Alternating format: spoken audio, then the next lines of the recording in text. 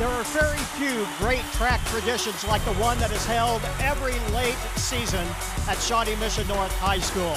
As this great meet begins its 8th decade of competition, state champions, national champions, even Olympians have been a part of this great track tradition.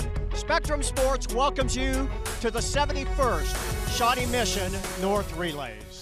From Shawnee Mission North High School, Spectrum Sports welcomes you to the 71st Shawnee Mission North Relays. I'm Rod Zook along with Nate Hill. Nate, 4 weeks ago, we were at the Bill Summit Invitational on the other side of the border. It was all about the sprinters. They were the stars of the show. This time it's going to be a little bit different. Two very special young men, two distance runners, Wyatt Houghton and Clay Shively, are really going to be the stars of the show in the distance events tonight. They are. Shively set the state meet record, last year, and he's going to try to better that tonight. That should be a great race. And also watch out for the girls 4x800 meter relay. Olathe West set the meet record last year. All four runners are back this year. So Shively and Houghton both close to breaking the 4-minute mile. They would be just the 19th and 20th U.S. high schoolers to do that. Also, they have a chance to break, Houghton has a chance to break the 150 mark in the 800. That is also some pretty rarefied air. It is. It's going to be a great night of competition, and it's like a mini state meet, both in the level of competition and the format. We had prelims earlier, followed by finals, just like the state. I think one thing that is great about this meet is the crowd. The crowd is tremendous. They love their track. They don't just cheer for their own kids, but they cheer for everybody, and they love great performances. They do. They know a great meet when they see it, and we have one tonight. Stay with us. The middle distance stars take the stage when the 4x800 meter relays.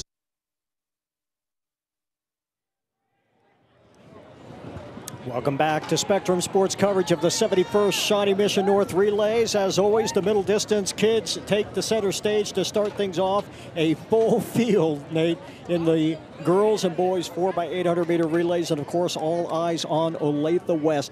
9:43 already this year. That is a big number. And they set the meet record last year with a time of 9:17:40, and we see the first leg getting ready as she is warming up for this race. And all four runners, that's Kate Miller, who's going to start things off for Olathe West, Bree Newport, Charisse Robinson, and Paige Baker set to run in this event. To kick things off, we had a few meet records broken last year, and we're going to see if this team can better that for the first event in this meet this year. Here's the lineup. You have Shawnee Mission North with a very respectable 10-15. Olathe North right there at 10-10, as well as you see DeSoto there also. But breaking the 10-minute mark, and not just breaking it by a little ways, they are breaking it by a bunch. And we saw Olathe West in cross country in our coverage earlier in the fall, and they just dominated the field. There were owls everywhere. They were all at the front, and on a cold, rainy, tough night to run cross country. What you're seeing is a waterfall start. It's a double waterfall start. The inside 4 lanes, you can cut in to the first lane.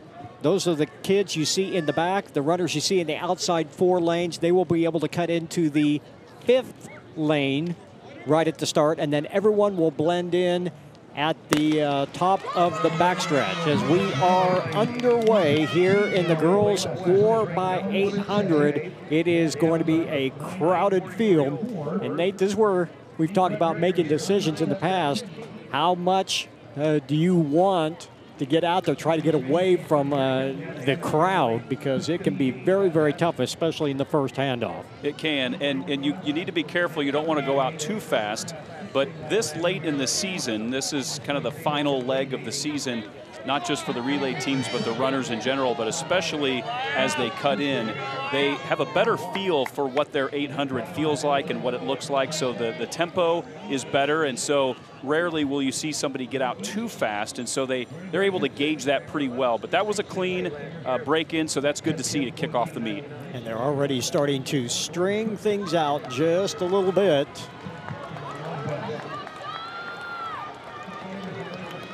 And that's Olathe West actually in second place right now. Olathe North behind them. That is Charlotte Caldwell of Mill Valley out in front right now. And Mill Valley came in with a time of 10:29.84, so definitely not one of the faster times.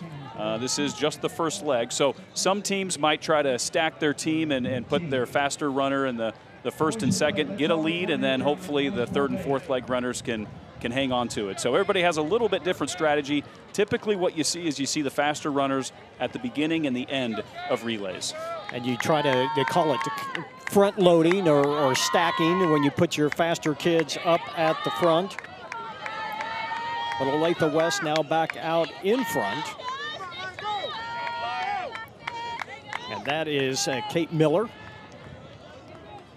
Still running well as he heads towards the finish line. Miller still driving hard. Mill Valley again trying to catch up.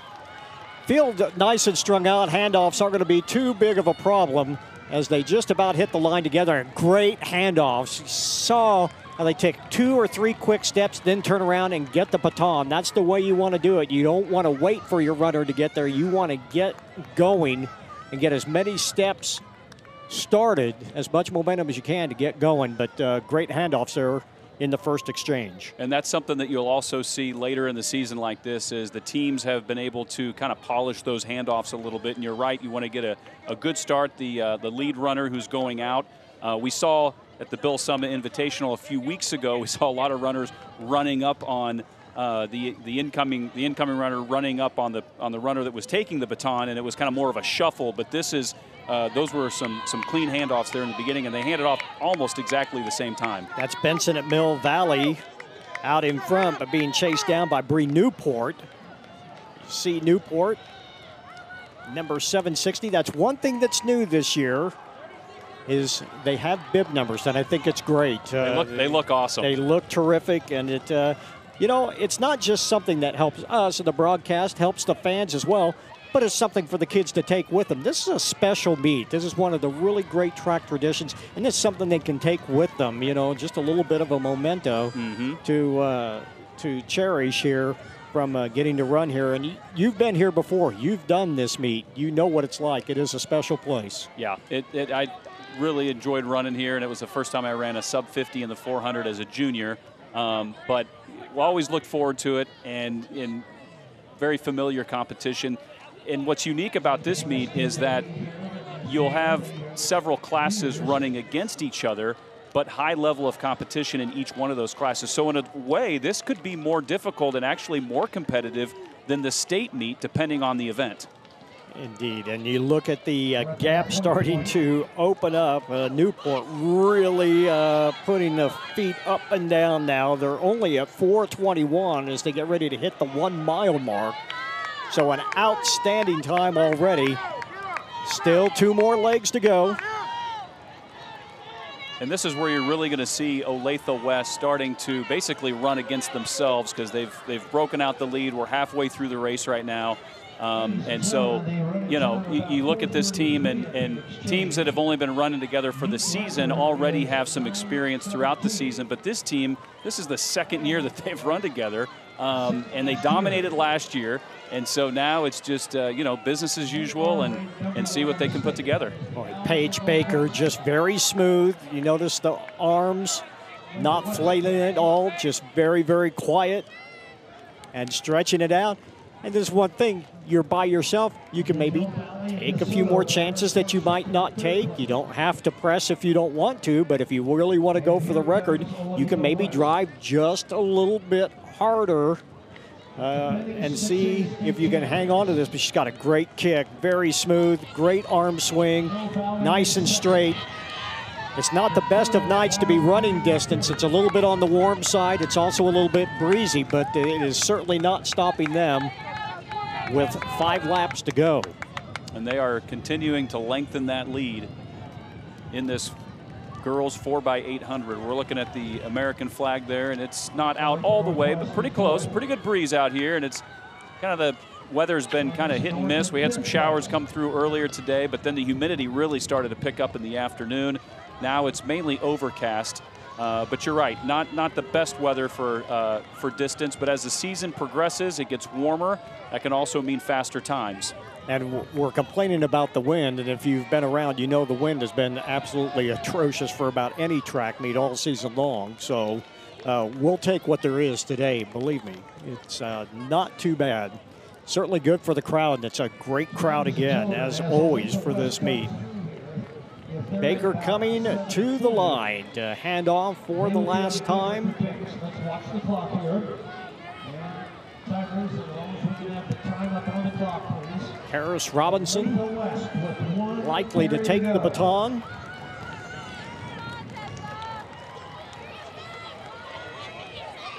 Another clean handoff.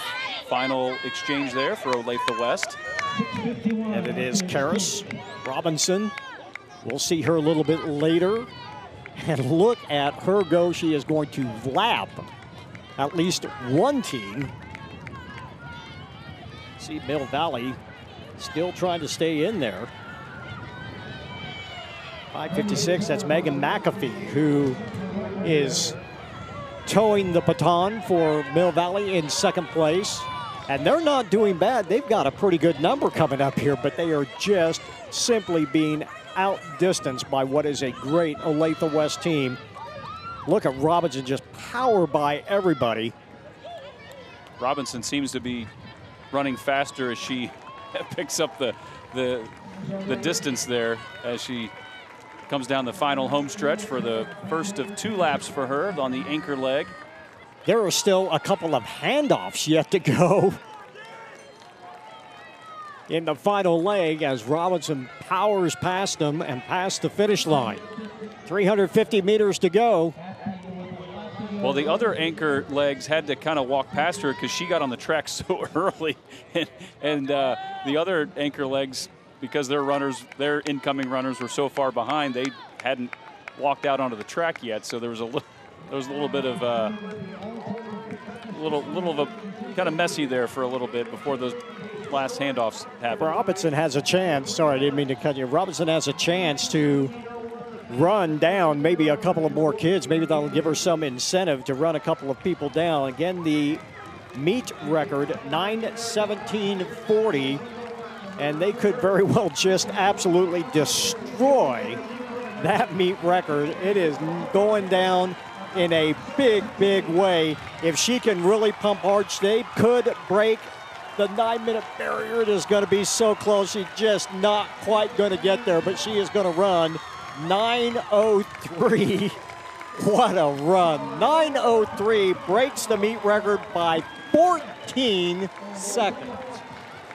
What a race. All the fans standing up, standing ovation, and deservedly so. Great run there by Olathe West. There you see it, 9:03:42. What a run. That is one excited group, no doubt about it.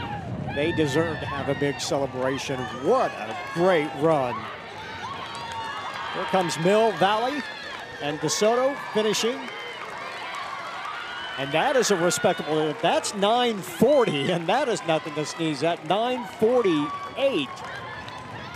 Those are great times. 9:40, 9:43 actually for Mill Valley and DeSoto. That is nothing to sneeze at. Could have a couple of more kids break 10 minutes. We do. We have another team breaking the 10-minute barrier as well. That is Olathe Northwest. They run 9:58. Good competition will get you some good numbers coming up from behind. Olathe South, 10:01. That's a good time as well, but they are all well outdistanced by Olathe West, 9:03:42. Let's take another look at that, Nate. That was a great, great effort. There's the teammates there congratulating the Olathe West team, which is awesome to see. And I'll tell you what, this team is at a point now where they can fine-tune some things, and one of those areas is going to be the handoffs, and those were very smooth handoffs.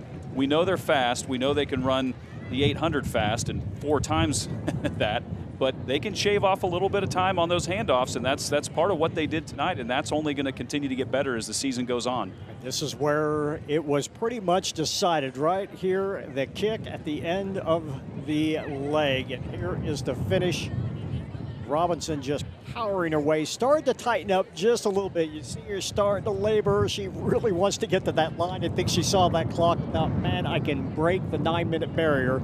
Just did not quite get there, but well, more than enough for a tremendous finish. There it is. Olathe West 9:03.42. Mill Valley second, a very strong 9:40.65, and DeSoto third at 9:44.10. Well, Mill Valley's time would have been about 3 seconds faster than the fastest seed time coming in. That was Olathe West at 9:43. So yeah, 9:40. DeSoto at 9:44. Very respectable, very impressive. But all smiles for Olathe West. And if you're wondering why the seed time was that, and all of a sudden you're going, my gosh, they just cut 43 seconds off their seed time. You've got kids that are running the mile, or the 1,600, the 3,200, the 400, and they are moving down as the postseason gets closer. You're starting to put these 4x800 meter relay teams together for the postseason, and so you're kind of experimenting throughout the year, but then you're really bringing your best of the best in, and that's one great thing about this meet, because it is getting towards the end of the year. You really got to start showing your hand. Yep, and that's exactly what they're doing. I think it's safe to say they found their four. I think that's it. They found it last year, actually. They're just kind of fine-tuning things at this point. So here are the starting lineups for the boys 4x800 meter relay. You see Shawnee Mission East there at 8:06.77. That is also a very strong time. Now we'll see what happens with this, because there could be, we're going to wait and see, but it looks like that it's going to be Rockhurst, one of the teams to beat, at 8:02. St. James Academy 8:04. St. Thomas Aquinas at 8:09. So again, a very, very strong field. And one of the things about this meet that you'll see is that it's not always the 6A school with the fastest time or the winning time. There's some really strong 5A schools in here and a couple 4A schools, but we're going to be saying St. James Academy and Rockhurst quite a bit tonight, especially St. James Academy. And those are the top two times coming into this boys 4x800. Let's take a welcome to Dion Clisson. He is with us again this year, and he's down on the field. Well, guys, I'm here with the Olathe West 4x8 team. You set the meet record, you set the state record. 9 minutes is sitting right there. Is that something you're thinking about? I mean, our goal was to just break our state record. Like, we didn't know how close we were gonna get, but being this close is crazy. And yeah, I don't know. Break 9. I mean, yeah. Well, tell me this: this meet is so big, and you get to race against different classes. How important is this as you go forward, going into league and then state? It's a confidence builder. Yeah. It's like we see how we stack up against everyone else, and we go do our best. Yeah. All right. Well, good luck. Thanks a lot. Thank you. So See some of the teammates behind her trying to get some airtime there. Get a little camera time. Sure.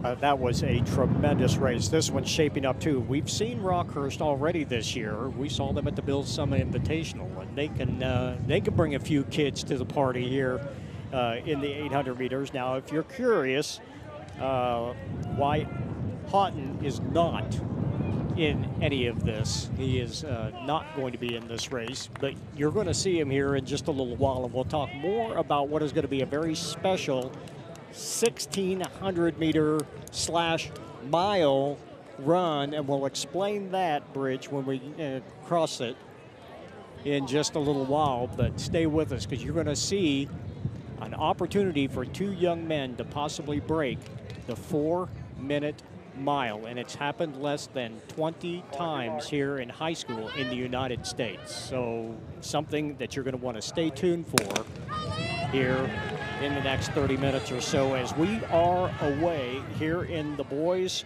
4x800 meter relay. Rockhurst High School, the team to watch, along with St. James Academy. Everybody out really fast. They are not wasting time in this race. Everyone trying to get out. You see Olathe West right there. So we had 15 teams in the girls 4x8. We have 19 in the boys race.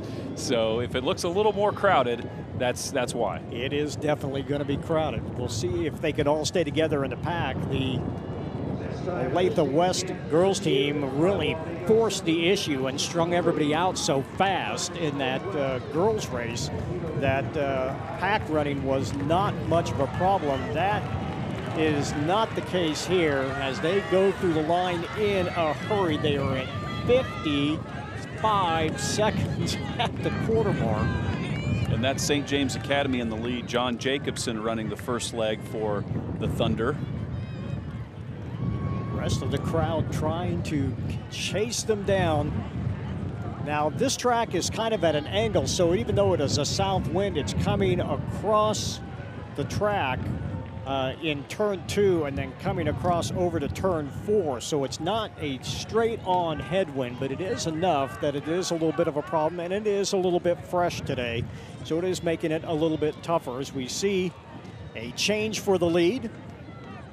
And that part around the 200 to 250 mark is where the wind is to their back for a very, very short time. That is Diego Barron from Olathe East, getting that team out in front and getting them off to a good start, a great handoff, and they instantly put 20 meters between themselves and the rest of the field. He ran 1:56 in the first leg, and now everybody else has a lot of work to do, but wow, what a great start. That is Luke Peterson now. Luke Peterson wearing 6:09. So a lot of pressure on Peterson now to get the baton with that much of a lead. But yeah, the first leg runner there had a great second 400-meter lap there. That's Andrew Hardigan in second place trying to chase him down. Boy, he has got a lot of work to do.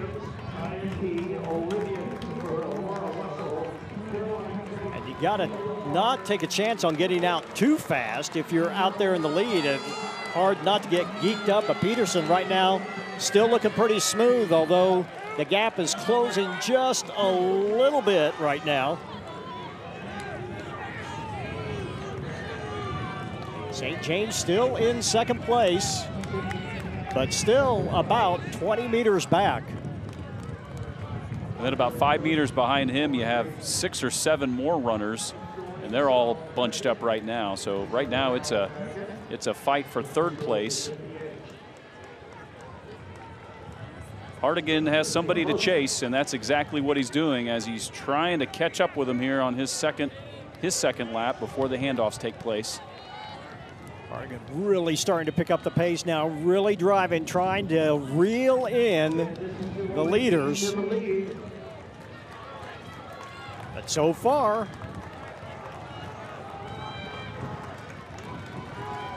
he is still having to settle for second place. See how they get the handoffs away. Good handoffs. Rockhurst with a little bit of trouble on the handoff, but they hang on to third right now. Remember, they are considered the favorites here. Yeah, right now they're back in third place. So third leg, haven't talked about Rockhurst until now. So their second leg was able to move them up a little bit, and a great finish there to move them into third place. Nate Barnes, wearing number 600.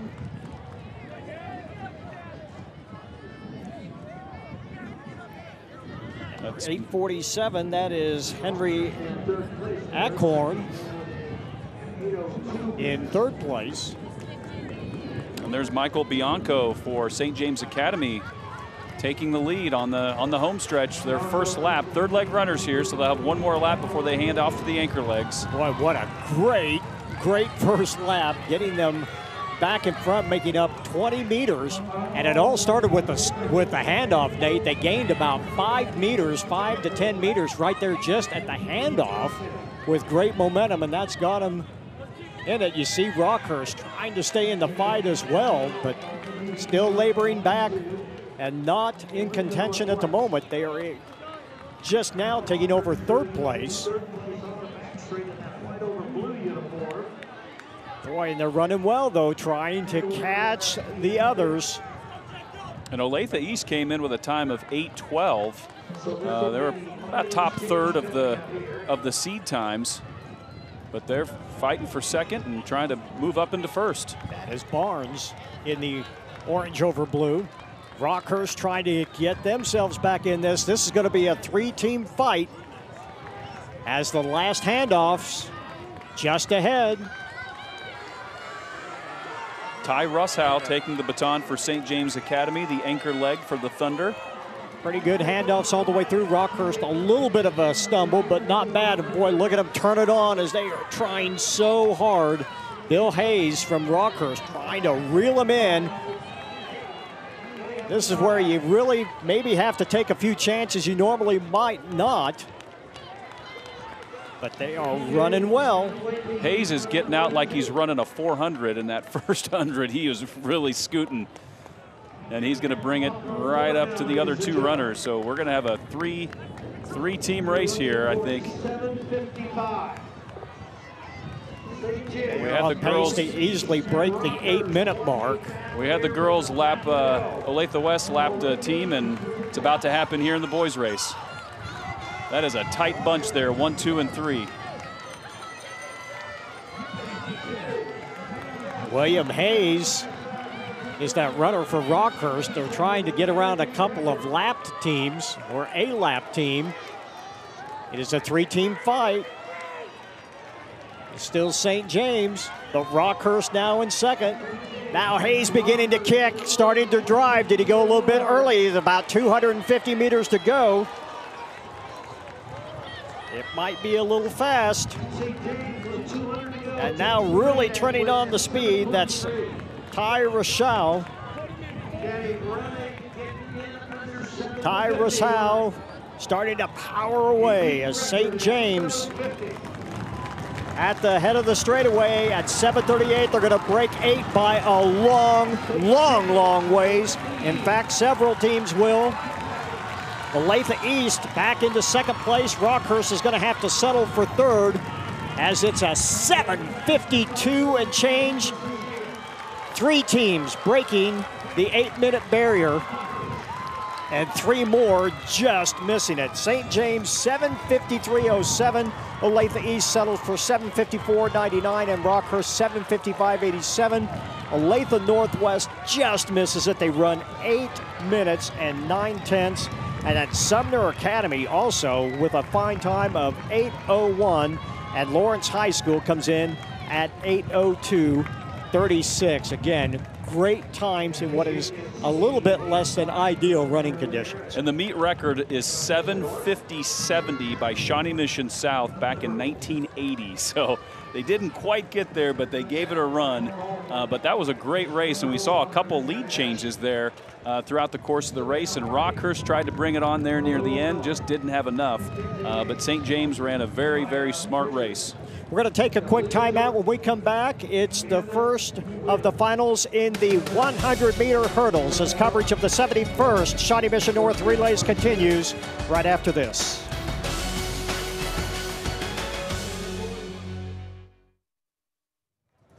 Welcome back to the Shawnee Mission North Relays, and it has lived up to its billing so far. The 2 4x800-meter races, one just absolutely annihilated the state record and meet record. The other one came close, not too bad. And there you see the top 3 teams. St. James Academy 7:53.07, just missing the meet record. Olathe East at 7:54 and Rockhurst at 7:55. 3 more teams right at the 8-minute mark. So as you are getting close to the postseason, that is certainly what you want to see if you're a coach. Those were 2 great races. We had back-to-back meet records for Olathe West last year, and then they just broke it this year. And those are some really close finishes. If you look at those times for the 4x8, you think about the distance they covered. That was a really close finish. And we talked about the fan base and the crowd getting into this. This is just the beginning. We're only two events in, and it's going to be a fun night.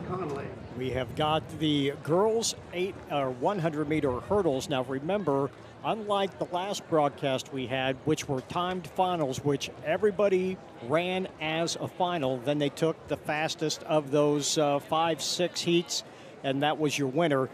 This is different. They had preliminaries. They started earlier this afternoon, and they take the top 8, and then you run the finals. So these kids have already raced at least once today. And there is the meet record. Brianna Coleman of Olathe East, 13 years ago. It doesn't seem that long, 14:29. And unless something spectacular happens, that one's probably not going to be challenged at this time. Lane assignments for the girls' 100-meter hurdles. We had Nora Turney from Piper in lane 1, Brooke Williams of Shawnee Mission West, Kia Key from Bishop Miege, Olivia Cooper of Olathe Northwest. She's the defending 6A state champion. She ran a 14:95 at state. She's coming in with a time of 15:13. Aurora Wessel of Shawnee Mission South in lane 5, Caroline Clayton in lane 6 from Olathe Northwest, Olathe North's Layla Parker in lane 7, and Reese Holcher from Lawrence Free State in lane 8. We see Key, who just gets out like a rocket. She is already 3 steps ahead of the competition. Look at Key run. She is just unstoppable as she nails the line 5 steps ahead. Or check that. Wow, what a run. Olivia Cooper from Olathe Northwest with the win, and she got out quick, and she had the lead, and she never looked back. My apologies, it was not Key, it was Cooper out in front. Man, she got out like a rocket, just like she did at the prelim. She just buried the field then, and she did it again. And one of the things about her start, she gets up pretty quickly, but she's so much faster than the other runners.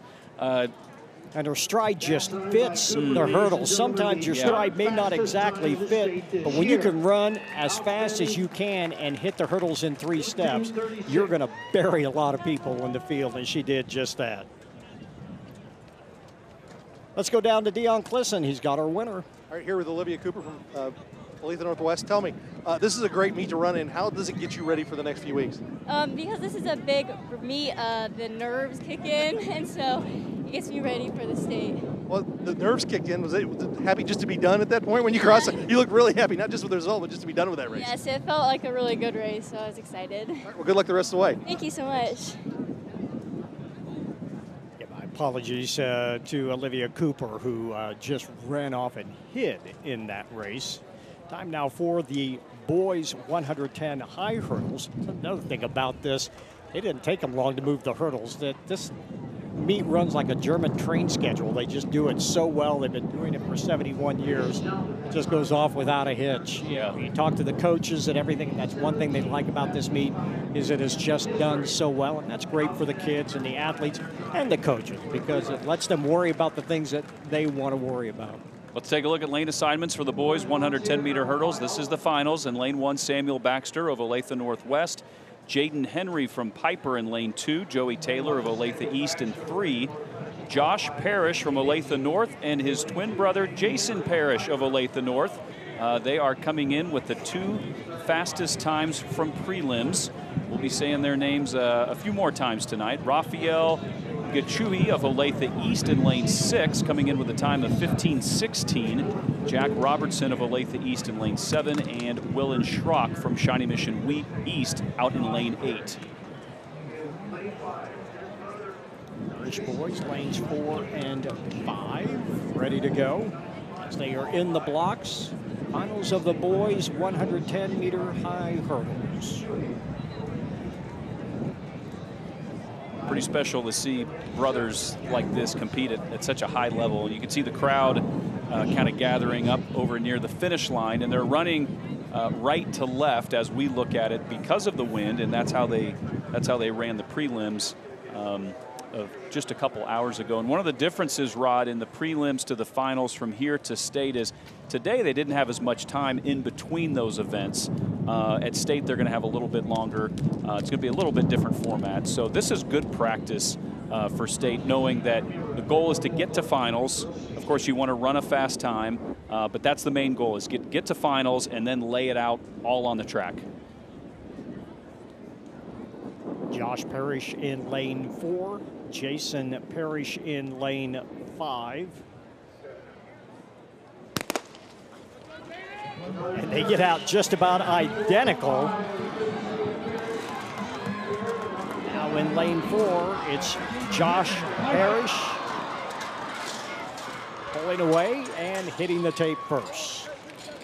So Josh Parrish, unofficially, it's 14:03, and that's a pretty good number as well.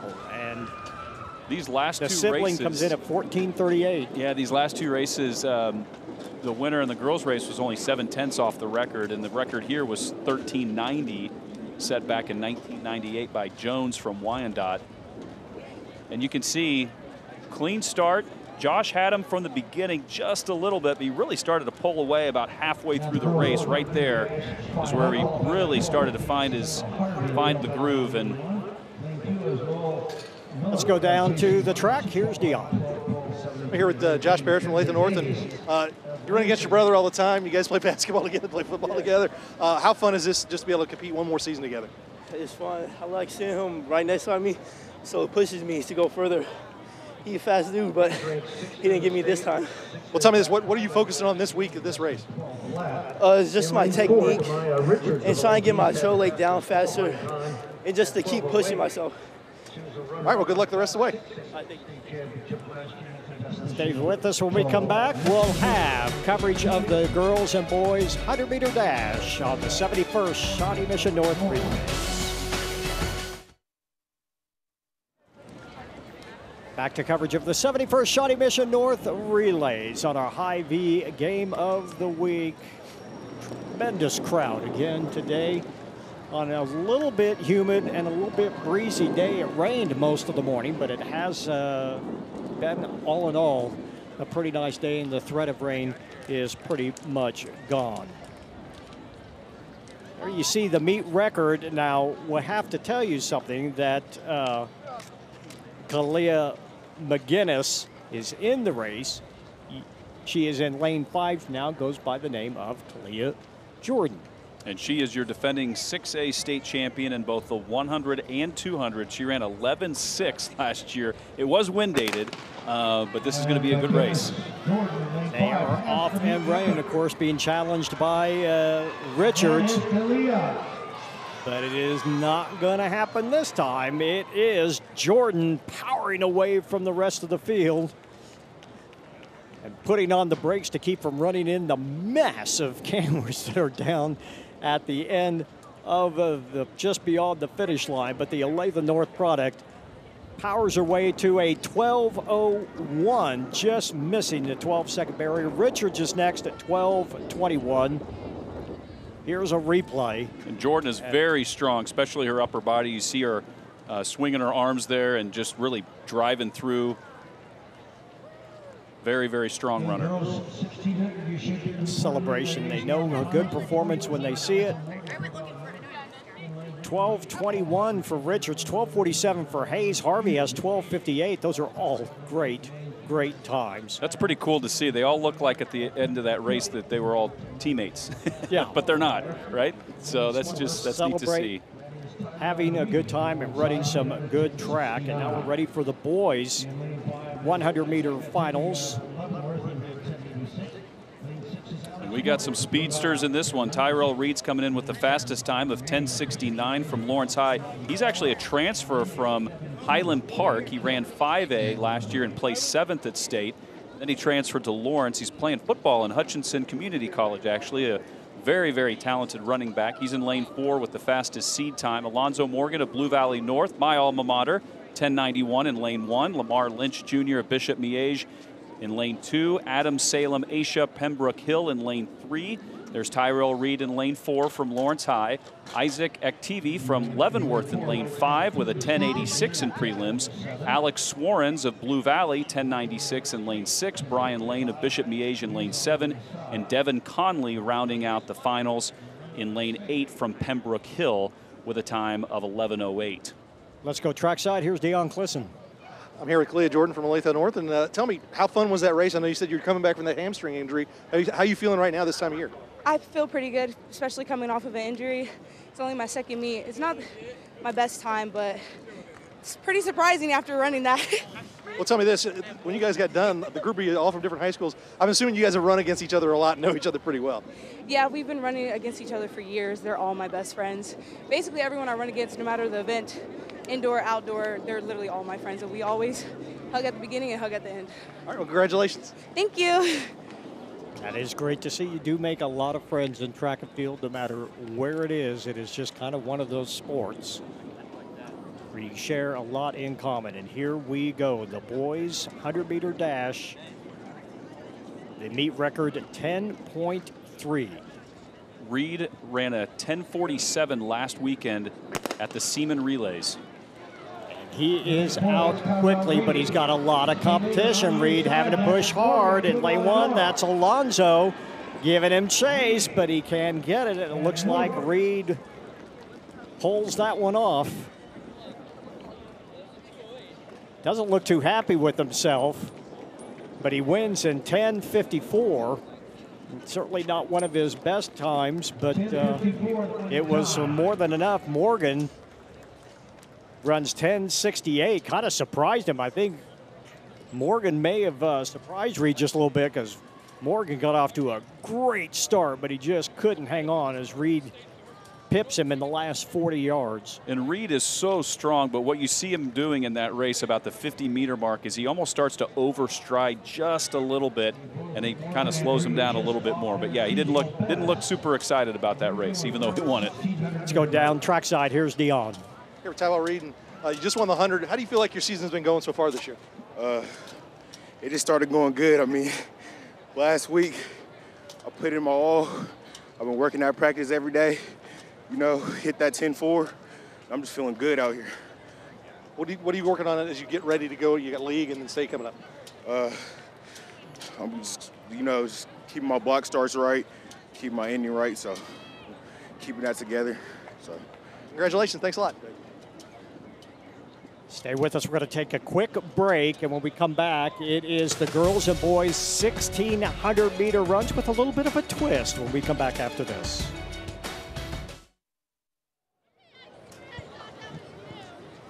Welcome back as we get ready for the first of 3 heats of the girls' 1,600-meter run. We have 3 heats here. These are going to be timed finals. In the first heat, Chloe Swan of Shawnee Mission East, Michaela Cox from Gardner Edgerton, Maya McQuivy of Blue Valley West, Malia Nicholson from Blue Valley North, Lizzie Hostetler, Blue Valley Northwest, Gardner Edgerton's Sarah Ferrens, Emily James from Olathe Northwest, Ellie Cormany from Free State, Lily Neighbors of DeSoto High School, Avery Brogan of Blue Valley Southwest, Raven Liu from Blue Valley Northwest, and Rebecca Tanner from Lansing High. So 12 runners in this first of 3 heats of the girls' 1,600 meter. That's McQuivy out in front.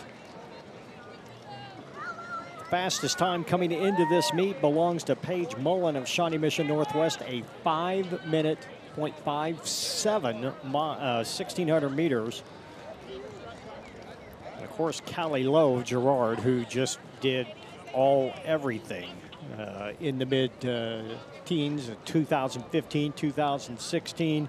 Just a tremendous, tremendous athlete. The meet record holder at 4:44. So that's probably not being threatened in this meet, and may not be touched for many, many, many years, if ever. That's certainly one of the unique, incredible talents that has graced this meet.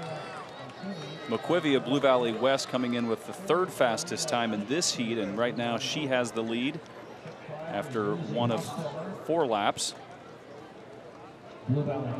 Field getting strung out just a little bit, and the heats get faster as you move along in the heats. There are 3 heats of this. And the times drop dramatically, as you'll see as we get further along in this event. Now, we're going to explain something to you here while we have a moment. The boys' 1,600 meters is going to be run in 3 heats. However, the 3rd heat, which will feature Wyatt Houghton and Clay Shively, are going to start 9.3 meters back behind the starting line along with everybody else, and they're going to run a full mile. A mile is not 1,600 meters. A mile is 1,600, 9.3 meters, or not quite 30 feet. and they are going to try to become just a small handful of high school students to eclipse the 4-minute mile. We had an elite fun mile before we went on the air, and the winner of that ran 4 minutes, 0.65 seconds, just missing the 4-minute barrier.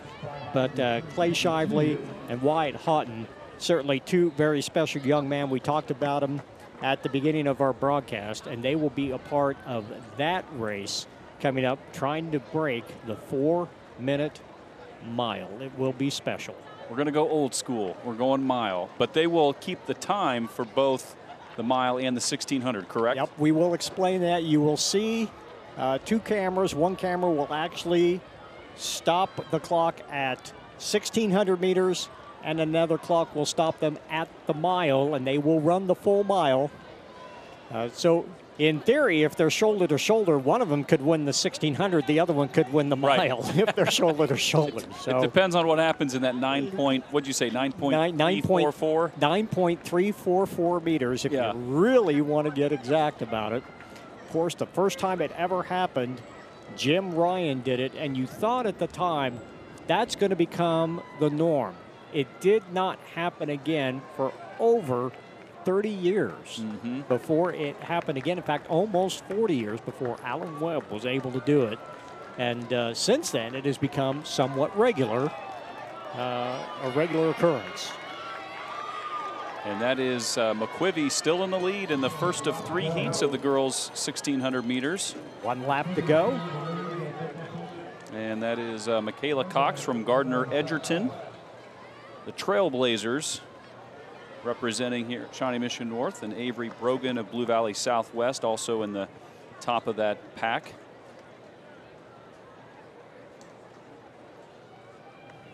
Final lap, and it looks like we have a new lead runner, and that is Nicholson. Elia Nicholson from Blue Valley North, the Mustang. Nicholson trying to stay out in front, about 200 meters to go. Starting to stretch it out just a little bit. A long enough race that not uncommon to see some few lead changes when you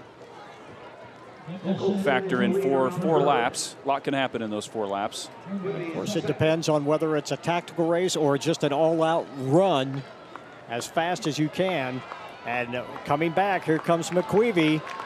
Had a lot left in the tank, way more in the tank. And here comes Michaela Cox from Gardner Edgerton. And Cox right there as well. Cox, they're shoulder to shoulder. And Cox, I think, it almost looks like she slowed up a little bit. Let's see if she did hang on to win that race. I think she barely got her. Because McQuivy just put on a surge right at the end. 5:36.61 to 5:36.77. So yes, it was close. Nicholson ends up in third at 5:40.17. Brogan in fourth, and Lou in fifth at a time of 5:46. So here comes Nicholson from Blue Valley North making the pass on McQuivy. And for a while, we thought that this was Nicholson's race. Maybe went a little bit early. That's about 350 meters to go. And watch Cox just come out of nowhere in the purple. Right here just starts to power away as McQuivy thinks she's got this one, and all of a sudden, here comes Cox. Both had a lot left in the basement. And Cox just started to let up right at the end. She just about got pipped. She put a lot out there in that last 100 meters, and you could see clearly she was kind of revving up for that. Once she hit that 100-meter mark, she turned it on and turned on the afterburners, and she went all out. The official time, 5 minutes, 36.61 seconds for Michaela Cox. Heat 2 is lined up and ready to go. So a good start. She bettered her seed time by about 6 seconds. Second of 3 heats now. We have Natalie Kennedy of Lawrence High, Caitlin Mangini of St. James Academy, Colby Brown of Olathe West, Briley Early from Blue Valley North, Kate Schneider of Olathe Northwest, Lily Brewer from Olathe West, Cayman Barnes out of Free State, Lydia Davis from Shawnee Mission Northwest, Greta Kelly from St. Thomas Aquinas, Montgomery Morgan of Olathe North, Alexandra Laurie of Blue Valley Southwest, Anna McKnight from Basehor Linwood, and Emily Vandeveer from Olathe South. The fastest time coming into this heat is Lawrence High's Natalie Kennedy, 5:24.09, followed by Mangini of St. James Academy at 5:25.21. And then the third fastest time is Olathe West's Colby Brown, more than 7 seconds beyond that at 5:32.43. But as we've already seen and talked about, the seed times, it's a starting point, but it's not everything. You don't want to bank on the seed times because a lot can change. And what do they say? That's why you run the race, right? That's why you run the race. It's getting towards the end of the season. This is when the distance runners really start to kind of show their hands. You're done putting in the long mileage. You're starting to work on the speed and the fast things that you need to win races, and that is what you see now. Kennedy, 5:24. That is nothing to sneeze at. That is a great time, and yet it doesn't get her in the top 15 in this meet. That is just how tough. We talked about how tough the sprints were at the Bill Summit Invitational, and they were just fantastic. This meet really does bring out the distance runners. It has just been a great tradition in the Shawnee Mission and Olathe schools to just have great distance running. It's just been a part of this school system for many, many years. It has been, and runners that are used to facing each other throughout the season and multiple seasons, and we're going to see some great races. You can see McGinney from St. James Academy out to the early lead, and she has a really long stride, and she's a tall girl, so you saw them coming down that final stretch on the first lap, and she is clearly 6 to 10 inches, look like taller than everyone else there. So she's covering a lot of ground. And there's Lawrence High's Natalie Kennedy in third. And it looks like we have... That would be James of Olathe Northwest. Mm-hmm. Things starting to settle in just a little bit, a little more of a pack. Looks like Cayman Barnes from Free State also. Oh, what a number trip right there. Someone almost went down. That was my, check that. That was Colby Brown, who got about 45 degrees to the track and managed to recover and stay upright. Get tripped in races like this, you don't get much chance to get your hands down. You just hit the track really, really hard. As you see, that's Alexandra Laurie from Blue Valley Southwest in the lead. So after that little trip up there, that kind of gave her an opportunity to sneak in there and take the lead. So she took advantage of that. Sometimes that gets you a little geeked up and you start running harder. You get a little bit excited. Your adrenaline starts to pump a little bit. And you got to watch your P's and Q's a little bit with that, because you can wear yourself out. You can run out of gas at the end. But right now she's looking very, very good. Yeah, sometimes those little mix-ups can kind of break a runner's stride, and then they just kind of in their, there's definitely a mental part of that, and kind of get out of sync and get out of rhythm. But I think what he's saying is distance runners are a little bit mental, and he was looking at me when he said that. I wasn't looking. I was looking at my heat sheet. We are a little bit twisted when it comes to distance running. It's a little bit different breed, but right now, Laurie looking really good, very strong. And Laurie came in with the third slowest seed time in this heat at 5:39.82. She's running a great race. That's why you run these races, because the season is getting on now. She may have had an injury all year long. She may have been slowed by other factors and is just now getting back into it as the close of the season. But here she comes at the head of the stretch. Still a ways to go. We also want to recognize the hip numbers too. We talked about the bib numbers earlier, but the runners are also wearing hip numbers, which helps us out and also helps out the timing system. We have asked, they have approached us at times and said, what do you want from us to make your broadcast better? We say it, and they have accommodated us, and we have tried our best and done our best to accommodate them and give them what they wanted their broadcast to, and that's just one of the things that makes this meet very, very special. And we are thrilled to be able to be here and broadcast at 2 old track guys getting a chance to come here and watch some of the best. And Lori really starting to power away. Head's getting a little bit laid back, starting to labor a little bit, but it doesn't look like there's anybody willing to give chase. The lead stretching out to about 30 meters right now. And she's managed to lengthen her lead in that last lap. Here's Mangini trying to have an answer, but it might be too late. Alexandra Lori.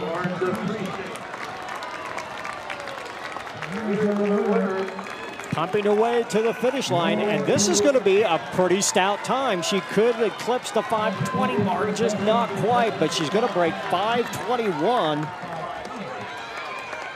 And that eclipses her previous best, or her seat time, by 18 full seconds. So Lori really putting in a good race in Heat 2 of the girls' 1,600-meter run. 5:20.76.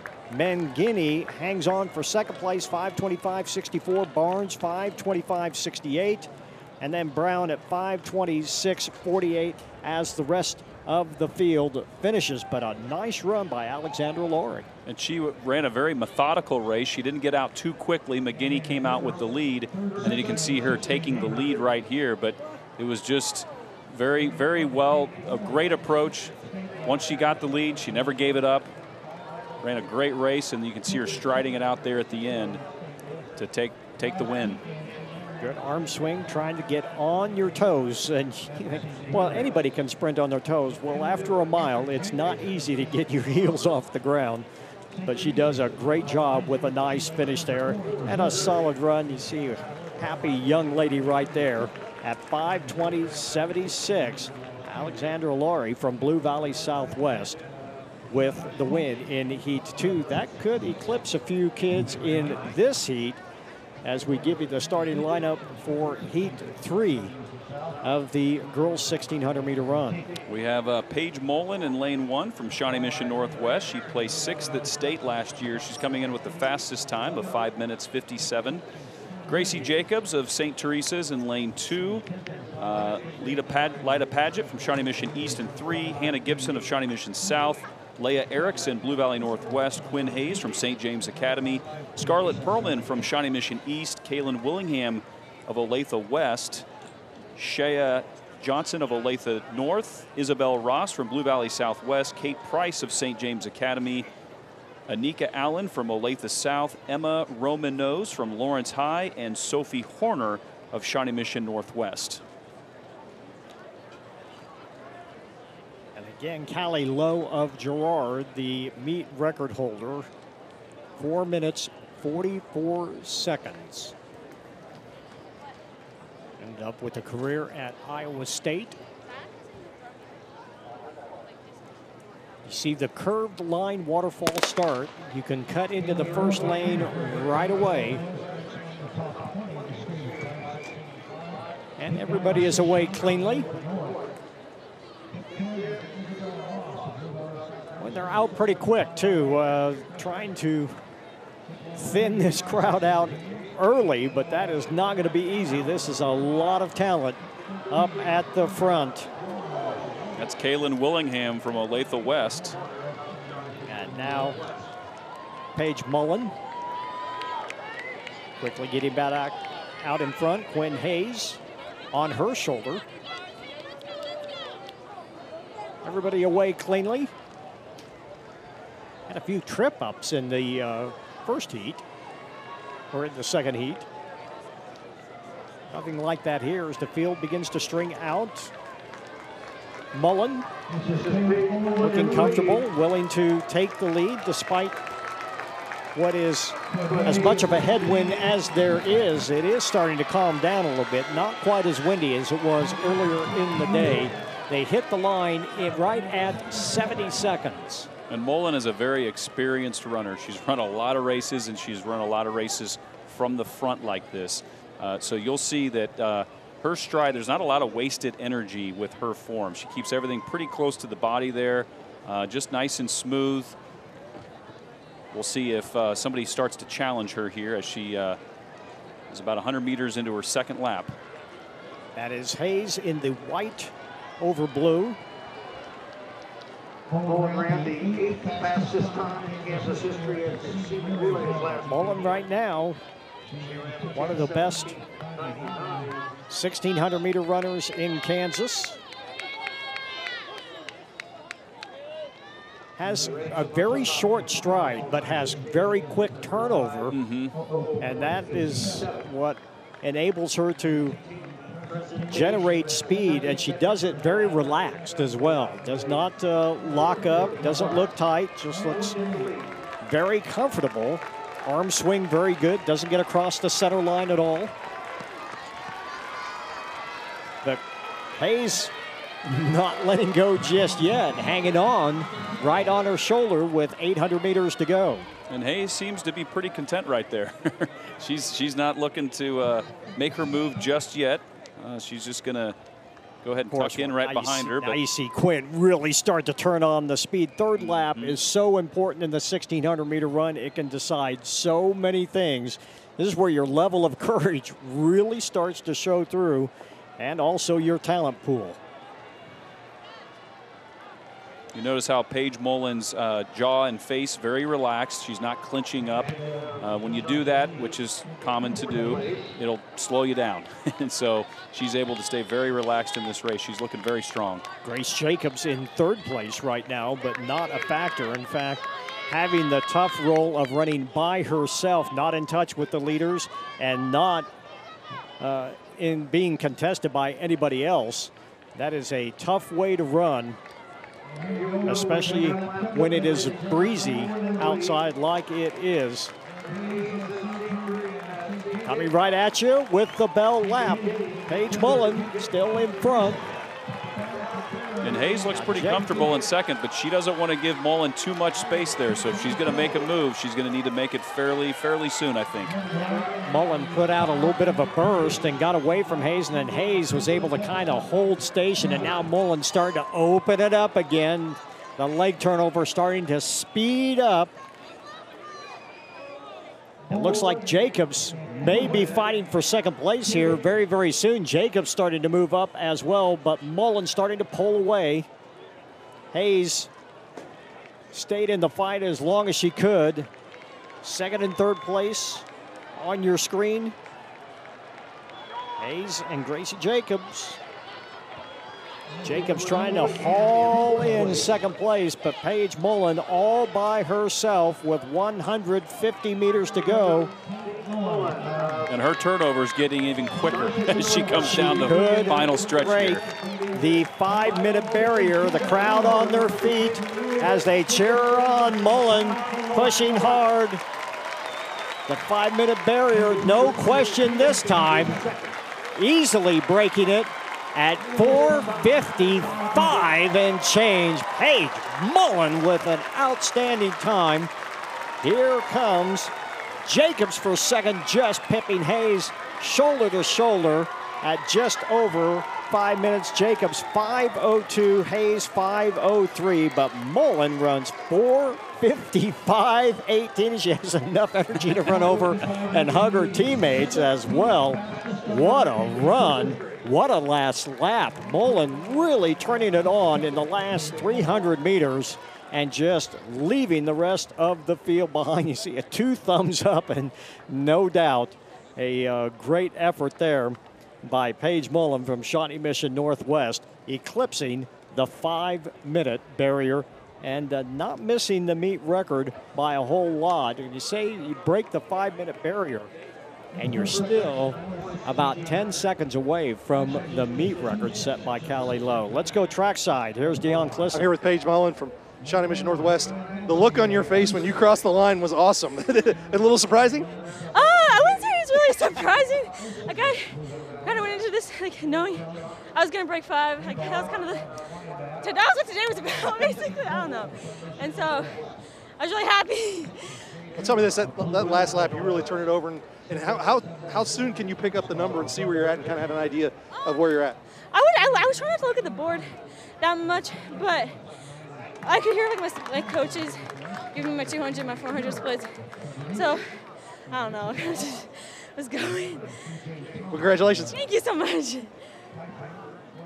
And not to worry a little bit, gasping for air, but you can't blame her. Took the lane inside, and really you saw a little bit of tripping and pushing there, but she came in on the inside. Sneaky little and, move there. Snuck right in by Gracie Jacobs and took the lead. Not always an easy move to make. Look at the leg turnover. Just despite not having a lot of good height, and it does make a little bit of difference. You want to be a little bit tall and be able to have leg turnover, but her leg turnover is so strong that it more than makes up for it. And Paige Mullen destroys the 5-minute mark and comes away with the win. Well, we have come to one of the events we have been talking about for a very long time. Now, it doesn't happen exactly just yet.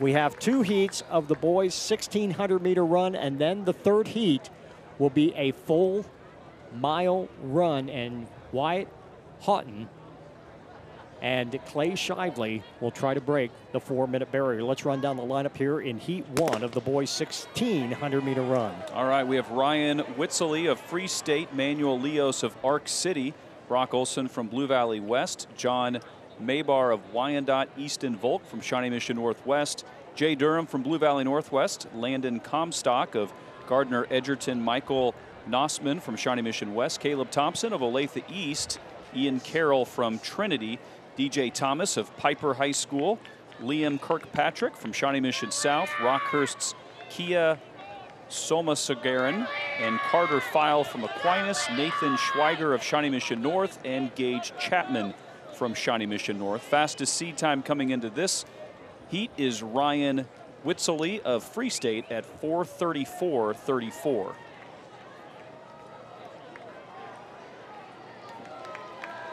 All in a pack right now. And it looks like he is in the early lead along with DJ Thomas of Piper.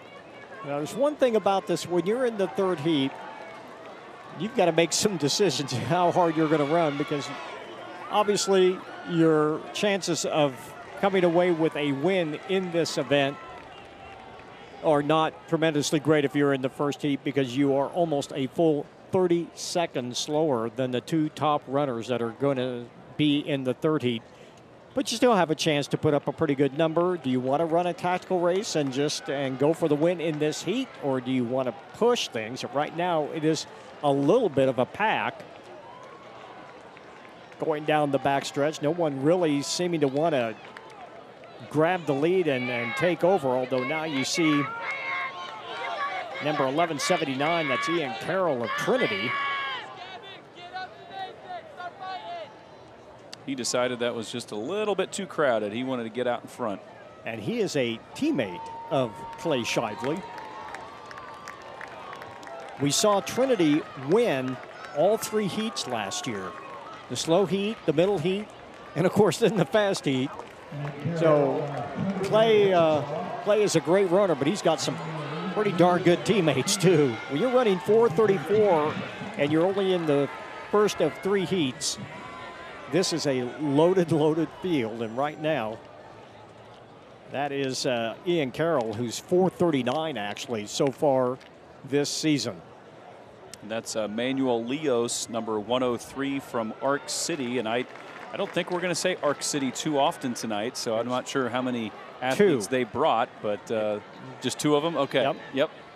That's pretty cool to see them coming up here for this meet. So every once in a while you'll see some teams that bring up just a handful of runners, and then you're going to have your you know, your mainstays, your Shawnee Missions, your Olathes, your Blue Valleys, who are going to be pretty consistent with several. We saw Buhler last year, unfortunately, had some injured runners, so they did not get to race in this event. Ark City of the AVCTL down along the Oklahoma border.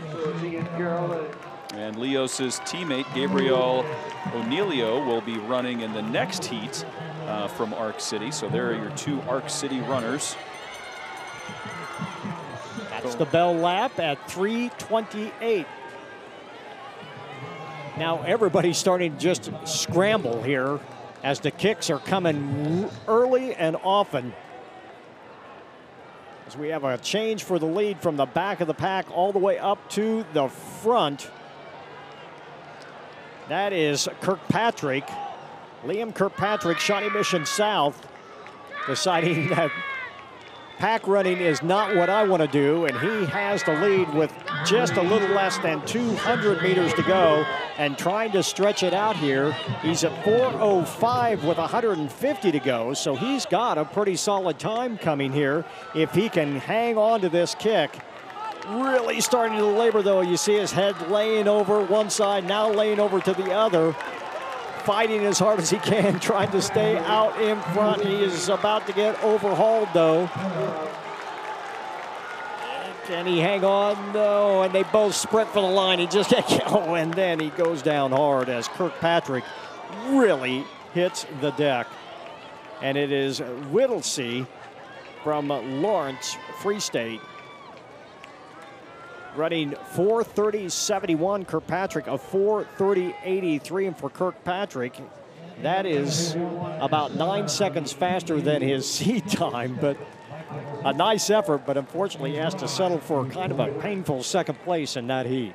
Yeah, he laid it all out on the track, literally, and that was nice of that volunteer to run over there and kind of protect him as the other runners came in. Let's take a replay of this. See Kirkpatrick back there in 5th. Everyone just really kind of starting to push and shove, and finally Kirkpatrick maybe went just a little bit early and decides, I'm going to try to steal this thing. You see him running out in lane 2, and you don't really want to do that. That lets Whittlesey just run right on his inside shoulder. Kirkpatrick tried to drive, just does not have anything left in the tank. Almost took out Whittlesey as well, hit him right there in the back of the foot. That can get you stepped on if you're not careful. And that does not feel good. No. Yeah, that was a rough finish, but he laid it all out there and just probably maybe took off a little bit too soon there. Ryan cutting 4.5 seconds, or about 4 seconds off his seed time, so he will feel pretty good about that. Let's get ready for heat 2 of the 1600. It is amazing to see how many runners get past or pass other runners on the inside. I feel like we've seen more and more in that just in the last couple of meets. That is something that you try to preach to your kids. 2 things. 1, you protect the inside lane and yourself, and 2, you don't coast up to the finish line. Right. Yes. All the way through. In practice, that'll get you a lot of push-ups and sit-ups if you're not careful. All right, here's section 2 of the boys 1600 meter. We have Luke Swartz of DeSoto High School, Luke Brock from Capon Mount Carmel out of Wichita. Haven't said that school yet. Gabriel O'Neilio of Ark City, Caleb Toffeland of Trinity, Carter Stewart of Olathe East, Evan Mitchell from Shawnee Mission Northwest, Micah Paschke of Blue Valley Southwest, Canyon Buhler from Blue Valley Southwest, Brian Humphrey of Rockhurst, Jake Luce from Free State, Henry Edgeler from Blue Valley North, Carter France from Olathe South, along with Cole Burkholder from Olathe South. How would you like to be in the second heat of 3 and running 4:26, and it's not quite good enough in this fast meet? Enough, right? We are probably overemphasizing a little bit, but that is just how incredibly talented this field has gone. And there was a stretch where distance running in Kansas was a little bit off back in the 2000 to 2010, 2011. And it has started to pick back up again. And over probably the last 6 years, it really has started to blossom. The numbers may not be as big, but the quality that we're seeing certainly has gotten better and better. Starting to see more records be broken through meets and even state. We talk about races and the distance races a little bit later on in the meet. We'll have the 3,200, and the 10-minute barrier is kind of the magic number there. And of the 37 runners that are in that meet, 29 of them have eclipsed the 10-minute barrier already this year. So that will be an outstanding race to watch as well. As you see, 491. That's Jake Luce of Free State, currently out in front.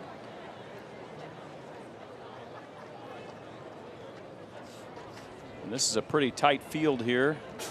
Got about 7 or 8 different runners right in the leading the pack as they come around to the second. This is their second lap coming down the backstretch, and there is the other Arc City runner. We talked about his teammate earlier, but that is Gabriel O'Neilio. Cape and Mount Carmel's Luke Brock, also right there. Swartz also moving up into 3rd place now from DeSoto. The field stringing out just a little bit more. O'Neilio. Arm starting to swing a little bit side to side. That left arm comes all the way across. You see, almost hits himself in the right shoulder, but still relaxed with 800 meters to go at 2:11 unofficially.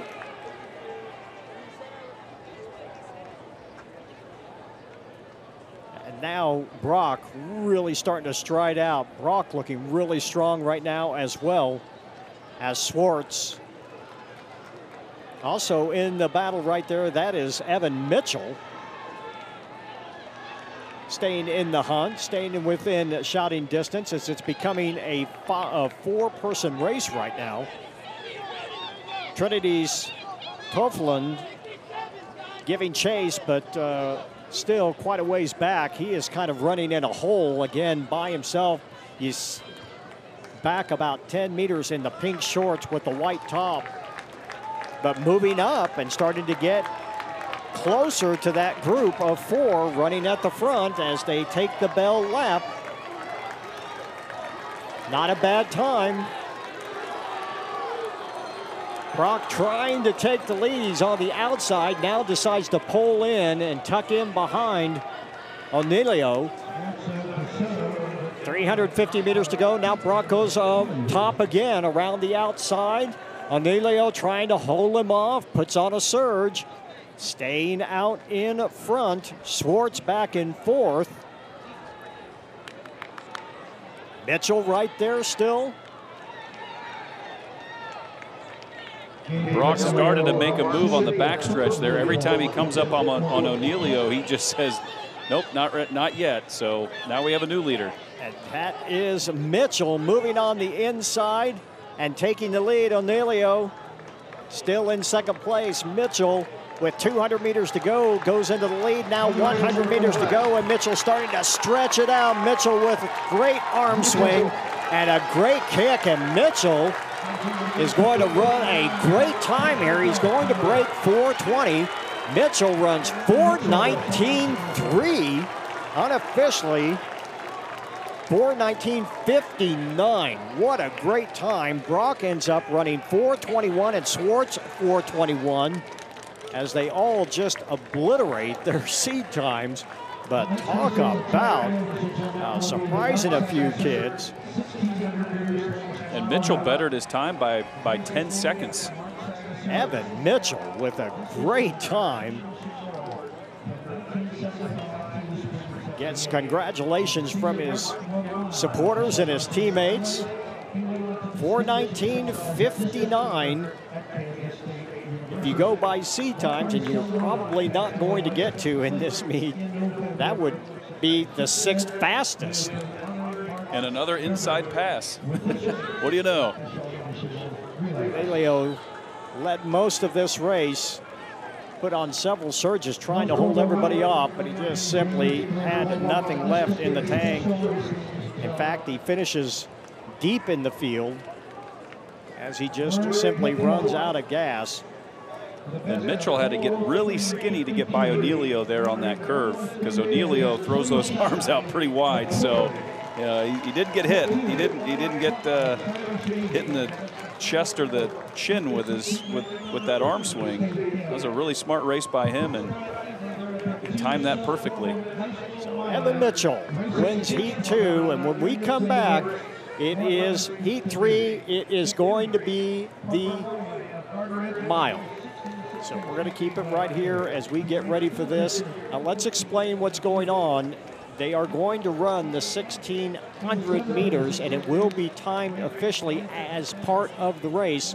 What they are doing, when you look at the camera, you'll see the runner starting 9.3 meters back behind the start-finish line, and that will make it a full mile. Now, as far as the competition goes, they will be placed as part of the 1,600-meter run, but they will run a full mile to see if they can indeed break the 4-minute mile. You see the seat times up there. That is not exactly what we have seen, because both Clay Shively and Wyatt Houghton have run under 4:05. In fact, Houghton just ran 4:05 at the Drake Relays just of last week.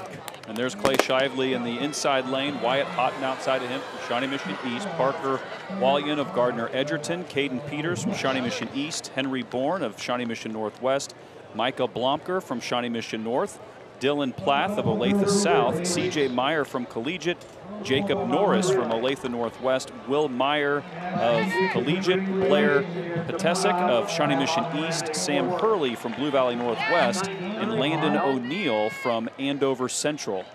And look at Clay Shively. We remember him from last year. He was much shorter and stockier. He's really grown a little bit, gotten a little bit taller, leaned out a little bit. You see Houghton, who's just about the prototypical 800-meter runner. Now remember, later on, he's going to run the 800 with a chance to do something that's just about as rare as the sub 4-minute mile. That's breaking the 150 barrier in the 800 meters. They are trying to crush them along. And Shively looks really good on this first lap, and so does Houghton, just inside of him.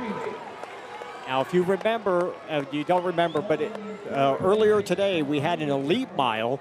They ran 4 flat. Their first lap was 60, just a little over 65. Those two just ran 64.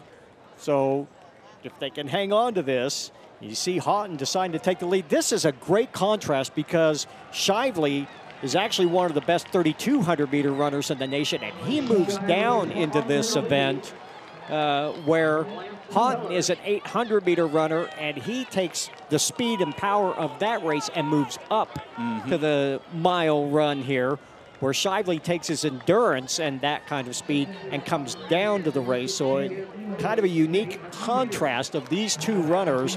One thing they have in common, they have great heart, they have great leg turnover, and they just flat can run, as they are going to run about a 2:06.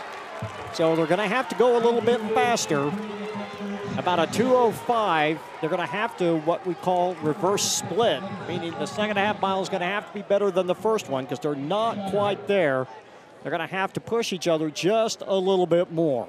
And this third lap will be very important in this race. And it looks like these two have, you can tell these two have run together before. They look like training partners almost. And Shively broke Jim Ryan's 58-year-old Kansas indoor mile record this past January with a 4:04.95. Very impressive. Not many people can say they ran faster than Jim Ryan. You see Henry Bourne here, and he has a chance to do something a little bit unique too.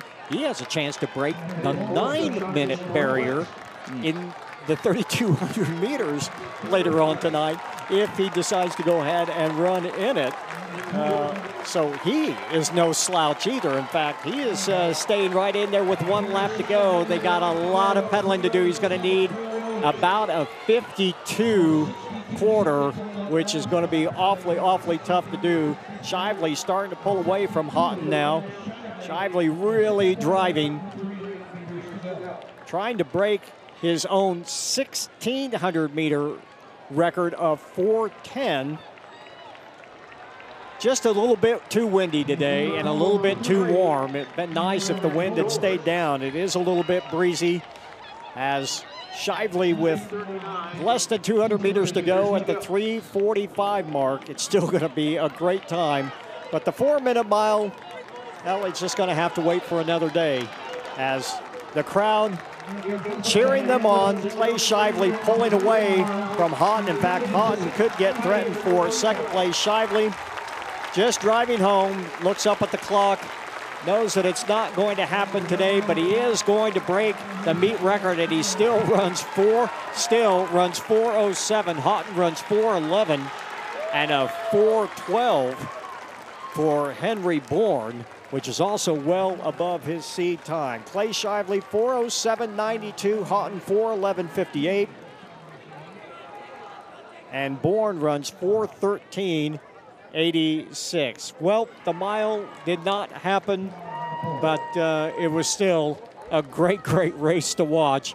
And that young man, remember, is just a junior. If he'd have done it today, he'd have been just the 4th underclassman to break the 4-minute mile. Jim Ryan did it as a junior, and then it didn't happen for many, many years. But that young man has a very bright future. In fact, both of those guys really have a lot to look forward to. Yeah, and you could see Houghton took the lead for just a short period of time, and then Shively said, nope, I'm going to go ahead and take that back. And you talked about it earlier. He's matured a lot from his sophomore to junior year, and you can see that just in his stature, his height, his stride, but he looked very controlled, looked very smooth throughout the entire race, and broke his record. Congratulations. Yep, absolutely. We're going to take a timeout here. When we come back, it is the girls and boys 4x100 meter relays as coverage of the 71st Shawnee Mission North Relays returns right after this.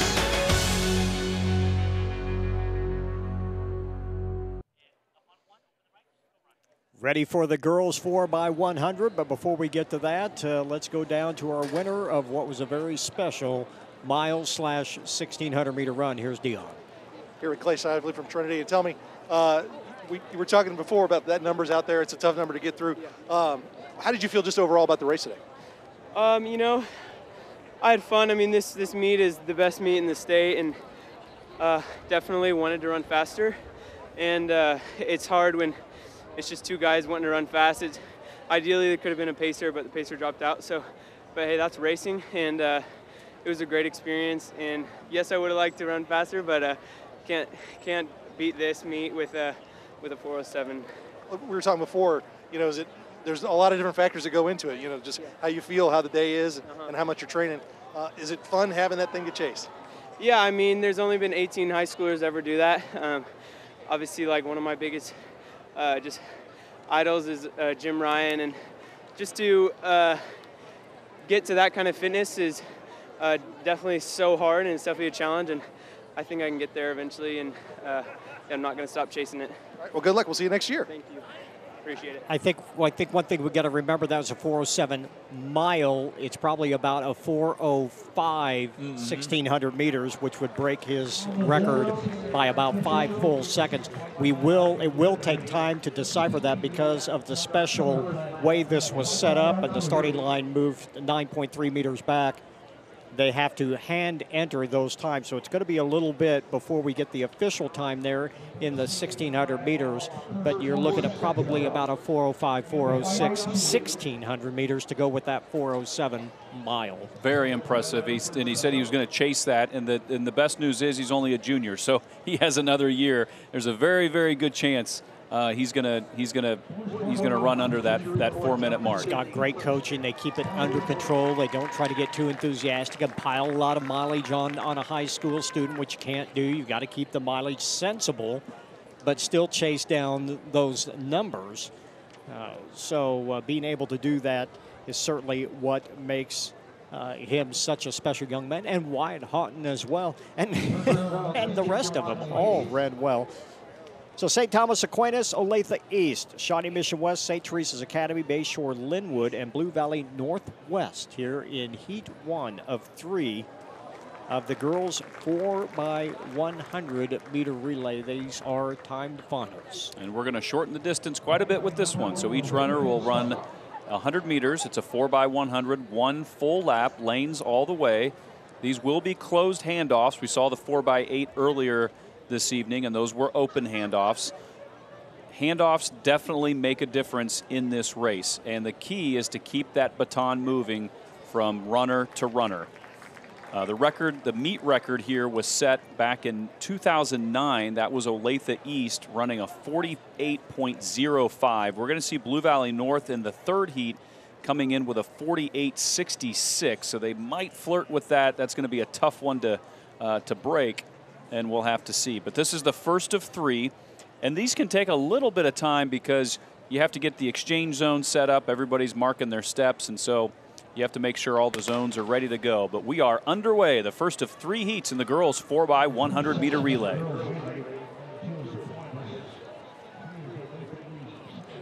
And that's Olathe East in lane 3 with a clean handoff, making up the stagger on Shawnee Mission West, who came in with the fastest time. That's Van Noy running that second leg. Good handoff by Shawnee Mission West. Took the baton in her left hand and switched it over to her right. That could take up a little bit of time to do that. And on the inside, Olathe East. A little bit of trouble, but they get it away. And Olathe East powering away. Wow, look at that last leg. Olathe East running 49 seconds. Well ahead of their seed time. 49.27, a full 4 seconds faster than what they came in. But again, you're putting your relays together. This is when you start putting your kids together and getting ready for the postseason. So we see these seed times, but you're more than likely going to see stuff that is much faster than that. And I think that was Demaya Richards on the anchor leg for Olathe East, and she ran a great leg. But you're right, and we have to also remember that this time of year, kids come down with, different viruses and the flu and bugs and all of that. You mentioned it earlier that some runners may not be healthy, they may not be running, so you're going to start to see those teams really come together here. And for some, this may be the first time they get all 4 together that are healthy, that can run together. And plus, they've been working on handoffs all season, and that's not something that comes easy. That takes time, that takes practice. So this is the final leg of the season here, and you're going to see these relay teams start to fine-tune that. So let's take a look at the handoffs here. This is the anchor leg, third leg coming into the anchor. You can see she ran up on her a little bit, but it actually was a pretty clean handoff. And Richards motoring down the track there. Great form. She was on a mission. Great way to start off the girls 4x1. She definitely ran through the line all the way. Yeah, no question about it. That was a lot of speed, and that was good to see. Here is section 2, Free State. In lane 1, Blue Valley. In lane 2, Piper. In lane 3, Olathe South. In lane 4, Girard. In lane 5, DeSoto. Lane 6, Wyandotte. In lane 7, Shawnee Mission East. In lane 8. Not uncommon to see state times at that 50-second mark, maybe even 51. So for the not even the fastest heat, you're looking at a few teams that are coming in with 50 point. That's pretty impressive. Olathe South. 50.64 in lane 4 as they are in the blocks ready for heat 2 of 3. Lanes 6 and 7 are empty. That means DeSoto and Wyandotte not in this race. That was Maya Cruz running the first leg for Piper in lane 3. We saw her as she started off. A lot of trouble with the handoff.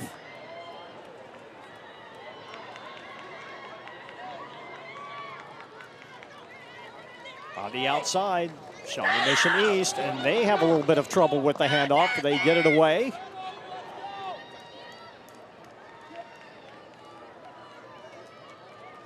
Coming up on the inside, that's Blue Valley. Blue Valley. And in lane 5, that's Girard. Blue Valley and Girard, and it looks like Girard wins it right at the end. Blue Valley settles for second place. Girard 50.41. Nice time for them. And then Blue Valley 50.77. Piper is third despite some trouble with the handoff. Runs 50.79, and Olathe South 50.84. Olathe South also having some trouble with the handoff. Let's watch it. In lane 4, and you can see the incoming runner adjusted the baton a little bit, which I think that might have thrown her off. She didn't seem to be concentrated as she went into that. I think the one thing is also when the next runner didn't get the baton right away, started searching for it and moving her hand. If you are receiving the baton, you've got to hold that hand still, let the person with it give it to you. Don't try to reach for it. And that kind of made the problem a little bit worse. That's when trouble starts, when you start reaching for the baton. You're right. You want to keep your hand as still as possible.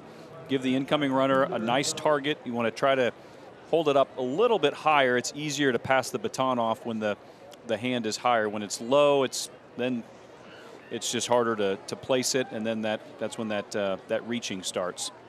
Well, let's take a look at Heat 3. Mill Valley in lane 1, St. James Academy in lane 2, Olathe West in lane 3, Blue Valley North of 48.66 coming into this meet. Riverton High School in lane 5, Olathe North in lane 6, Northwest in lane 7, and Lawrence High in lane 8. And look at those times in lanes 2 through 7. Now this, just coming into the seed time, looks like a state preliminary heat. Or maybe even finals. It really does. It almost looks like the 6A finals. Very well could be before all is said and done. We're 12 feet in the pole. Delia Gregory is going to lead off for Blue Valley North in lane 4. Allie Neller will run the second leg. Audrey Brown the third leg, and Ella Schaefer will anchor the Mustangs in lane 4, coming in with the fastest time, followed by Riverton High School in lane 5 and Olathe West in 3. North away quickly, already making up a little bit of the stagger. Now making up a lot of the stagger. To get to the first handoffs, and it's a good one. Eller making up a lot of the stagger. Also out there from Olathe North in lane 6, looking strong as well. Second exchange is good. Brown starting to put some distance from the rest of the field in lane 4. Last handoffs, boy, they went early. Oh, and they just do get it away before the exchange zone. That was close, and Schaefer, with more than enough cushion, powers away and it takes the line in 48 and change. And despite the trouble in that last exchange, Blue Valley North still runs 48.1, and that is more than enough for the win. St. James Academy in second place at 49.8. Let's take a look at that last exchange, Nate. Well, this is where this is very common. The anchor leg gets excited, might have taken off just a little bit too soon. They got the handoff, but here's the thing, Rod. They ran a 48.13. The meet record is 48.05. That's the difference, and that handoff might have been it right there. Indeed, very much so. But that is a harbinger of things to come in the state meet here in about 3 weeks. Well, any of the postseason, of course. That is a happy bunch. One handoff just might have kept them from breaking the meet record. Blue Valley North Mustangs, 48-13, wins the girls 4x100. And it's time now for the boys 4x100 meter dash. And just a small field here for the first of 3 heats.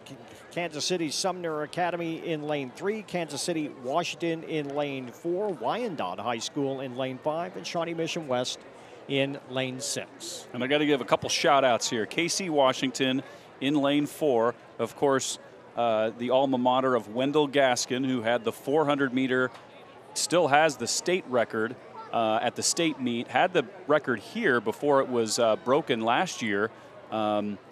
But he graduated from Washington in 1991, and then Wyandotte High School, Martez Young, the class of 94, he won a couple titles here. He was a year behind me and beat me here, and he went on to run track and play football at the University of Missouri. So those are a couple teams that historically you would see in the final heat.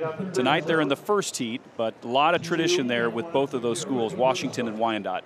And there are actually 4 sessions of this, so 4 heats of the boys 4x100 meter relay. Everybody ready to go? Beautiful night for track. The wind has started to lay down just a little bit. It is cooling off. Still a little bit on the humid side compared to what we have had pretty much all year long.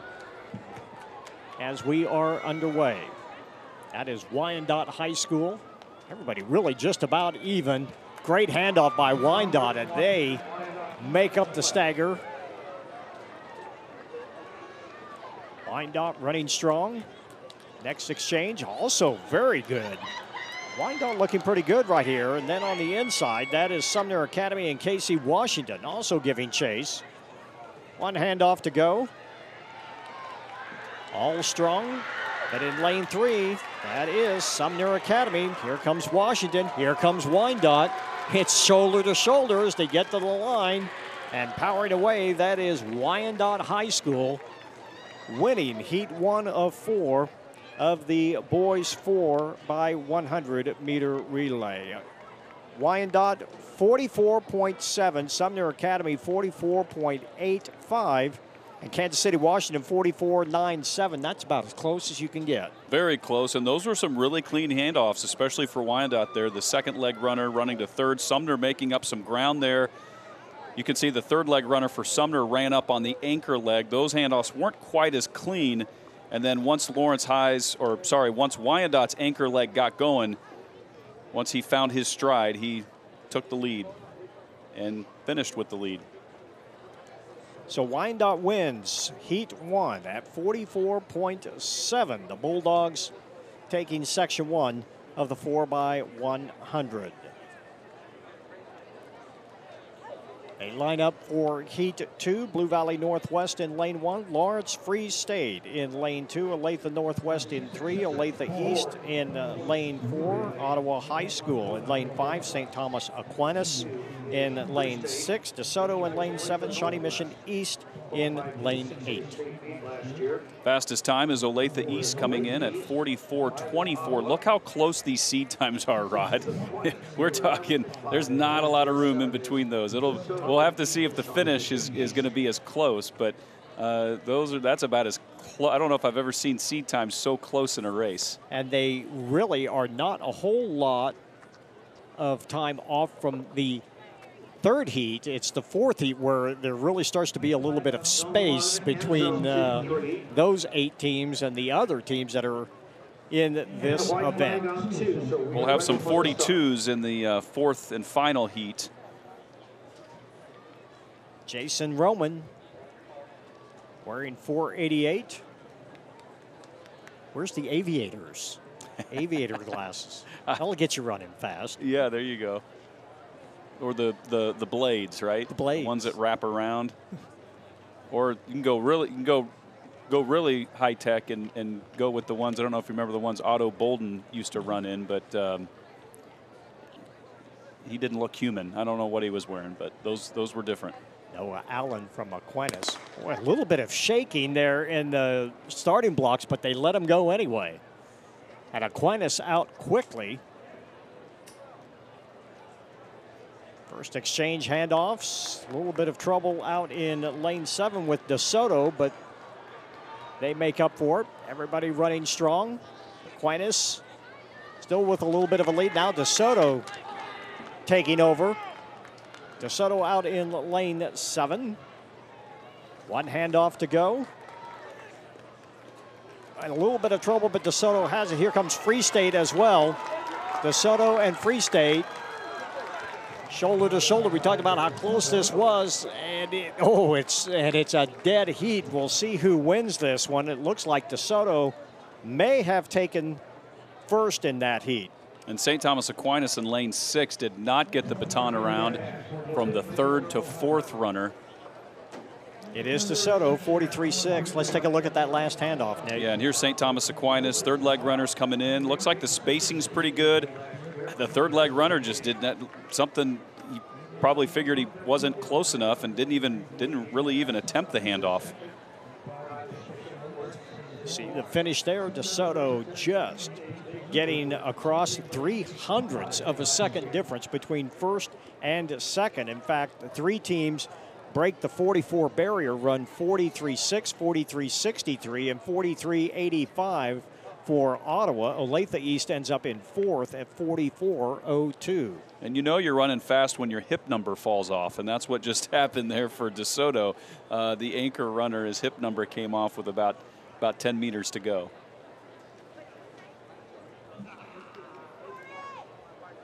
Look at those times again, 60, 63, and 85.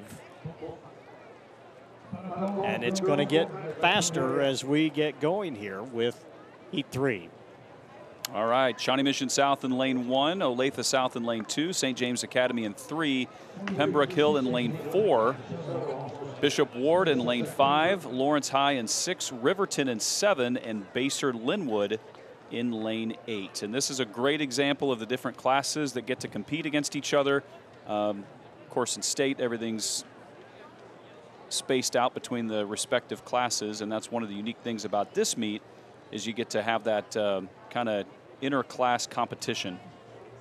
You see Riverton in there going up against teams like Lawrence and Pembroke Hill and Bishop Ward, St. James Academy, Olathe South. One other thing they've actually added is they've added lane towers. You will be able to see those just behind the starting blocks, yeah, which is something also different this year. This looks a lot more like a college meet than a high school meet with the bib numbers, and you have the lane towers there. Those are looking really sharp, very, very professional. It's very special to be able to run in this meet. And there's Tyrell Reed running the anchor for Lawrence High.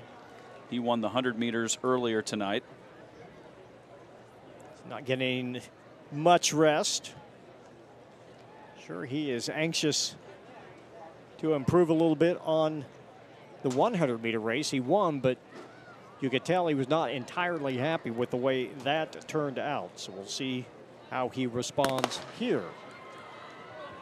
St. James Academy out quickly. Also out quickly, that is Riverton in lane 7. Riverton out very fast. Trouble with the handoff, but they get it away cleanly, and Riverton still out there in front. Looks like Bishop Ward trying to move up as well. Next exchange. Riverton still out there. Bishop Ward. The rest of the runners giving chase. Oh, in trouble for the handoff. And that's Tyrell Reed from Lawrence High out in lane 6. He's got some catching up to do. It is Olathe South in lane 2. And Tyrell Reed reels in a whole bunch of them, but can't get them all. And Olathe South with a 43.11 wins heat 3. There you see Lawrence High School at 43.2. Pembroke Hill finishes in 3rd at 43.29. Bishop Ward 43.8. And Riverton, who led pretty much a large portion of this race, really struggled with the handoff. And if Lawrence High had that if that was a clean handoff, that would not even have been close. And he had a great target. Tyrell Reed had his hand up there, but the third leg runner was, I'm not sure what happened, but once Tyrell Reed turned around and looked for it, he still got the handoff, but that was definitely the difference in that race. Well, he still ended up with second place in that race. Yeah. Outstanding. So the Olathe South Falcons winning in a time of 43:11. Now let's get to the fourth heat, and this is going to be fast. You're going to see teams running quite possibly under the 42-second mark. Look at those seat times. Blue Valley in lane 1, 43:28. Bishop Miege in 2. Blue Valley North in 3, 42:73. Rockhurst in lane 4. Piper in lane 5. Olathe North in lane 6. Olathe West in lane 7. And Shawnee Mission North, your home team, in lane 8. In lane 6 is Olathe North. 6A state last year. Coming up in just a few moments, we'll have the girls and boys 400-meter dashes. Those will also be timed finals. That'll be coming your way, and that is going to be a busy stretch with 6 heats in each. But first things first, we've got to get this race under our belts, and this is going to be a good one. You talked about the girls being a 6A preview for state. This very well could be one as well. Yeah, I think it will be, especially with Blue Valley North. You have Olathe North in there, Olathe West. Meet record, by the way, is 41.80 back in 1993. Maurice Green anchoring that team. That's also the state record in the boys 4x100. Maurice Green does not have the 200-meter record here anymore. He had it for a long time. That was broken a few years back. And it looks like Rockhurst is a scratch in lane 4. So lane 4 is open. First handoffs are away. Olathe North looking strong right now. Boy, the runner started early. They just get that away. Do we see a red flag? It was so close. Don't see a foul of any kind, so everybody must be okay in Olathe North. Wow, look at them go. They are just screaming away from the rest of the field. And in lane 6, Olathe North, I just put up a big number. Let's get the official time. That was fast. 41.92. We talked about breaking the 42-second mark. They just did it. Blue Valley North next at 42.22. Shawnee Mission North 42.66. And Bishop Miege in 4A runs 42.69. And Piper ends up with a 42.85. And if I remember right, Piper is a 4A school as well. So a couple of the smaller schools getting in the fight, finishing 4th and 5th. Great handoff there by Olathe North. They led this from start to finish. There's the third leg runner. Another pretty good handoff. A 41.92. The record was 41.8, so pretty close to breaking another meet record there. See Blue Valley North trying to come up on the inside and give chase, but could not do it. Olathe North coming away with a nice win here in the boys 4x100-meter relay. When we come back, it's the girls and boys 400-meter dash. This coverage of the 71st Shawnee Mission North relays continues after this. So the finals of the 4x100 meters are finished. Coming up next, it's the girls and boys 400-meter dash. And let's go trackside. Here's Dion. Here with the Olathe North 4x1. You guys run 4:192. You seem pretty excited about that. Yeah, we were. We know coming into this race, we had a new lineup. And, you know, we just trusted our new person, which is Eli. And, you know, we got the time we wanted. So, I mean, that's all you can really ask for. How important are the handoffs there? I know it sounded like the second one was a little quick, but you guys got it there. How important are those? They're very important, you know. We got to stay on top of those because if we don't, we're just going to not get the fastest times. All right, congratulations, guys. Thanks a lot. Thanks a lot, guys. All right, congratulations to them. First of 6 time finals in the girls' 400-meter dash. That's Grace McCollop of Bishop Miege in lane 2. Bria Dawson from Olathe North in lane 3.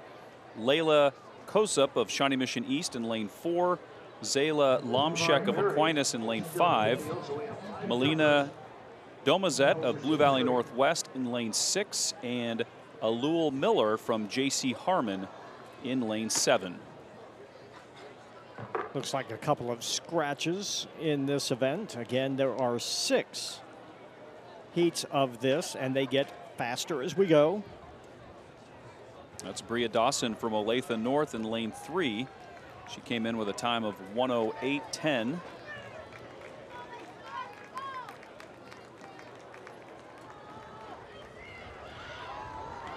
As they come to the finish, Domazet from Northwest giving chase, but can't catch her. And Dawson wins in a time of 1:06.53. Domazet next at 1:06.91, and Kosup third place, 1:07.37. And Lomashek, 1:07.97. Let's take a look at the final 100 meters. She led from start to finish. Of course, this is lanes all the way, but you can see at this point the key is to keep those legs, keep driving those legs, because that's going to lead everything else, and that's the last thing you really want to do, because at that point your legs feel very, very heavy, and sometimes you can't even feel them. So you want to keep driving and finish all the way through. And I have not seen as many smiles at the end of these races, Rod, that I've seen tonight. It's neat to see everybody, so many congratulations afterwards, and the runners, feeling good about their times and their performances. You have to almost think that after all of the disruptions and everything that happened a year or two ago, these kids really appreciate having the chance to get out here. They're getting a nice day, they're getting nice weather, they're getting great competition, and they're at clearly what is one of the premier high school track meets in Kansas City and in the state of Kansas. So every reason to be able to celebrate a little bit, just getting a chance to run at this great meet. Definitely. All right, this is section 2 of 6. We have Mia Engels of Aquinas in lane 1, Michaela Howe of Lansing in 2, Jaylee Holman of Lawrence High, Jada Burris from Olathe North, Libby Hornick of St. James Academy, Suzanne Honan of St. Teresa's, Haley Scott from St. Thomas Aquinas, and Anna Joyce in lane 8 from Shawnee Mission East. Looks like no drops or scratches in this race, so we'll have a full field of 8. And they're underway. Remember, it is lanes all the way. And we'll notice the seed times will continue to drop as we go through these sections. The fastest seed time in this heat is Olathe North's Burris with a 1:04.83, and she is in lane 4.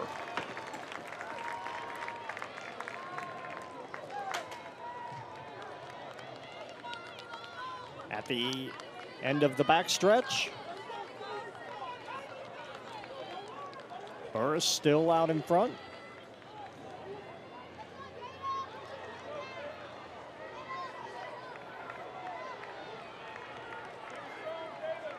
Jada Burris from Olathe North. Powering away past the field, starting to tie up just a little bit. This is the hardest 100 meters that you can run in just about any event in track. As she drives towards the line, and she's putting up a pretty good number. That's a 63 unofficially for Jada Burris. Not too bad.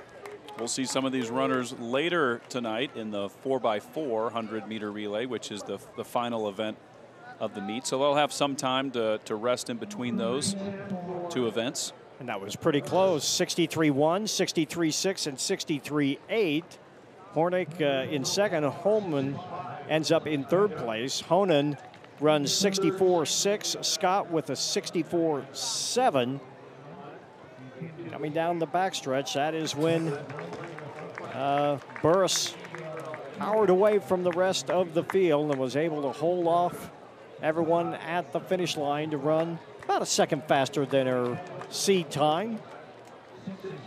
And you'll be able to happy with that. Excuse me. Oh, it's okay. Sorry. You'll be able to tell how these sprinters are doing as they make up staggers along the way. And you notice there that Burris was able to make up that stagger by about the 100-meter mark. So at that point, she's already ahead, and she was able to hang on from there. Let's take a check of the lineups for Heat 3. Ella Menahan from DeSoto. Avery Whitman from Olathe Northwest. Gabriella Campbell from St. Teresa's Academy. Sidra Sakati of Shawnee Mission Northwest. Laney Clements of Olathe West. Emma Johnson from Bayshore Linwood. Carly Lynn from Olathe Northwest. And Kaylin Lawrence from Kansas City, Washington. The fastest time belonging to Sakati from Northwest, a time of 63.1.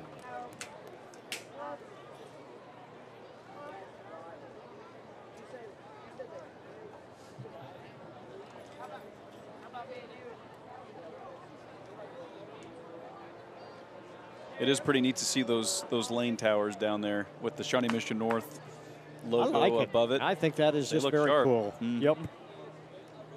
We're in the blocks and up and away.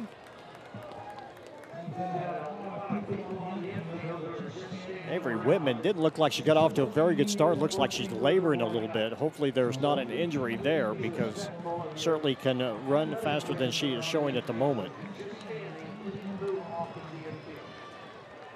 Sakati in lane 4. Running right on the inside of the line. That is Lawrence as well, all the way at the top of the track. Sakati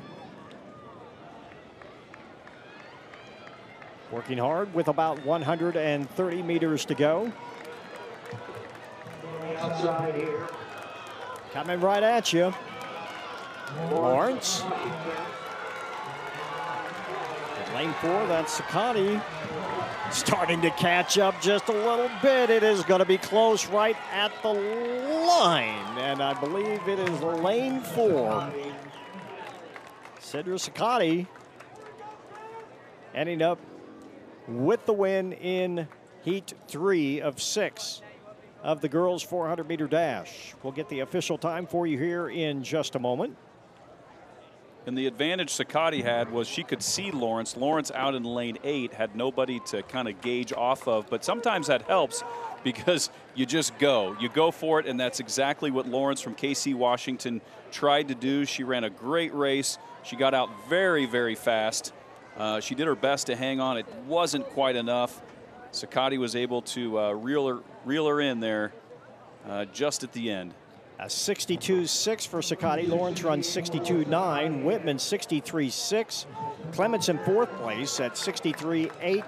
And Johnson in 5th place in 64.09. Campbell, Lynn, and Menahan round out the rest of the field. And the times are getting faster as we're going through these sections. And now we're up to section 4 of 6. Addison McCarty from Piper High School in lane 1. Isabel Jones from DeSoto in lane 2. Annalise Lockwood from Piper in lane 3. Lauren Cahagan from Shawnee Mission East in lane 4. Isabel Chirito of Mill Valley in lane 5. Jocelyn Griffin from Gardner Edgerton in 6. Her teammate Landry Schaefer from Gardner Edgerton in lane 7. And Liz Browning from Olathe West out in lane 8. Fastest time going into this heat is going to be Shawnee Mission East's Gayhagen, 1:02.20. And it looks like lane 2 is going to be open. That is Isabel Jones, supposed to be running from DeSoto. So lane 2 is open, and that is lane 3. Lockwood with Piper out to an early lead, and she's already made up one of the staggers. You can see her there with the purple top in lane 3, striding it out as they come down the backstretch. And a couple lanes outside of her is Isabel Chirito from Mill Valley. She's in the mix as well as they come around the turn. It is Chirito and Jocelyn Griffin from Gardner Edgerton out in lane 6, and she has the lead as they come down the home stretch. It's Griffin, Chirito, and Lockwood in lane 3, but it looks like it's going to be Griffin trying to hang on here in the 400. And she comes away with the win, pretty close to a sub 60 there. Probably 101 and some change maybe, but good race by her. Ends up being 60.37 seconds, just missed. So close. That magic number of 1 minute. Cerrito runs a nice time, 101.2, 61.2. Browning ends up in third at 62.1. Schaefer fourth in 62.7. Here's a replay. And you can see that nice stride that Griffin has. You can see how she keeps her fingers and her hands out. She's not clinching up. She's not tightening up. She's staying loose. That was a really good run by her. And it looks like she bettered her seed time by more than 2 seconds. More smiles, Rod. Well, if I could still run a 60.3, I'd probably smile too. Right. That's, for you and me, that was a long time ago. If I could run that in a 200, I think I'd be happy right now. I might be able to get there. All right, section 5 of 6. We have Callie Lester of Shawnee Mission West in lane 1. Addison Gillespie from DeSoto in lane 2. Ryan Clark from Piper in lane 3. Cooper Wilcox of Maranatha in lane 4. Kylie McCleary from Sumner Academy in lane 5. Jasmine Means of Blue Valley High School in lane 6. That's Maya Thies of Shawnee Mission North and Isabel Miley of Gardner Edgerton. Fastest seed time coming into this heat is Wilcox from Maranatha at 101.13. We might see our first sub 60 in this race right here. And there is Cooper Wilcox from Maranatha getting warmed up. You want to try to stay loose here. This is your last chance, because once you get in the blocks, you're going to be sitting there not for a long period of time, but for a sprinter, that's an eternity.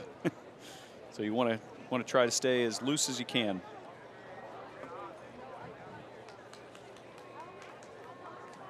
In the blocks, ready to go. 2 more heats. And they're underway.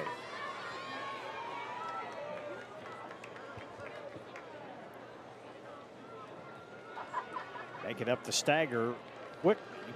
That is Means. Out in lane 6 in the gold top. And now the rest of the field starting to reel her in just a little bit. Means starting to struggle just a little bit. It's McCleary. McCleary now, as they are at the top of the north end of the track.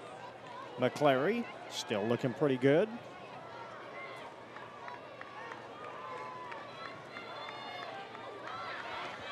And McCleary in lane 5. Head is back a little bit, but she is really pumping, trying to work it. Here comes Means. Means trying to give chase. McCleary trying to hang on. Means still driving. Means still driving. And it is Means just getting there at 59.54. McCleary 59.73. And that's something you don't see often in the 400, is a runner that maybe looks to get out a little bit too fast, give up the lead, and then come back. But that's exactly what she did in that race. Miley ends up in third at 60.15. McCleary looking smooth, but Means just picks up the pace and really starts to drive. And I don't know if she surprised McCleary at all or anything, but I think McCleary just simply did not have anything left in the tank as they hit the finish line just under the 60-second mark. Great finish by Means. She had some incentive there in that last 100 meters. She's under the 60-second mark, which is kind of the watermark for this event for the girls, and you'll see why, because here are the 8 fastest seed times coming into this meet, all the way down to 57 there by Delia Gregory. We have Leah Phelps in lane 1 from St. James Academy. Avery Dawson of Blue Valley West will be in lane 2. Reagan Foster of Olathe North in 3. Delia Gregory of Blue Valley North in 4. Audrey Brown, her teammate, in lane 5 from Blue Valley North. Jacqueline Perez Vela of Wyandotte in lane 6. Evelyn Overlease of St. James Academy out in lane 7. And Gretchen Weinkauf from Free State in lane 8. So teammates Gregory and Brown from Blue Valley North in lanes 4 and 5, coming in with seed times of 57.81 and 57.82. And they are off. The Mustangs in the middle of the pack, and right now it is Gregory who is trying to make up the stagger on her teammate Brown, and she's almost there. And outside of her, Jacqueline Perez Vila from Wyandotte running a nice race out in lane 6. She's made up the stagger on lane 8 and almost about to be lane 7. They come around the final curve.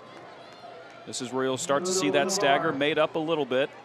And it is Gregory from Blue Valley North in lane 4 as she tries to take the lead over Perez Vela from Wyandotte. And it is going to be close between Gregory and Perez Vela. And Gregory takes the lead, and she is going to hang on to it. Really, really close, and she does.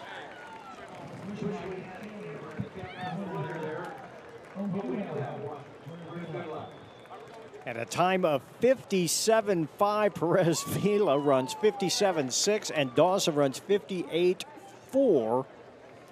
So outstanding times and a great race. What a great finish, Nate. You can see this was, Gregory just had a little bit longer stride, keeping those hands up a little bit higher as well. Great drive there by both runners, and then Perez Vela almost came back near the end. You could tell Gregory was starting to tire just a little bit, but she had enough for the win. About a half a step in 57.5. And again, Perez Vila running 57.6. Dawson third place, 58.4. And Foster runs 58.9. Overlease 59.1. Brown next at 59.2. So 6 runners in this heat, 1 in the previous heat. So overall, 7 runners breaking the 60-second mark here in the girls' 400-meter dash. And that looks more like a state finals right there. You're getting into the 57s and 58s. That's cooking. I'm just saying this tongue-in-cheek. They're probably glad they're not having to run against Missouri right now. To just Exactly. All right, moving on to the boys. We have 6 sections in this event as well. These are timed finals.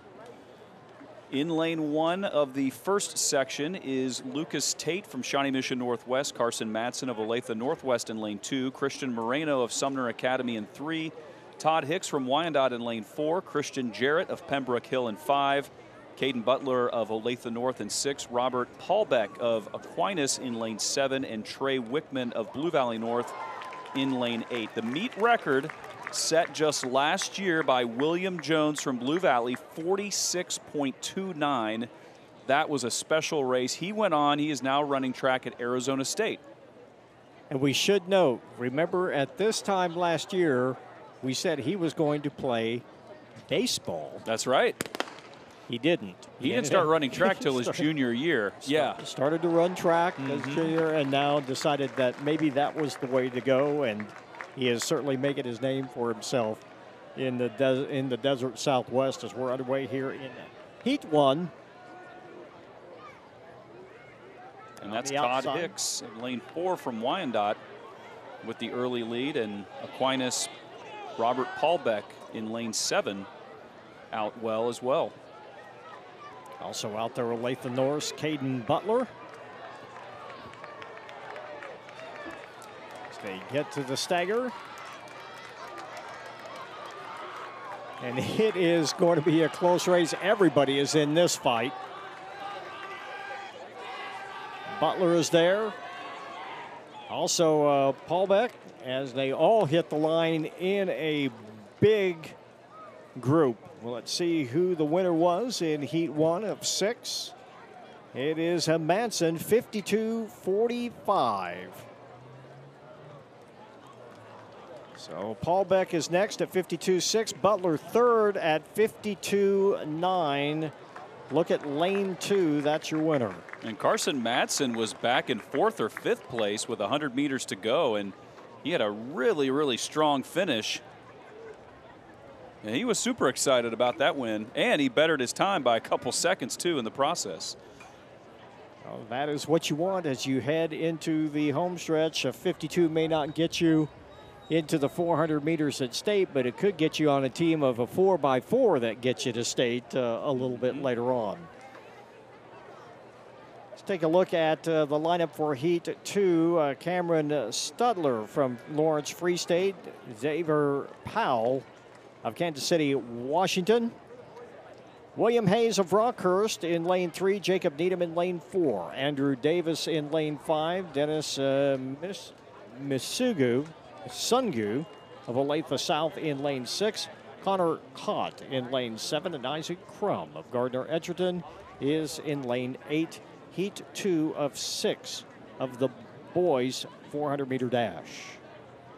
We were talking earlier, Rod, about just the opportunity to run post-COVID when, you know, competition was kind of halted there for a while, being able to get out and enjoy it. And I think something else that is forgotten sometimes and kind of overlooked is we put a lot, and I know the athletes do, and you and I ran, and we probably did the same thing. We focus so much on the times and the finish and the result, but we don't always appreciate the experience as you're running, right? So if that's one thing I could go back and do, and now there's no running for me, but I wish I would go back, and I had a great time. I enjoyed the meets and the camaraderie with my teammates and the competition, but I wish I would have probably just maybe soaked it in a little bit more and just enjoyed the moment for what it was, and not so much focused so much on the times and the finishes. Let's go down to Deion Clisson. I'm here with Delia Gregory. Just won the 400. You had a chance to catch your breath. Is that your best time of the season? It is, yeah. Best time of all my races in high school, so yeah. This time of year, you want to be doing your best. Does this feel like you put yourself in a good position as you get ready to go to league and state? I think so. Last year, I was running about 59 this time as a freshman, so I think I'm in a good spot to get better times throughout the season. So. All right, good luck the rest of the way. Thank you. Yes, and that should be noted, an underclassman as well. So Only a sophomore. Long Wow. ways to go for that girl. She has got a great future in track if she can keep moving forward. Good for her. Only a sophomore. Pretty good school, too, I heard. Blue Valley North. Just heard that through the grapevine. I don't know. Well, yeah, of course. So we just saw Jacob Needham there getting ready in lane 4, on his home track. It's got to be fun for the Shawnee Mission North runners to be here. We talk a lot about the school itself, but the runners that get to run at the home meet is pretty special as well. And this is their home track, so I guess they have maybe a little bit of home track advantage. What do you think? Well, it's a beautiful stadium. It's just a great place to watch track and field, great place to watch football as well. School over 100 years old, and for 3/4 of this school's life, they've been running this track meet for now in its 8th decade. 71 years they've been doing this, and it doesn't skip a beat, and it just gets better and better, and we're so glad to be here. Coverage of the Shawnee Mission North relays. I'm Rod Zook, Nate Hill with us. Joe Novacek, our producer. Glad to have him in the truck, keeping us in line and keeping us up to date on everything. Still a long ways to go here in the 400-meter dash. Stutler, Powell, Hayes, Needham, Davis, Masungu, Cotton, Crum, and very quickly that is Needham really getting out fast. And inside of him is Hayes from Rockhurst, who did not use starting blocks. He was the only runner to do that. You don't see that very often in the 400. The inside lanes making up the stagger in a hurry. And that is Hayes from Rockhurst. Hayes starting to power away from the rest of the group. Needham giving chase, but he can't get there. Hayes pulling away in lane 3 in the white top over the blue. Racing towards the line, trying to break the 50-second barrier. He can't quite get there, but he still runs a more than respectable 51 and change, 51.37 for Hayes. 52.5 for Needham. Let's look at the last 100 meters, Nate. Well, the starting blocks are not necessary to win a race, apparently, because he did not use them, and it didn't hurt him. So you could see how he powered through and really started to lengthen his lead there in the final 100. Needham begins to labor, but he still finishes in second at 52.5. But Davis at 52.6, Cott at 52.7, and Masungu at 53.08 in heat 2 of 6 of the boys' 400-meter dash. Coming up in just a few moments following this, it's the girls and boys 300-meter intermediate hurdles, one of the really grinding races of track and field. Section 3 of 6 in the boys 400. We have Winton Anderson of Lawrence High in lane 1. William Wheeler of Bishop Miege in lane 2. Caleb Roberson of Trinity in 3. Elijah Madden from Olathe North in lane 4. Gabe Tywater of Blue Valley North in lane 5. Braden Klon from Shawnee Mission Northwest in lane 6. David Bolt of Trinity will be running in lane 7, and Jordan Rios of Olathe South in lane 8. Fastest time coming into this heat is, that'll be Elijah Madden of Olathe North coming in with a time of 52.90.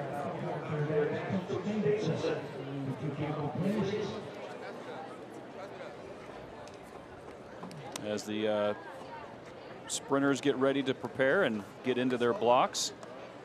And this meet runs very smoothly, very fast. It's one event, one race right after the other. There's really not a lot of downtime. One time where we might see a little bit more downtime is before the 200 when they have to get that reset over in the corner. But the officials do a great job of keeping this meet running from one event to the next. So we've seen Wichita Trinity in the distance races here the last few years. Here's someone, Roberson, actually in the 400 for Trinity, small private school in Wichita. I like that starter's hat. I actually have the same hat. Didn't wear I can't imagine why you would. I don't know. That, something about KU. All right, so they are off, and that is Braden Klon of Shawnee Mission Northwest out in lane 6. David Bolt, also from Trinity, in the pink shorts on the outside lane. Gabe Tywater of Blue Valley North in lane 5. Braden Klon of Shawnee Mission Northwest in 6. And this is a tight pack as they come around the final turn.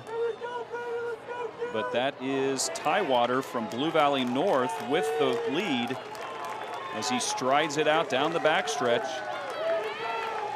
And he looks to take this race by a pretty good lead there. We'll see what he comes in at. Tywater may have broke the 51 barrier, just misses running into the 49s. In fact, 50.69, so just a tick away. Madden a ways back at 52.0, and Braden Klon of Shawnee Mission Northwest ends up in third. Wheeler fourth at 52.4. Here's the finish. And there's Gabe Tywater from Blue Valley North. Keeping those knees up, he's driving. Really good form down the final stretch there, and really not a lot of competition in the last 100. And another runner very pleased with their performance.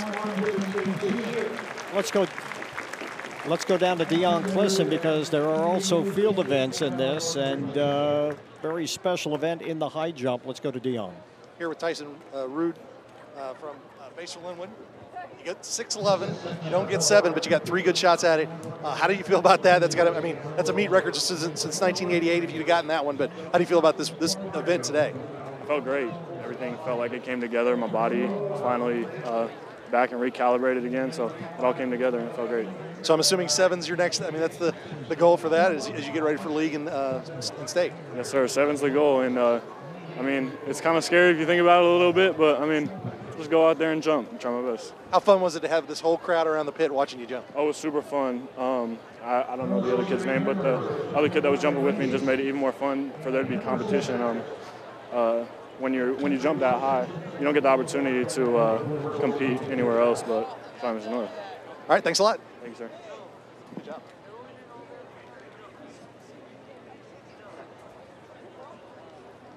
Let's watch this attempt at 7 feet.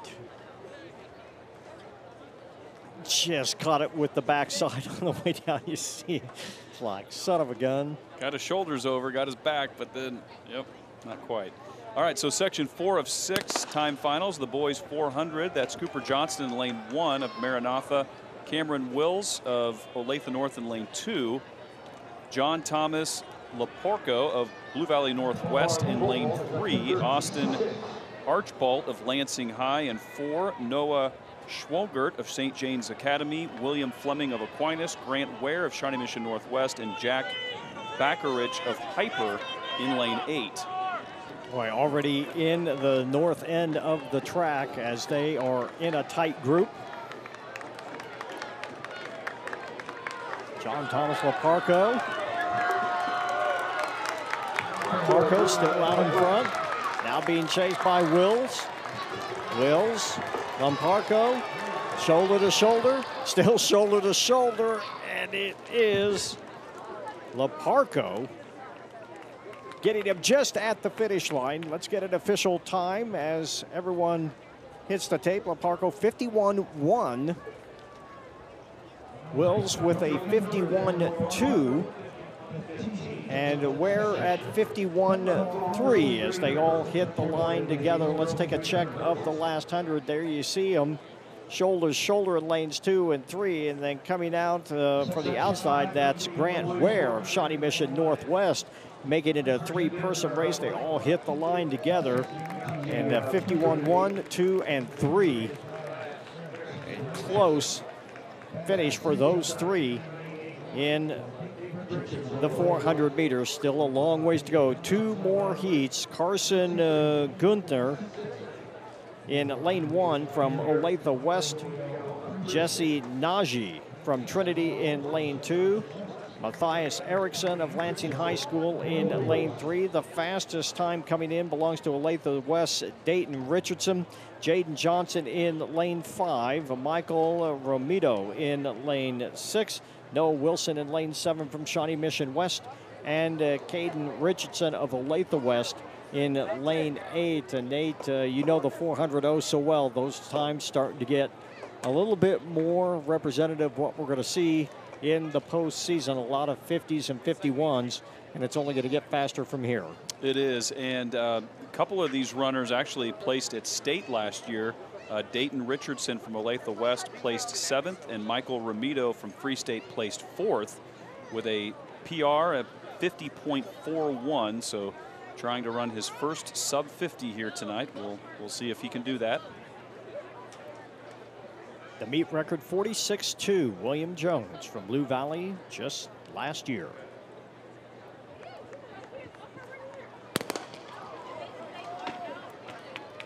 And they are off, and that's Michael Romito out in lane 6 with a quick start. He's made up the stagger in lane 7. Just inside of him, though, is Jaden Johnson from Leavenworth in the blue as he comes up on the shoulder of Romito. And Lansing High's Matthias Erickson in lane 3. But right now it is Johnson and Romito coming around the turn. And outside is Caden Richardson out in lane 8. Don't count him out yet. But it is Jaden Johnson from Leavenworth with the lead. And coming up on the inside is Lansing High's Matthias Erickson.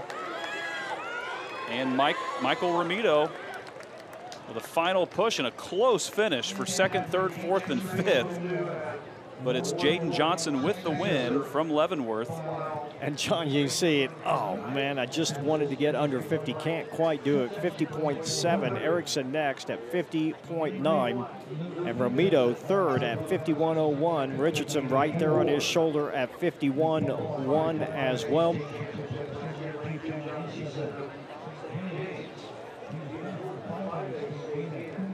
And we've seen a lot of close finishes, not just from first to second, but second, third, fourth, fifth, and so on. And we saw that in that race as well. Look at that pack hitting the line all together in a great finish. And now we get to heat number 6. And it is Luke Finzen of Blue Valley West in lane 1. John Neeson of St. James Academy in lane 2. Ottawa High School's Nathaniel Sims in lane 3. Nen Matlock of Mill Valley in lane 4. There you have the time, 48.7. Jackson Steger of Lansing in lane 5. PJ McCallum of Bishop Miege in lane 6. Andrew Holton of St. James Academy in lane 7. And Henry Sheets of Shawnee Mission East is in lane 8, heat 6 of the boys 400 meters. And we do have a scratch. Lane 2 is empty. That's John Neeson of St. James Academy is not in this final heat. Nen Matlock in lane 4, he placed second at state last year and actually won state a year earlier in 2020-21. And Jackson Steger of Lansing High placed 5th at state last year. So those two are coming in with the 2 fastest times, and we'll see how that plays out. Again, lanes 4 and 5, the fastest, as they are underway. Out quickly in lane 6, that's PJ McCallum. Now here comes Steger. Steger on the inside in the dark uniform. Also out there, Andrew Holton, looking pretty strong. At the top of the north end of the track, 150 meters to go. Steger looking good. Still out there in lane 4. Check that, that's Matlock. Steger starting to fade now a little bit. PJ McCallum giving chase. Then Matlock in lane 4 ends up hitting the line, and he may have eclipsed the 49 barrier. He's hoping to get under 48. He might have just done it. 48.0.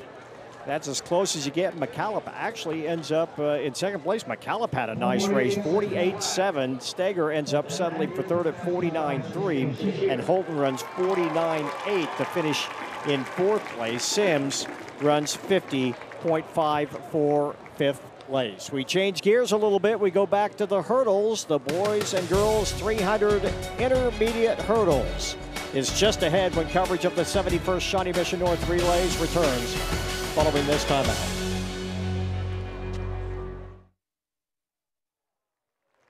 Welcome back to the 71st Shawnee Mission North Relays. We are getting ready for one of 6 timed finals in the girls 300-meter hurdles. And they have these hurdles set up and ready to go, and we are about to be underway. Let's take a look at the first heat, one of 6. Again, these are timed finals. In lane 1, we have Chloe Koalik of Shawnee Mission East. In lane 2, Abby Sheeran of DeSoto High School. In lane 3, Malaya Martin of Piper. In lane 4, Emily Hathaway from Blue Valley North. Violet Conley from DeSoto High School in lane 5. Abrina Mayer of Shawnee Mission South in lane 6. Alex Riffle of Shawnee Mission North in lane 7. And Claire Isaacson from Maranatha in lane 8. Fastest seat time in this first heat is coming from Blue Valley North's Emily Hathaway with a time of 53.23. And these seat times, especially in the first heat, are extremely close. 53.23 is the fastest, and the final seat time out in lane 8 from Claire Erickson is 54.49. And let's check in now with Dion Clisso. I'm here with Nen Matlock, just ran 48 flat. You're just so close to 47.9 now. How do you feel about that race? I felt like I did good. I like push and push and push, but hey, soon I'm going so 48. So yeah. We were talking about how you got your start and you made sure you kind of got risen up to the right spot, and then about right here is where you kind of got into your stride. Is that kind of your match plan every time? Oh yes, just like kind of stay low for about like 2-3 seconds and stuff, and then pop up slow, and then just high knees, and then and then I mean it worked. So all right, well thanks a lot. Congratulations. Thanks so much. All right, and a great run right there, 48 flat. He said he's going to run sub 48. It's probably just a matter of time. So a few weeks left. Leagues are going to be coming up, and then regionals, and then state. So this really is kind of the revving up for the final part of this season. Nice thing about this time of the year for the postseason is usually when the weather in Kansas starts to become just maybe a little more passive. It gets a little warmer. Sometimes it gets a little too warm. But more often not, the wind tends to be a little bit less than what we have in March and April. He's starting to get into May, and the weather starts to be a little more moderate than what we have early in the spring, which can bring on some pretty outstanding times. And just that and the combination of competition, and it's the end of the year when you're supposed to be at your best, usually makes for some pretty good track and field. And be careful what you wish for with the weather, because sometimes if you want it hot, sometimes it can get too hot. I remember an EKL meet at Johnson County Community College. That track I felt like my feet were on fire. It was extremely hot. It was well into the 90s, and that track can get hot really quickly. Well, the thing about that is that with more and more fields having artificial turf, believe me, that adds to it. You can get a good sunburn in 40-degree weather if you stand on the artificial turf all day. Definitely. That's Emily Hathaway of Blue Valley North in lane 4 with the lead. You can see who's in the lead by who's jumping over the hurdles first. And you can see as they come around the final turn here, Hathaway's in the lead in lane 7. That's Alex Riffle of Shawnee Mission North. And inside in lane 2 is Abby Sheeran of DeSoto. But this race is all Hathaway with 2 hurdles to go. There is Emily Hathaway, and she gets over the last hurdle, and she finishes first. And Shawnee Mission North's Alex Riffle in second. Waiting for the official time here in the first of 6 heats of the girls' 300-meter hurdles. A lot of respect for these runners that run not just 300 meters, but run over something in the process. This is very different from college in that, and we've talked about this before, in that the last hurdle is only 10 meters from the finish, unlike the college 400-meter intermediates, where you have about 50 meters to run after the hurdle, and your legs are like jello and still have about 50, 60 meters to go to get to the finish line. This, if you can stagger over that last one, you can just about get yourself to the finish line, but that is a tough race to run. It is. 50.53. Oh, a nice run. Let's take a check of heat 2 of 6 of the girls' 300 intermediates. Destiny Knox of Pembroke Hill in lane 1. Margot Mazalonis in lane 2. She is from Blue Valley North. Hannah Jensen of Olathe North in lane 3. Alyssa Huffmaster of Gardner Edgerton in lane 4. Maddie Thornton in lane 5 from Blue Valley. Lansing's Nia Harris in lane 6. Jackie Chang of Blue Valley in lane 7. Olivia Monroe of Lawrence High School is in lane 8. The fastest time belongs to Huffmaster from Gardner Edgerton in lane 4 at 52.5. Trying to make up the stagger quickly. That is Jensen from Olathe North in lane 3. Jensen running well as they come to the 4th hurdle. Jensen still out in front at the home stretch. with 3 hurdles to go. Hannah Jensen, Olathe North. Looking smooth, has to stutter a little bit on that one, but gets over cleanly. 1 hurdle to go.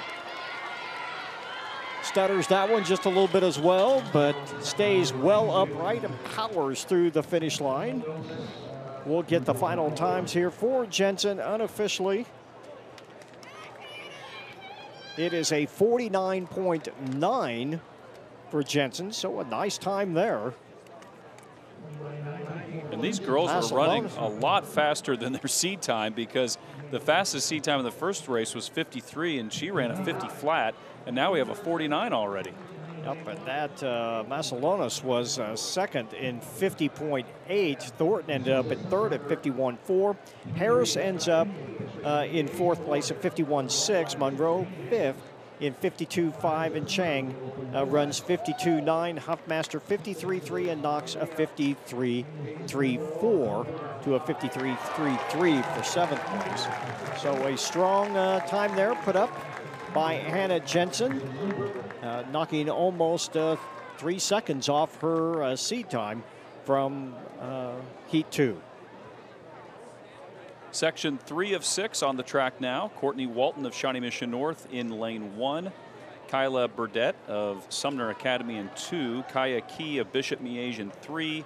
Eleanor Wiley from St. James Academy in lane 4. Liz Browning of Olathe West in 5. Alaya Hayes Nigro of Blue Valley High in 6. Blake Warner of DeSoto High School in lane 7. And Addison Thino of Basehor Linwood in lane 8. And it looks like Kyla Burdett of Sumner Academy in lane 2 with the early lead. First one to get over those hurdles, and you can see as they come around the curve here, she is in the blue in lane 2, and inside of her is lane 1, Courtney Walton of Shawnee Mission North. And out in lane 7 is Blake Warner of DeSoto. So it's Warner, Burdett, and Walton. And now it's Walton taking the lead in lane 1. It's coming down to Walton and Warner. And now Warner takes the lead from DeSoto. 1 hurdle to go. And Warner finishes first with the somersault over the finish line. That was a lot graceful than it could have been. She takes the win for DeSoto. At least she got the roll and didn't hit. Yeah, didn't hit her head. Yeah, that could have turned out a lot worse. 49.4 for Warner. She likes that time. Walton runs 50.4. Burdett runs 50.7. Let's look at the finish. And Kyla Burdett had a really good lead there early on, and Walton was struggling too from Shawnee Mission North. Yep, she almost stopped in front of that last, and there's the somersault. She is lucky she was able to get her hands down and make a somersault, because you can really remove a lot of skin if you hit the deck and do not get any kind of roll in. You don't slide on this track. You just come to an immediate stop. But, wow, Blake Warner, an official time now, 49.46. And a nice time for her as she wins Heat 3 of the 300 intermediates. Let's take a check of the lineup for Section 4. Brooklyn Morrissey of Shawnee Mission West in lane 1. Ellie Mertz in lane 2 from St. James Academy. Riverton High School's Amberly Youngblood in lane 3. Adley Johnson in lane 4 from Olathe West. Her teammate Lexi Cooley in lane 5. Riley Edwards of Blue Valley Northwest in lane 6. Rayleigh Sanders of Gardner Edgerton in lane 8. And Sophie Dirks in lane, or Saunders in lane 7. Dirks in lane 8 as we are underway. Quickly moving up in lane 3, that's Amberly Youngblood.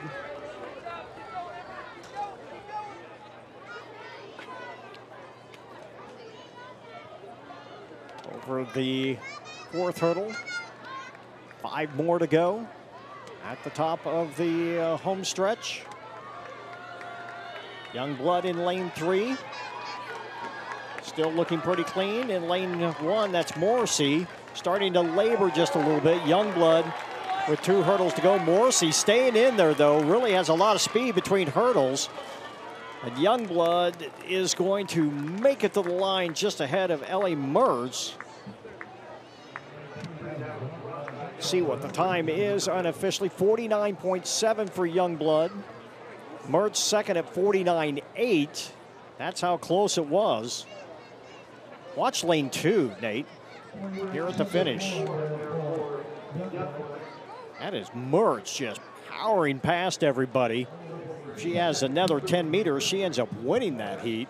Has to settle for second place. Morrissey finishes in third at 50.09. Dirks fourth at 50.3. Johnson also runs 50.36. Cooley runs 50.6, and Edwards 50.6 as well. Great finish by Mertz there in lane 2 from St. James. And Brooklyn Morrissey of Shawnee Mission West in lane 1. She was putting up a fight there. She was really close.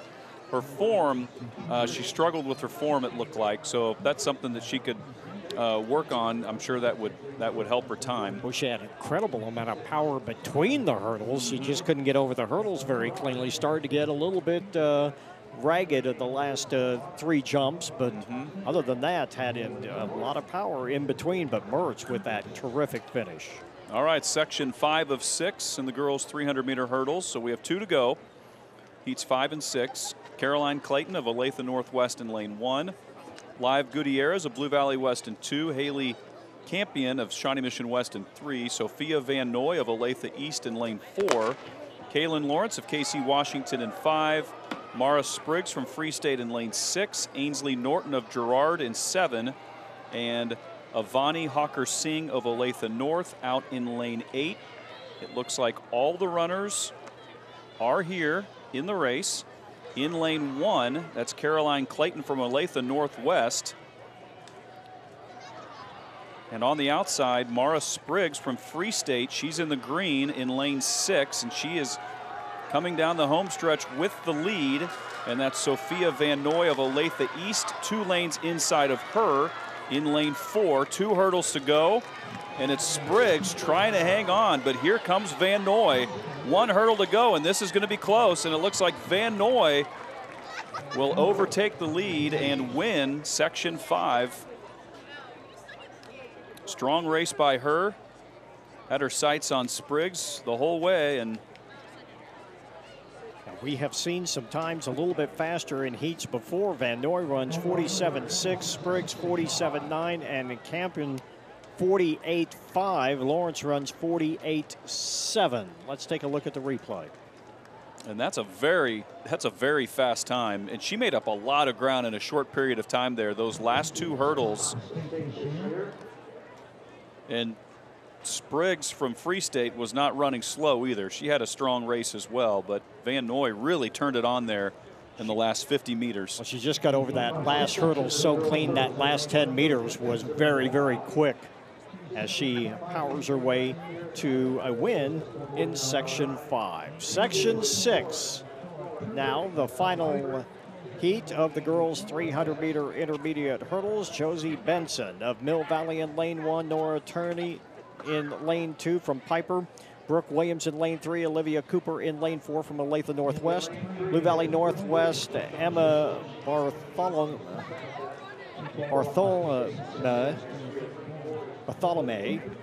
in lane 5, Aurora Wessel in lane 6, Jada Farrington in lane 7, and Sanaya Mosley in lane 8. Cooper with the fastest time at 47.6.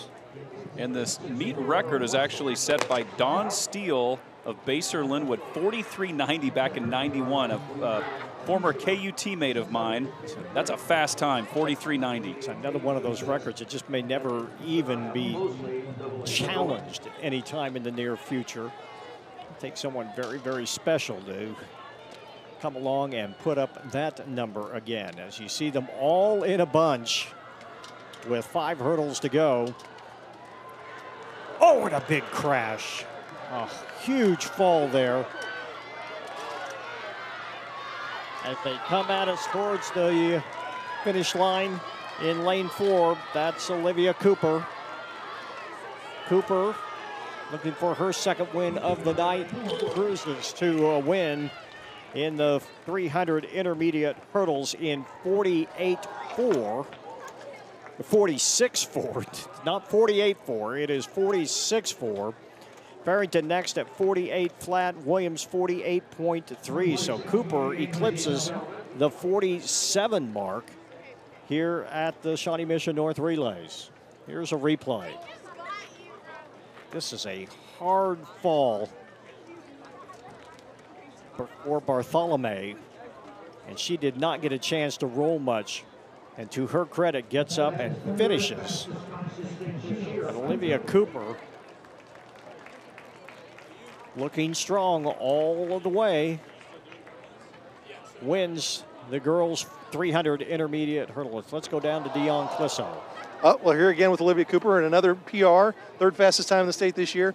You got to feel like you are having a good week and a good time of the year, don't you? Oh yeah, I'm loving this. Tell me, what were you kind of focused on as you went into 300 hurdles? Not dying on the stretch, the back stretch, and pushing through. How fun has this race been for you this year? Oh, it's good to see my progress. Right, congratulations. Thanks a lot. Nice to see all the runners appreciative of the coverage and having fun out there. 2 PRs, not a bad night for Olivia Cooper. Nope, she's had a good start to the evening, that is for sure. And now we get ready for the boys as we look at the final standings of the girls 300-meter hurdles. Olivia Cooper 46.4. Jada Farrington ends up with a 48 flat, and Brooke Williams of Shawnee Mission West 48.33. That is the girls 300 intermediate hurdles. Now we're getting ready for the boys. Landon Sheena from Shawnee Mission West in lane 1, Lane Braden in lane 2, Joseph Harris in lane 3, Owen Brady in lane 4, James Rivas in lane 5, Lorenzo De Toffoli in lane 6, and Hayden Cook is in lane 7. And the meet record is Bob Bornkessel from Shawnee Mission North, of all schools, 36.50 in 1968. That is blazing fast. And it's almost liken that to Henry Wiebe in Newton, who didn't see his 200-meter record broken for about 50 years before it finally got eclipsed. As we are underway here, they are at the top of the north end of the track. And in lane 5, that is Reeves. And now in lane 7, that is T. Toffoli from Lansing. Boy, both are struggling. They are trying so hard to beat the other. Both over the last hurdle cleanly. It's going to be a close race. We'll see who comes across the finish line first. And it is actually Cook that ends up winning it on the outside in lane 7, ends up running 44.9. Reeves ends up at 44.1. And Lane ends up in third place at 45.6. And Cook just kind of came out of nowhere in lane 8. It's kind of just out of the camera. Yeah, and the lane Cook ends up winning it in lane 7. I said lane 8, actually lane 7. Cook was able to keep himself in a forward motion as he was jumping over those hurdles, and Reeves stumbled as he came down from those last two, and that seemed to make a big difference in that race. So Hayden Cook, a time of 44.09 from Blue Valley Southwest. Nate, you have heat 2. All right, section 2 of 6 coming up. We have 8 lanes. Looks like they're all full. Ryan Hola of St. Thomas Aquinas will be in lane 1. Cortez Washington of Shawnee Mission West in 2. Ayatunda Obare of Lawrence High in 3. Theron Mead of Gardner Edgerton in 4. John Tujoag of St. James Academy. Jaden Suber McDonald of Gardner Edgerton in 6. Michael Kelliporis of Shawnee Mission West in 7, and Sullivan Morez of Shawnee Mission North out in lane 8. And it is Kelliporis of Shawnee Mission West in the gold over black. Inside of him is Suber McDonald from Gardner Edgerton. And Suber McDonald with the lead. And in lane 3 is Obadari of Lawrence High. And it looks like Gardner Edgerton's Jaden Suber McDonald will take the win in section 2.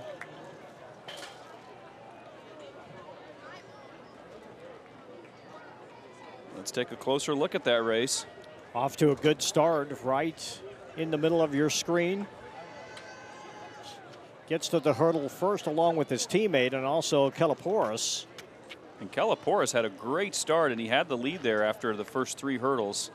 Look at Suber McDonald just power away. Those last 2 hurdles really were the difference in the race. He's just able to stay more upright and just keep driving, come away with a nice win in section 2 of the 300 intermediates. Let's take a check of the lineup for section 3. Lovey Pulliam of Blue Valley Northwest in lane 1. Tyler DeGroot in lane 2. He's from Olathe West. Piper High School's Lane Coletti in lane 3. St. James Academy, Stephen Kearns in lane 4. Dean Stewart of Rockhurst in lane 5. Thomas Henderson in lane 6. Michael Tafoya of Rockhurst in lane 7. And Mill Valley's Walt Midyat in lane 8.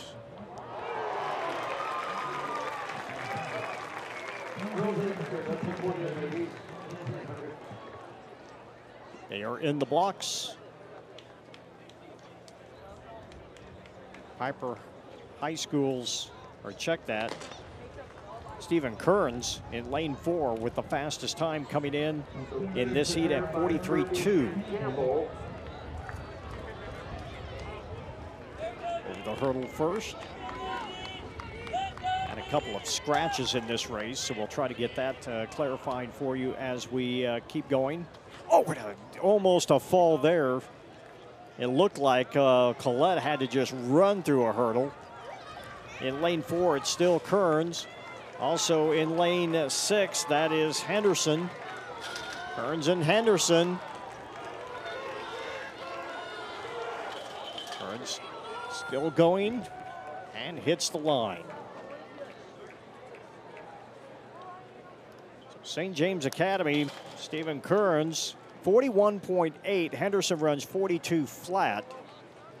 We'll see who gets third place. It's Stewart finishing in third at 43.4 seconds in section 3 of the 300 intermediates. And Kearns from St. James Academy had a great start, and we saw that almost fall by Collette from Piper, but he hung on. He didn't jump that hurdle, he just tackled it. Right, he just ran right through it. Kearns decks the last hurdle, but still manages to stay upright and finish strong. 41.8 for Stephen Kearns. Section 4 of 6 coming up now in the boys 300-meter hurdles. David Johnson in Mill Valley in lane 1. Davis Barr from DeSoto in 2. Mason Schlittenhard of Olathe Northwest in 3. Elijah Sabatini from Free State in lane 4. Bryce Austin of Olathe West in 5. Anthony Andrews from Blue Valley North in lane 6. Ethan Thomas of Blue Valley Southwest in lane 7. And Luke Fisher from Shawnee Mission East in lane 8. Fastest time coming into this heat is Sabatini from Free State, 42.83. And these are some close seed times in this heat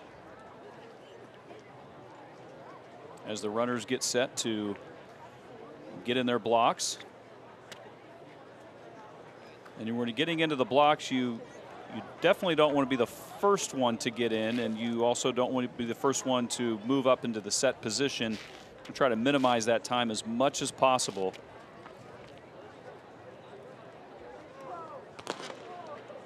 And they're off. And we can see there that is Sabatini from Free State in the green. And inside of him is Bryce Austin from Olathe West. And it looks like Austin is the first to the second hurdle as they go into the curve, which is pretty dark even though the lights are on. David Johnson from Mill Valley in lane 1 now. with a nice surge. In lane 2, that's Davis Barr from DeSoto in the white over green, and he takes the lead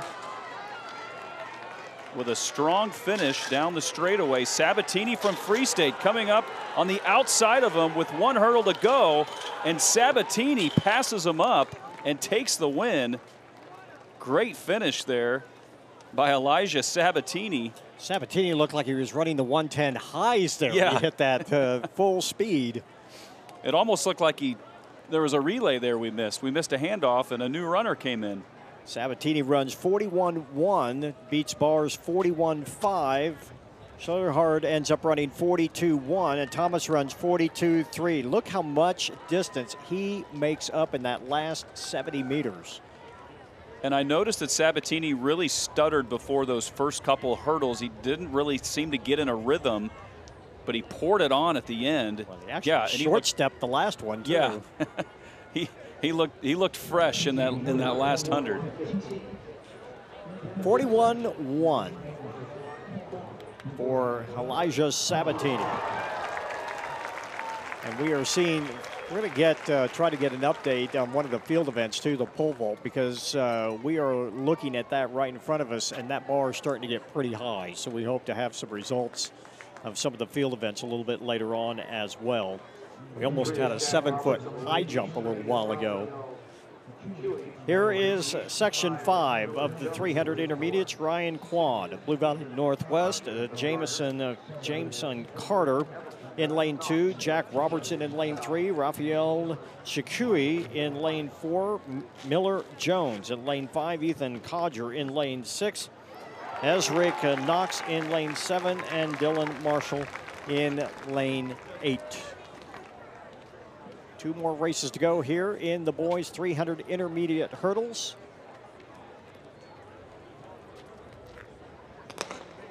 Chikui with the fastest time from Olathe East at 41.3 coming into this event.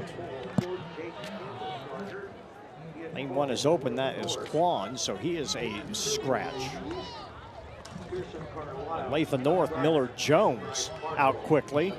Rest of the field trying to give chase to him.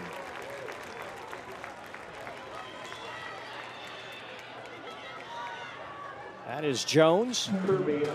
Still out in front, starting to labor now a little bit, really pumping his arm between hurdles, has to short step that one a little bit. Here comes Carter trying to give chase. They hit the last hurdle together, and 3 runners hit the line all together.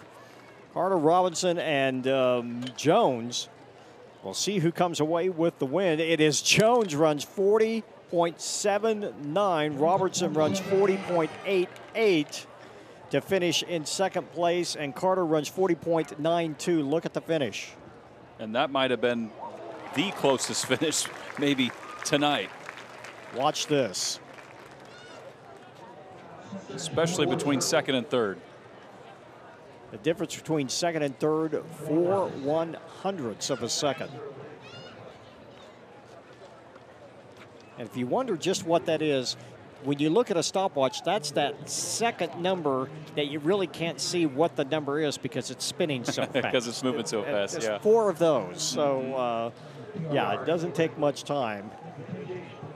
Miller Jones wins in a time of 40.7. All right, moving on to the 6th and final heat of the boys 300-meter hurdles in lane 1. Samuel Baxter from Olathe Northwest in lane 2. Willen Schrock of Shawnee Mission East from East in 2. Braden Gillum of Olathe West in lane 3. Jason Parrish of Olathe North in lane 4. We saw him earlier in the 110 high hurdles. Joey Taylor from Olathe East is in lane 5. Henry Knutson in lane 6 from Rockhurst. Evan Whittington of Shawnee Mission East in lane 7. And Jaden Henry of Piper in lane 8. Fastest time coming into this is Jason Parrish's 38.18, followed by Joey Taylor's 39.80 and Braden Gillum's 39.97. So three sub-40s coming into this, and we'll see how this finishes out. And that is Parrish, the first over the hurdle in lane 4. Outside of him is Joey Taylor and Henry Knutson from Rockhurst in lane 6. And Parrish with the lead. A tight race for second at this point. Oh, and we have a runner down in lane 7. That's Evan Whittington of Shawnee Mission East, it looks like. But it's Jason Parrish of Olathe North who is going to take the win as long as he gets over the last hurdle, and he does with no problem in a close race for second. But Parrish started off in the lead, and he was able to maintain that throughout the entirety of the 300 meters. And he runs 38.5. Let's look at the last 100 meters. There you see the fall. Oh, that's painful. That was actually Jaden Henry of Piper. He started in lane 8, but ended up landing in lane 7. And to the credit, Whittington did not hit him or step on him.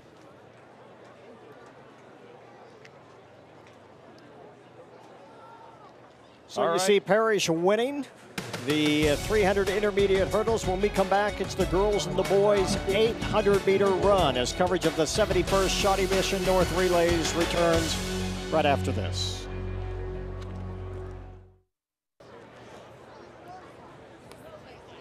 Hy-Vee's game of the week and coverage of the 71st Shawnee Mission North Relays continues. I'm Rod Zook along with Nate Hill. Let's go down trackside. Here's Dion Clisso. Here with Jason Parrish, just won the 300 hurdles. Your brother won you finished second in the 100 to him, but a clean sweep by the brothers here. How fun was that race? And it looked pretty smooth for you all the way. Yeah, it was fun. I was hoping for a 37, but I'm still glad that I took the dub. Well, tell me this, is this part of the season, how important is it for you just to kind of keep progressing? It's important. I keep trusting my coach because he got good workouts to do, and I just had to progress each week. How fun is it running with your brother? You guys play basketball together, play football together. It's been a fun senior year for you. Yeah, it's been fun. I love competing with them every week, every day, and especially at meets. All right, well, good luck the rest of the way. Thank you. Have a good one. All right, we are back to the track. First of 3 timed finals in the girls' 800-meter run. Meet record was set in 2012 by Allie Cash from Shawnee Mission West, 2:13.61. And we'll see in heat 3, Robinson from Olathe West coming in with a time of 2:15. So see how that turns out, but that's a fast time nonetheless. Here is the lane assignments for heat 1. Lydia Davis of Shawnee Mission Northwest, Eve Snyder from Shawnee Mission South, Emma Rambolt from Blue Valley North, Camille Graves of Blue Valley North, Bella Stubbs from St. James Academy, Zoriana Primavera of Olathe Northwest, Alaya Shirley of Basehor Linwood, Betsy Goodnow from Aquinas, Destiny Savannah from Lawrence High, Raven Liu of Blue Valley Northwest, Jade Aiken of Shawnee Mission East, Kat Meyer of DeSoto, Kate Schneider from Olathe Northwest, Claire Stevens of Girard, and Eleanor Warren from Blue Valley. The double waterfall start, the curved lines on the track, which means the runners in the back can cut into lane 1 right away. The runners up front can cut into lane 5 right away. And then when they get around the corner, they will all blend in together. And even though this is one group, even though this is 2 laps, this really is about as close to a sprint as you can get, right? Well, until you get to be my age, and it's just a fight for survival. But yeah, it is not the 800-meter run anymore. It is the 800-meter dash. This is just about picking your battles and choosing just exactly what you can do. 800-meter runs, and it's probably that way in the 400, the race you ran so well for so many years. It's, you run this enough, in about 10 steps you can tell this is going to be good or this is not going to be good. If you run it enough, you could always say, wow, this is going to hurt. I'm going to have to really fight to do this. And you got to make some quick decisions. You got to decide if you're not out feeling your best right away. Your legs sometimes when you're in this race can kind of seize up a little bit right at the start. Then you start to loosen up a little bit because you are not really fully sprinting, but you are pushing on the accelerator pretty good as they go through in a very respectable 70 seconds here. So that is not bad here. And these times, really, you're looking at the fastest time in this heat is 2:27. That's pretty good. But then you get down to the third heat, and Robinson, Hayes, Caldwell, some of the kids we saw on that 1,500 or that 1,600 meter run a little bit earlier are running in the teens. And that is just outstanding times for this time of the year in high school track. And that's Zoriana Primavera from Olathe Northwest in the lead with the black top. Stubbs giving chase. Mike Davison there too. This is where everything you've got, knees, arms, shoulders, everything, trying to move straight forward and straight backwards. And that is Aaliyah Shirley from Basehor Linwood, who started off in the lead, coming up in second. But Primavera is going to hang on in this first of 3 heats in the girls' 800 meters. And now, oh, what a big fall right at the end. It's so dangerous when you go down at the starting line. You can get stepped on, but second place hits the deck really hard. And that was Shirley from Basehor Linwood, and you could tell she was starting to struggle with about 20 or 30 meters to go. Hopefully she's okay, but a great run there by Primavera. Let's see what the unofficial time is, 2:27.94. Let's look at that last 100 meters. Rocking her head just a little bit, but still trying to keep everything straight. That left arm coming across the center line a little bit, which you don't like to see, but now starts to open up her hands a little bit, get them a little further apart as she powers to the line. And if that was a trip, that's what happened, is second place got clipped from behind. On the left side of your screen, right, oh, stepped on the heel. You got to hope that did not include a lot of spikes in the back of the foot. And you can hear the applause in the background, the boys' pole vault. There are about 3 or 4 people in this, and they're over the 15-foot mark right now. This is a long, ongoing battle. You see Primavera at 2:27.94, the first of 3 sections of these time finals of the girls' 800-meter run. We've talked about the mile earlier today and the opportunity to break the 4-minute mile. And coming up here in the boys' 800 meters, Wyatt Houghton is going to have a chance to also break one of those elite barriers. He has clocked a 1:51 in the 800 meters, and if he is fresh enough and mad enough from that mile run, he could hit that rarefied air and break the 1:50 barrier in the 800 meters, which does not happen very often in the 800 meters. Let's take a look at some of the action from the pole vault. Like I said, this is some great jumping right here by a number of individuals that are still in this. That is over 15 feet, and in high school, that is a huge number. And these guys are really going at it, and the crowd's loving it too. The way this is set up, they are right in front of the stands. They have the pole vault runway out in the middle of the football field, or out on the edge of the sideline, so the crowd can see all of this. This is a live shot of 15.5. Oh, it's just not able to get there. Did not get up on the pole cleanly. And that shows you the caliber of this meet when you have not 1 but 3 pole vaulters vaulting over 15 feet at a high school meet. That's impressive. I believe that was Ian Quarles. Tried to get from Shawnee Mission North. You see a number of jumpers still in this at over 15 feet. Let's take a quick rundown of Heat 2 or Section 2 of the girls' 800 meter. Kelsey Gardner of St. Teresa's, Elia Aquino of Bishop Miege, Meredith Serrano of Olathe East, Paige Roth of Mill Valley Trinity's Emily Hine, Cayman Barnes. Wow, did we just have a false start in the 800, or maybe just a trip? Hopefully it's just a trip and someone isn't leaving this race as we run down the rest of the Nia Blakely, Brianna Murphy. See what we find here. Oh, just a trip, just a little bit of interference. They decide that is not going to happen. The first double shot of the meet. And that's the right thing to do. Is you're not going to disqualify him, but you're at a talk and say, hey, you got to give him a step. Give him a step. You do get to cut in right away, but you still have to give them a chance to get in there. That was Brecken Lee from Trinity and Scarlett Perlman from Shawnee Mission East that kind of got knotted up there at the start. Now everyone is away cleanly. Marriott, Roman Nose, and Aaron Barnes round out the rest of this field.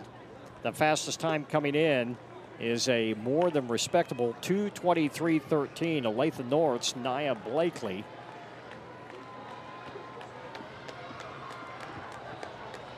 As they make their way down the backstretch.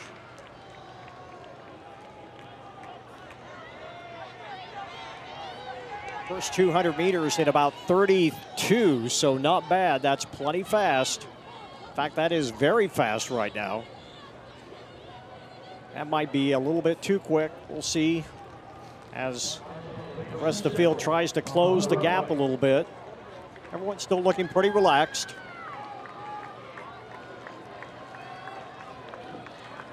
It's like there's basically Marriott, Hope Marriott from DeSoto looks like she is trying to get back up towards the front as they hit the line in a very fast 67. That is quick.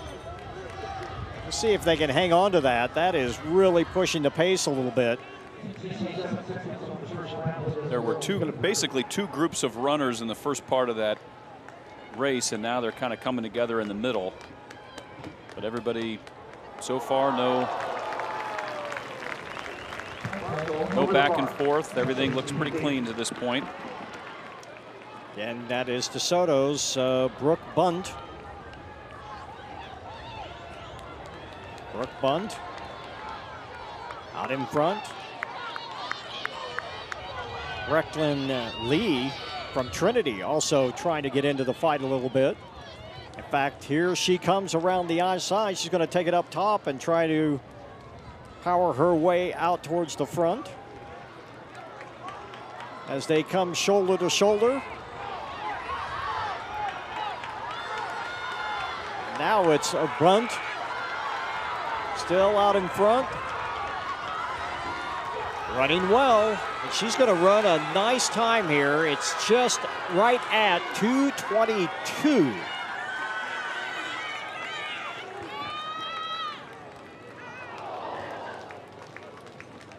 We'll see what the official time is. Bunt runs 2:21.87. Roth ends up capturing second place at 2:22.1. Lee runs 2:23.5. Let's watch the last part of this race. Just a pass by Bunt. I think Brooke Bunt felt her coming up on the outside, and I think that might be why she decided to go out a little bit further once she got down the final stretch there. Do what you're supposed to do. Just you don't give up the inside line. You can just kind of get to, as long as you stay in your lane, you can kind of stay out there. Strong finish, by the way, by Barnes. Not Barnes, sorry. But a nice finish by Bunt. Finishing in first place, and again running a nice time. That was Roth that ended up in second place at 2:22.1. So the third of three timed finals. The first two heats we had 15 runners in each. This one we have 10. So a little bit smaller field here. That might help keep things clean. And we have another pole vaulter over the latest height. You can hear the crowd cheering in the background.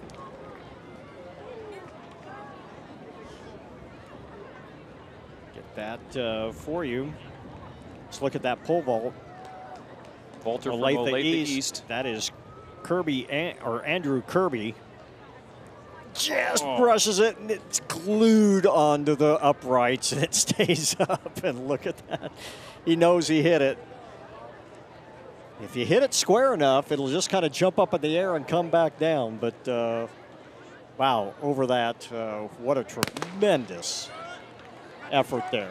All right, here is the third heat of the girls 800. Isabel Ross in the inside from Blue Valley Southwest. Bryn Lewis of Olathe Northwest. Charlotte Caldwell from Mill Valley. Charis Robinson of Olathe West. Quinn Hayes of St. James Academy. Bree Newport of Olathe West. Annie Wilkin of St. James. Kate Miller of Olathe West. Emma Baum from Blue Valley West, and Paige Mullen of Shawnee Mission Northwest. You saw Robinson and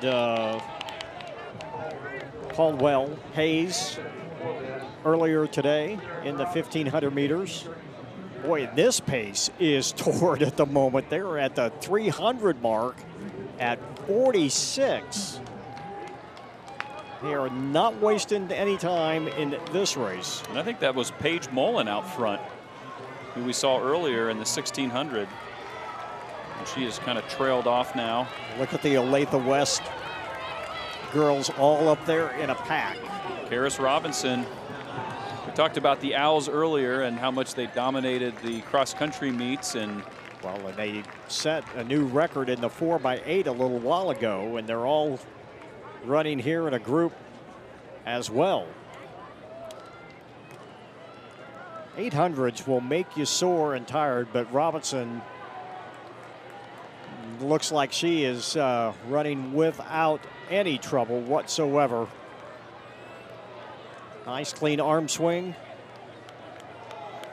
And she has a really long stride. If you watch her stride compared to the other runners, she's covering a lot of ground. Well, it's one thing to have a long stride. You don't want to get it too long in the 800, but it's the turnover, because if you can get a long stride and get quick turnover, makes you awfully strong.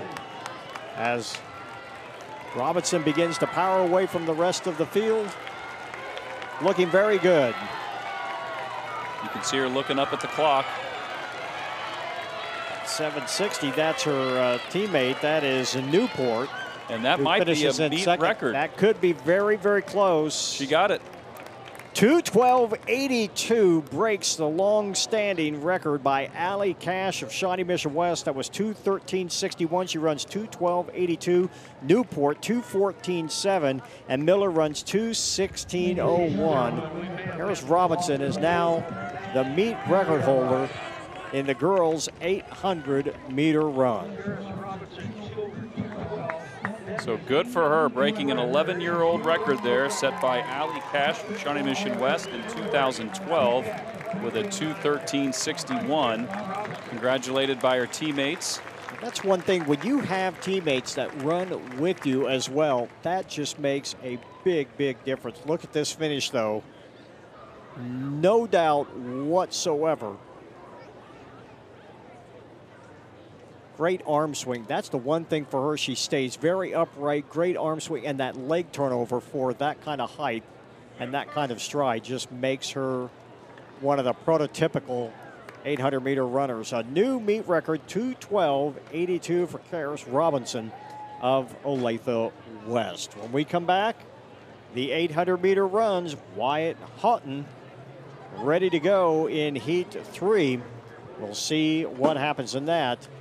Coming up here in just a few moments. Charis Robinson, 2:12.82, a new meet record. Newport, an outstanding 2:14.7, and Kate Miller, also from Olathe West, at 2:16. If you're keeping team scores, that just brought you a lot of points. Yeah, that is what they call a sweep. That's called 24 points right there. And those are, in second and third, those are not slow times either. So 2:14 and 2:16, very, very, very well done by Olathe West once again. Take a look at this, because this is the, I hate calling it the slow heat. This is the lesser of the three heats.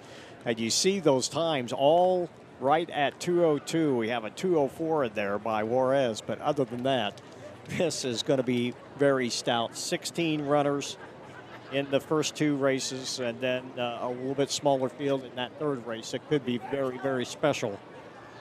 Here in just a little bit. The wind is beginning to die down a little bit. Temperatures are cooling off. Air is still a little bit heavy maybe, but this could be fun. So Peterson, Marquette, Koski, Howell, Dedeker, Montaigne, Kerr, Mallett, Richardson, Bueller, Toefland, Barnes, Hurley, Whitsley, Perky, and Juarez. Let's go trackside. Here's Dion Clisso. I'm here with Karis Robinson. Just set a meet record. Yeah. I'm assuming that's a PR for you as well, too. It is. It's like a 3 or 4 second PR for me too. Well, tell me this. This is a big meet. We talked to everybody about it. It's easy to do well here because there's such good competition, and you guys have really dominated that 800. You guys were all up there at top. Is that what pushes you along, the great teammates you have? Yes, absolutely. Like they push me better every single day. Like we practice workouts just like that. We practice working together, moving up together, pushing each other.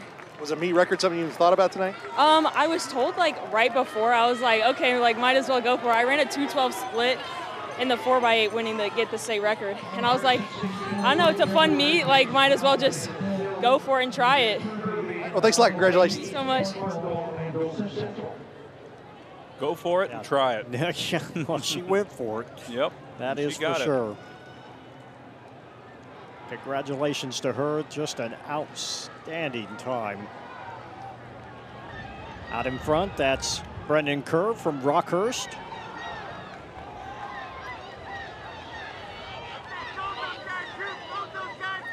Leading the way here so far in the first section of 3 of the boys 800-meter run. And again, you can get sometimes to get a little bit askew. You think, wow, he's in the 3rd heat. His time's not going to be all that great. But you got to remember, again, the 800 meters is kind of a funny race, and he's going to turn in on a great time. He's going to break 2 by a long ways, runs 1:56. And Kerr, who had a seed time of 2 flat, breaks it by almost 4 seconds. And then you see everybody hitting the line at the same time. We'll see what Kerr's official time is. Dedeker ends up running in 2nd. Toefland ends up at 3rd. 1:56.23 seconds. Koski runs 2nd at 2 flat, 2.15. We'll see who ends up in 3rd. I said it was Dedeker. It's actually, we'll get it here in just a moment. They're having a little bit of trouble getting it up on the clock because it was so close. Bueller ends up running 3rd in 2:67.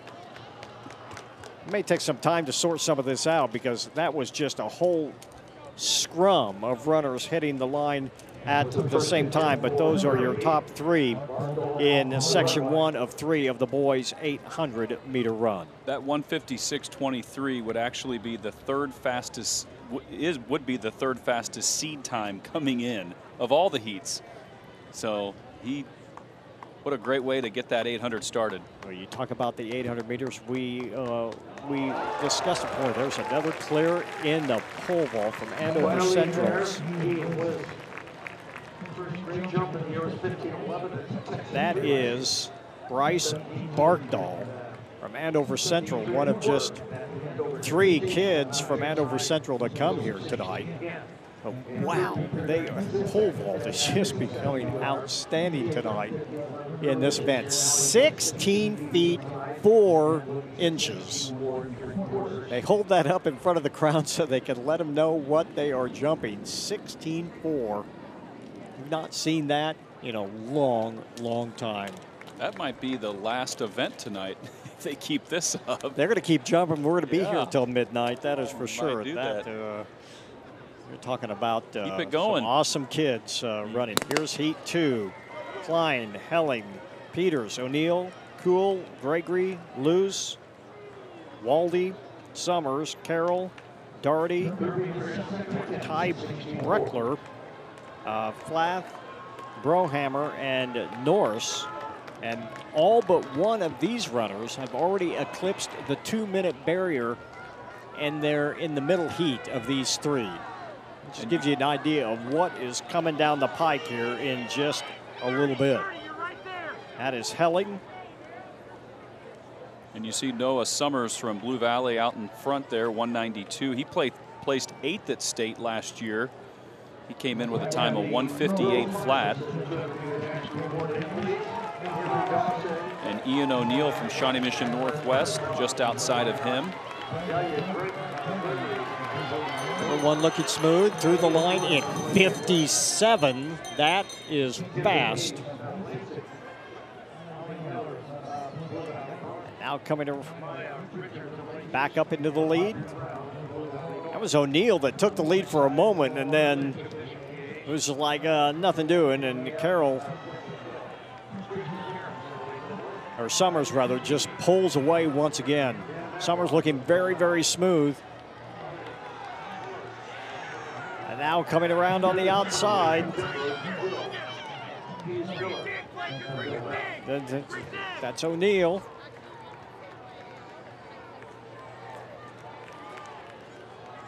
Doherty also there.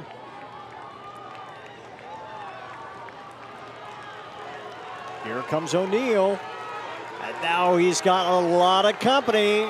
They struggle. Everyone fighting to get the line coming on the outside. And taking the win.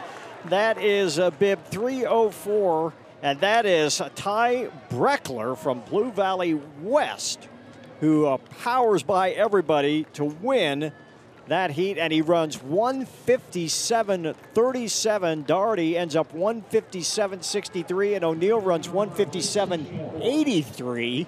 That is a close 1-2-3 finish. Let's look at the last 200 meters. And Breckler was in 4th place with 200 meters to go. He's still in 4th, and watch him come in on the outside, out of nowhere.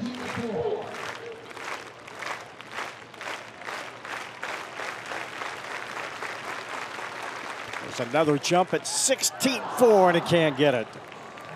That's a great try there for Mr. Kirby. Let's have a big hand for the defending 6A state champion. All right. That was Andrew Kirby, unable to go. There was Breckler, 157.37, and now here we go. This is Heat 3. And John Jacobson in lane 1, Diego Barron in lane 2, Alex Waldy in lane 3, Wyatt Houghton, 151.42 from Shawnee Mission East. He could break the 150 mark. And that is some very rarefied air. We've talked about the 4-minute mile, the 9-minute 3,200 meters. This also is very, very special. And the Shawnee Mission East runner who finished second, the Clay Shively, in the mile earlier today. And yes, they ran a mile, not a 1,600, a mile, trying to see if they could become one of just 20 athletes in the United States in high school to break the 4-minute barrier. It did not happen. Shively running a 4:07 mile to win it earlier today. But here comes Houghton. And it doesn't look like Houghton is in the race. Oh, he's not in it. It looks like he's a scratch. He went ahead and stayed out of it. So, yep. So Wyatt Houghton, we hyped it up a little bit, but it's not going to happen. But still, take that out of it. It's still a great field. Barron, Waldy, Dubrava, Sandler, Miller, Rochow, Brock, and Swartz lining up now to run the 800 meters. And Alex Waldy from Aquinas is your defending 5A state champion. Now Houghton's not running. He's the defending 6A state champion. And Trenton Sandler, watch him from Blue Valley North out in lane 5. He placed 3rd at state last year, and he's coming in with a time of 1:55.70. Boy, Waldy out fast. Look at him go in the yellow over blue. He is getting out to a quick start here, really pushing the pace as they blend in quickly. They did not waste any time getting into the inside lanes there. They made a sharp cut as they get to the 200-meter mark in 25 and change. That is fast. And they hang on to this.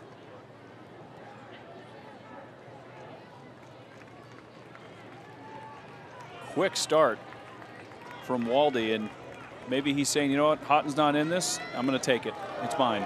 it's mine to win. He's now. going for it now. That is for sure. 52, 53, 54 at the 400-meter mark.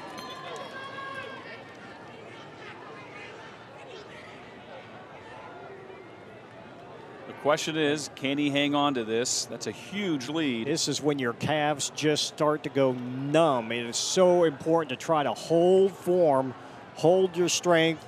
You've been working on endurance all year. Now it's time to start working on speed, and Wally right now still showing plenty of it. He's at the 200 mark in 1:23. This is going to be a good time if he can hang on to it.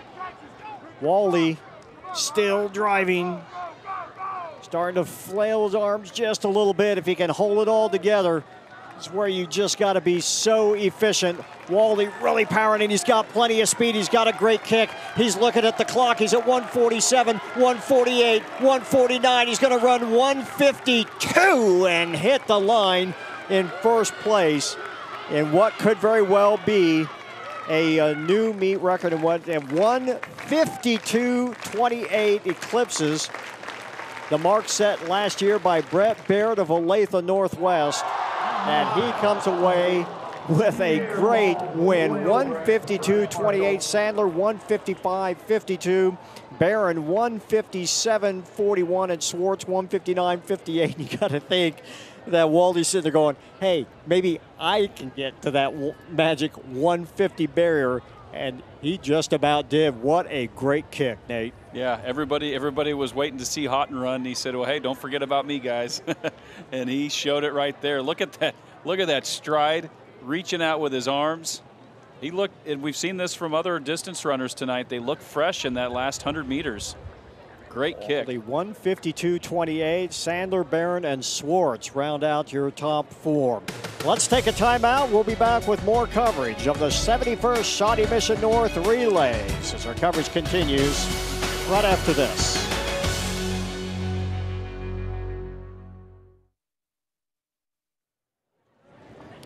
Hy-Vee, proud to support Greater Kansas City High School Athletics, are bringing you the game of the week. And, well, it's not a game, it's athletics tonight. Some of the best track and field athletes from around the area. And right now, the pole vault getting ready. The attempt by the young man, Barkdahl from Andover Central, 17 feet. Here he goes, and he just caught it with the chest.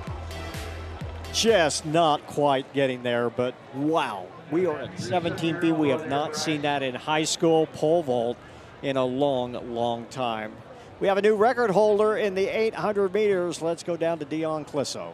I'm here with Alex Wally from St. Thomas Aquinas, and 800 seems like a place to make some meet records. The girls just fell, and then you powered through there at the end and got that.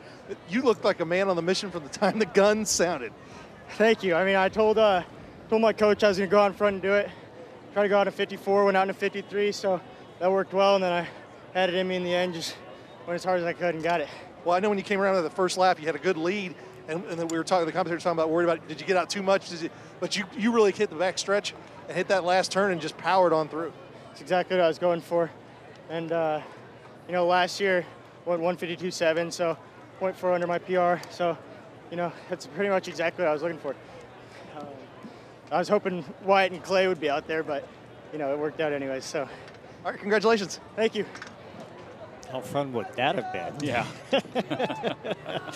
Well, I know, and it's been maybe a little bit unfair to him to not bring up his name with, of course, with two such great runners in Clay Shively and Wyatt Houghton, but certainly he made his name for himself tonight, breaking the meet record, and he just came pretty darn close to hitting that very magical 150 barrier as well. And if he gets a nice day and some nice weather, he just might very well do it. And he did that. He ran that time with really a huge lead. He really didn't have anybody on him. That was pretty much his race from start to finish. Well, we have the finals of the girls 200-meter dash. Avery Dawson from Blue Valley West in lane 1. Jacqueline Perez Vila in lane 2. Marriott Gregory in lane 3. Kalaya Jordan in lane 4. Mackenzie Hayes of Lansing in lane 6. Allie Neller of Blue Valley North in lane 7. Demaya Richards in lane 6. Demaya Richards is in lane 7. And Audrey Brown of Blue Valley North is in lane 8. And Jordan's coming in with the fastest time from the prelims this afternoon of 25:19. When you think about that, it has been just a few hours since these kids have run. That's one thing about the 200.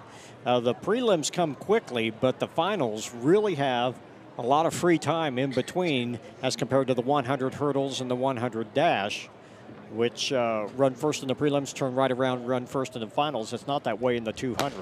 That was about 5 hours ago when they ran the prelims for the 200. They are underway, making up the stagger quickly. That is Richards. Now in lane 5, that is Hayes.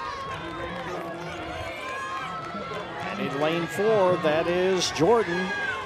Jordan starting to power away from the rest of the field, and Jordan wins the girls' 200-meter dash. So the Olathe North product bringing a win in and running a 25.00. Gregory runs a 25.2 to finish in second place. Hayes a 25.6. Let's look at the last 100 meters. And Hayes had the lead with about 100 meters to go, but then Jordan started to pull away. And there's Blue Valley North's Delia Gregory with a strong finish, and she takes second. Back to the pole vault. Already made it. That is Bryce Barkdale, who just cleared 17 feet in the boys pole vault. And getting congratulations from everybody. And he didn't just clear it, he made it by a long ways. Watch this. He wasn't just over, wow. He had room to spare. That's 17.4. And easily a meet record. Trying to take that all in. The meet record was 16:10 by Casey Bowen of Gardner Edgerton back in 2010. It's been a long time since we have seen 17-foot pole vaulting in high school in the state of Kansas. That is tremendous. Let's go to our 200-meter winner. Here's Dion Clisso. Here with Kalia Jordan, and clean sweep 100, 200. Like we talked about earlier, you're coming back from injury. Is that another step in your process? Yes, my goal today was actually to beat my record because I had the 100 and 200 record here. But I knew that I probably wouldn't get too close to it, considering I did just come back from injury, and also suffering from medical issues like asthma. Well, tell me this: you really powered that back stretch pretty good. How do you feel like you came down that last final stretch, 60, 70 meters? I could have powered it out through it, but that wind's really strong. But I was just trying to get past that line, just make it through the rest of the race. All right. Well, thanks a lot. Congratulations. Hey, good job. All right, boys 200-meter dash. This is the finals. Lamar Lynch Jr. of Bishop Miege in lane 1. Adam Salem Aisha from Pembroke Hill in 2. Christian Harris of Olathe North in lane 3. Isaac Ativi of Leavenworth in lane 4. Nen Matlock of Mill Valley in lane 5. We saw him win the 400 earlier. Alden Molaris of Blue Valley North in lane 6. Devin Conley of Pembroke Hill in 7. And Hayes Miller of Mill Valley out in lane 8. And out quickly is Isaac Ativi from Leavenworth in lane 4. Outside of him is Matlock and Molaris of Blue Valley North. Now Matlock taking the lead over Ativi, and it's Matlock striding out for the win in the 200, followed by Ativi and Alden Molaris from Blue Valley North. And Matlock runs 21.61 in that race. 21.87 for Ativi. Harris runs 22.3. Let's look at the last 100 meters. And right there, it looks like that Ativi might have him, but Matlock just pushes on the accelerator and powers his way to a win. Ends up actually winning that by a little bit bigger margin than it looked at from up here. Ends up winning by about 3 meters. They're running an outstanding time of 21.6. Ativi 21.8 and Harris a 22.3. When we come back, it's back to the distance runners, the girls and boys 3,200-meter runs. We have a new record in the pole vault. We'll talk more about that and the rest of our coverage when we return.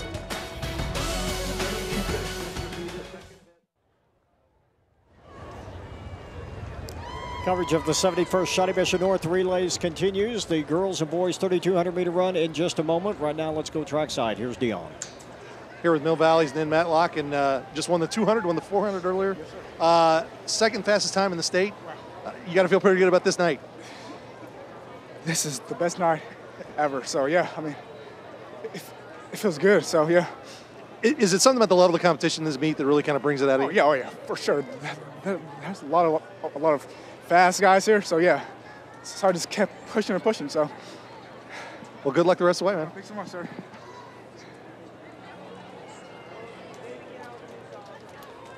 You see your winner, Dan Matlock. Let's take a check of the girls' 3,200-meter run. Shay Johnson from Olathe North, the fastest right now, with the fastest seed time right now at 11:11. Lyda Paget is in there as well as Kaylin Willingham from Olathe West and Paige Baker from Olathe West. Two very strong runners as well. Leah Erickson, the fifth fastest at 11:31, along with Olathe South's Amy Gottfredson. Aliyah Hawker Singh is in this race. Remember her as a freshman, just ran so well, but she has been plagued by injuries for the last couple of years. She is tentatively in this race. We'll make sure that she is indeed in there, and she has not stepped away from this event this year because it has been a little bit of a tough year for her. She comes in as the 9th fastest time, and it's still, and I say only the 9th fastest. It's still 11:41, but that is just how strong this field is. So a loaded field, 36 runners in what is going to be a very tight field here in the girls' 3,200-meter run.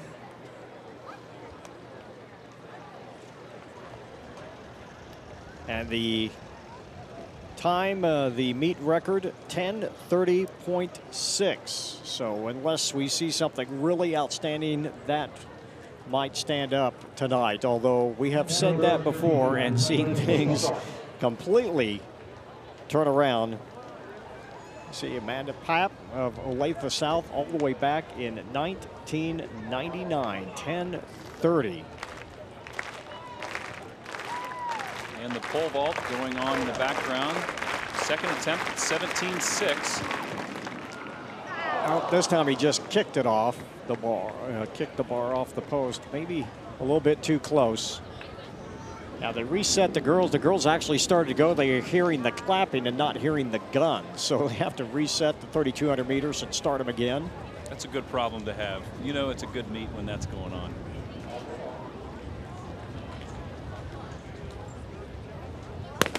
Hour away, held them for a long time for a 2-mile run, but they're underway. No tripping on that one, though there were probably more than double the runners than we had 800, 1600. So nice to see that race getting off to a clean start. Everybody is away. Hopefully they can blend in. This is the Dan Ryan of track meets right here, the Dan Ryan Freeway that gets crowded in a hurry. This is a big pack of runners, 36, and again there'll be 37 tentatively in the boys race. And again, we've talked about some magic numbers and some magic barriers, and there is a number in that race that could be in jeopardy. We'll talk more about that, and we'll wait and see if indeed the field is as we expect it to be. We will not get ahead of ourselves. Not a big surprise. We have some Olathe West runners who are high on the seat times coming in. Kaylin Willingham, Paige Baker, and Colby Brown all in the top 10. Oh, and a trip there. They're not really going out real quick right now. This is pretty casual here at the front. You see Anjali Hawker Singh. She is in that pack, surrounded by a group of runners. Her younger sister ran the 300 intermediates earlier today. Nice to see her back on the track. Hopefully she can stay healthy for a while. She has got a good future in running. Looks so bright her freshman year or sophomore year, just about missed everything. And then had a pretty decent cross-country season, but then has been hurting a little bit again. She decided to hang out a little bit on the outside there, not get mixed up with the inside runners. Now, I've wondered this, and Rod, you could probably expand on it, but if you stay outside too long, when you add it up, you're running a lot of extra distance. You are running extra distance. Right now, the big difference in this race is that the pace is quite relaxed. So when this starts getting more serious, then yes, you're going to want to try to get yourself a little bit closer to the inside lane. As you see Hawker Singh now resting comfortably in second place, settling in the inside lane.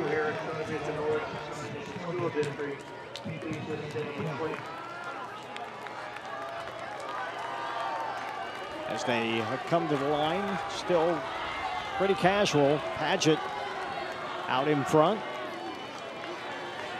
2:49.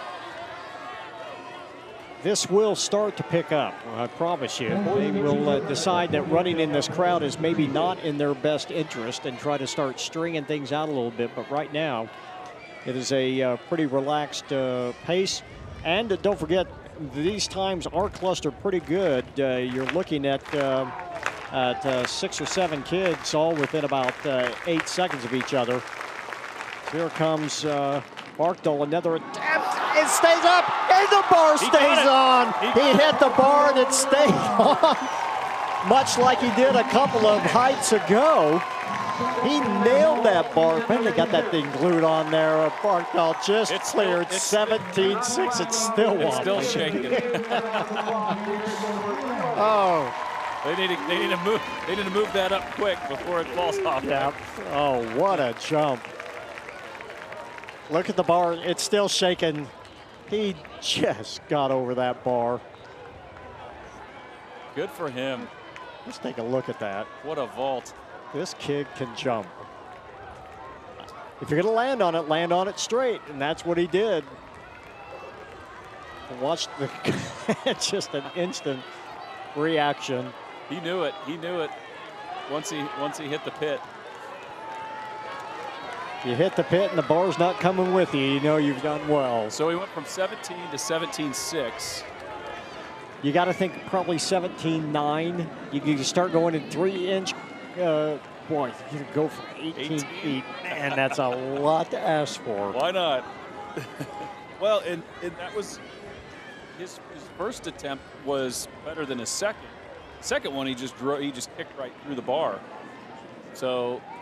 But you know, he cleared 17 by he did. You're right. Half an acre. Yeah. So you had to think 17.6 certainly was possible. See Paget still out in front. Well, we'll wait to see the card. The girl that's walking around with the height. Willingham. Where are we going to go? Okay, so we just got word that's the second best vault in the country for high school. How about that? We have just not seen anything like that in a long, long time in Kansas. Remember Rob Lytle and all those guys back in the 70s and the early 80s that just pole vaulted so well here in Kansas. There was just a rash of great jumpers back then. And then it just really kind of fell off. You didn't see a whole lot of it, but that is definitely the real deal. Second best jump in the country. You're getting up to some Scott Huffman heights there. Yeah. The Huffman roll.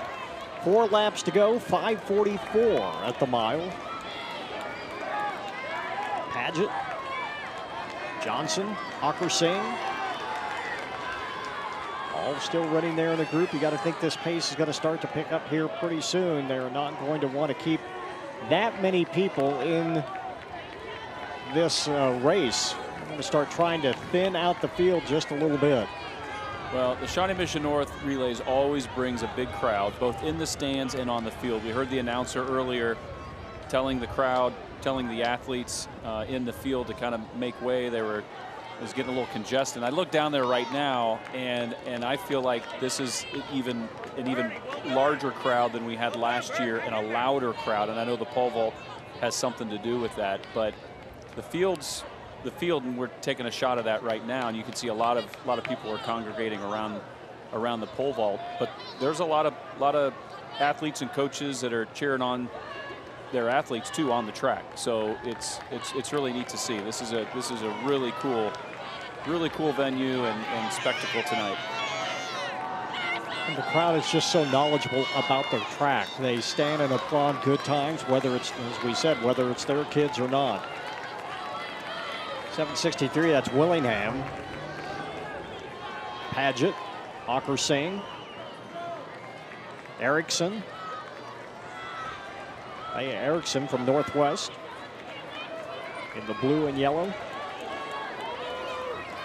Everybody's still looking pretty relaxed. 17-10. Putting a little bit more of a surge on now. You see it is going to be 17-10, so he's going up 4 inches.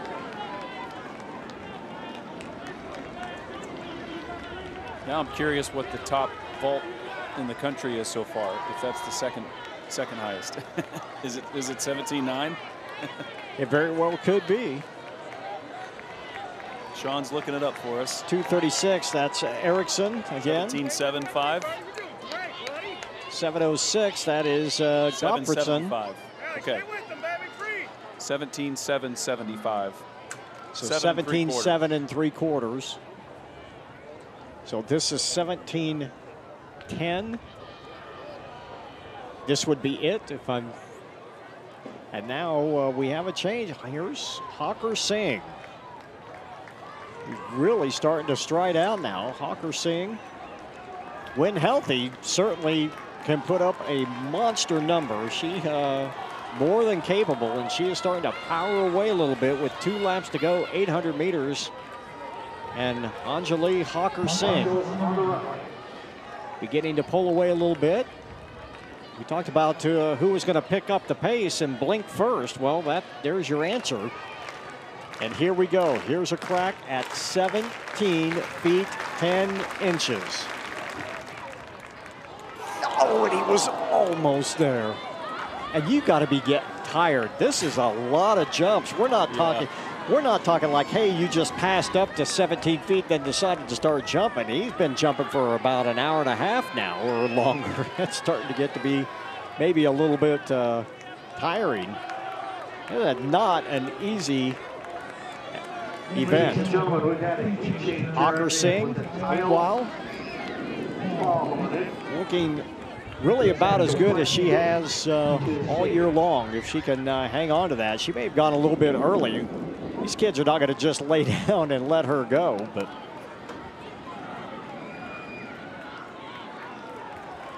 you can tell she's really working on her stride right now, trying to stay relaxed, keeping those arms and legs pumping. Does run with her hands open.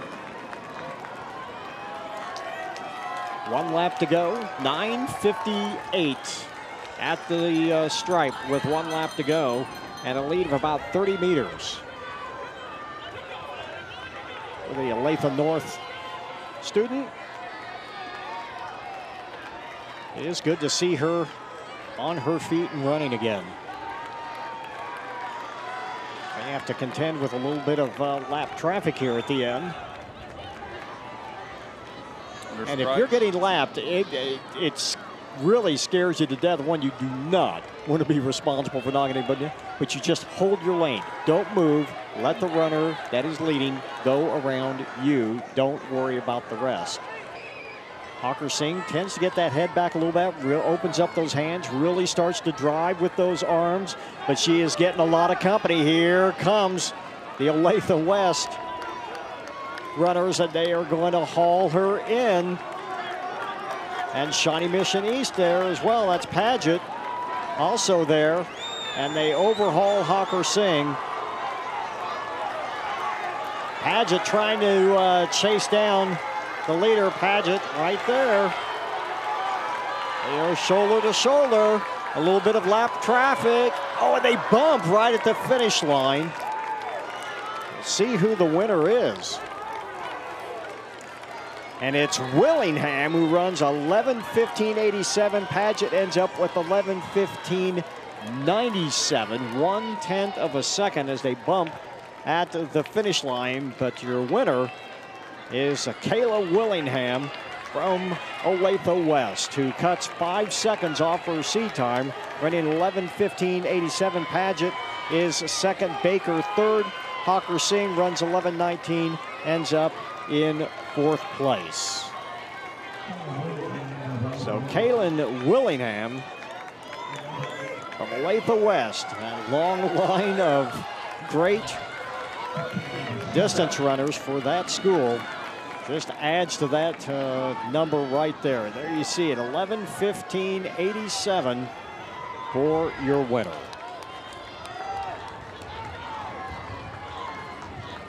Here's the finish here. And Paget, trying to edge her out. Great finish by the two of them.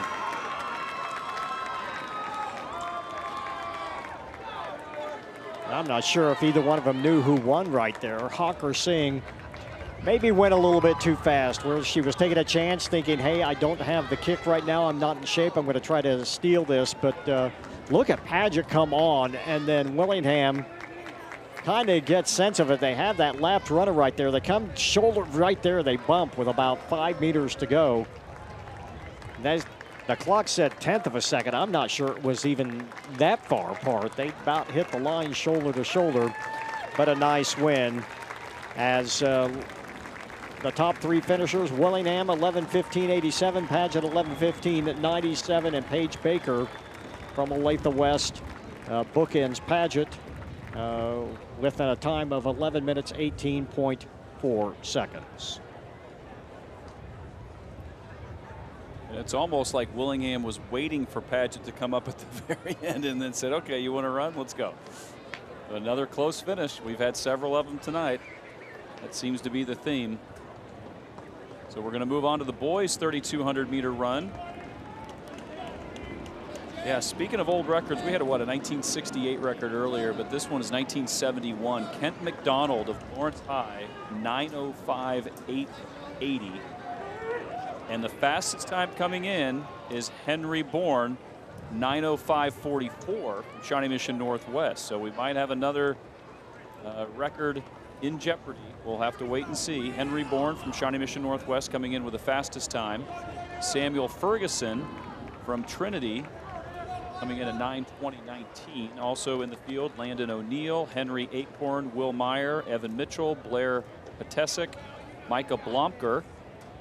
Second in the state last year, Eli Gilmore, Pravhav Pagdalala, Blake Wohler, Max Larson, Bennett Mioli, Gunnar Hornig, C.J. Meyer, Jonathan Purvis, Crew Bueller, Tyler Burns, Micah Paschke, Nick Colonzo, Tanner Olbrich, Joshua Fulmer, Andrew Hardigan, Brock Olson, Justin Waldron, Michael Bianco, Zach Hansen-Terry, Jonah Fry, Ray Cosgy, Braxton Thiel, Gabriel O'Neilio, Ethan Ochana, Andrew Cooper, William Norris, Diego Rojas, Noah Stanton, and Logan Montgomery. Let's go trackside. Here's Dion. I'm here with Olathe West, Kaylin Willingham, and tell me this. This is some guys, 800, 1600, you guys were all dominating all match long. And I know that you're a great cross-country team, so that's right there. So that's got to feel good getting this one. It's been really cool. That was a fun race. I liked the competition, and yeah. Right there at the end, she kind of put a push on you. Yeah. Did you kind of feel her coming up on the side? I did, and I heard the whole crowd yelling, and I was like, oh, I gotta go. So, yeah. How do you feel like your season's going so far? I feel like it's going really good. I PR'd twice today, so I'm feeling really good about the rest of the season. So, yes. All right, congratulations. Thank you. There you see Arkdahl. And I wonder if he was happy with the distance that the bar, now when you pole vault, you can move the standard back and forth to where you like it. And I don't know, he looked back sharply like maybe it wasn't where he thought it would be or where he wanted it to be. They can move the standards that hold the pole, the crossbar up, back and forth, depending on the type of angle of attack you want to go to the bar. As we get ready for the boys' 3,200 meter run. Clay Shively, nope, he's not in it. He has the fastest time in the state at a rather absurd 8 minutes and 50 seconds.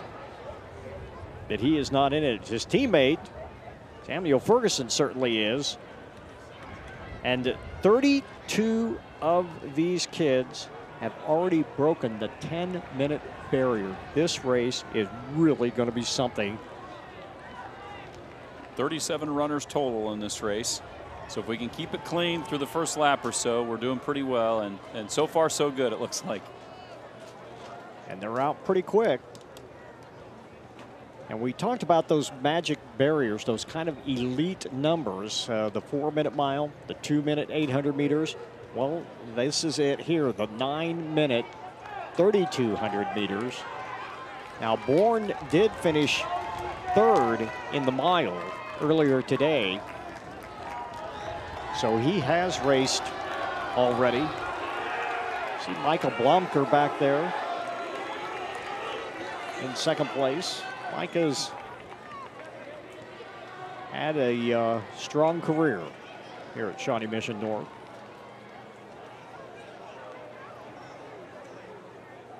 Now they really start to pick up the pace. Watch the field start to really string out now.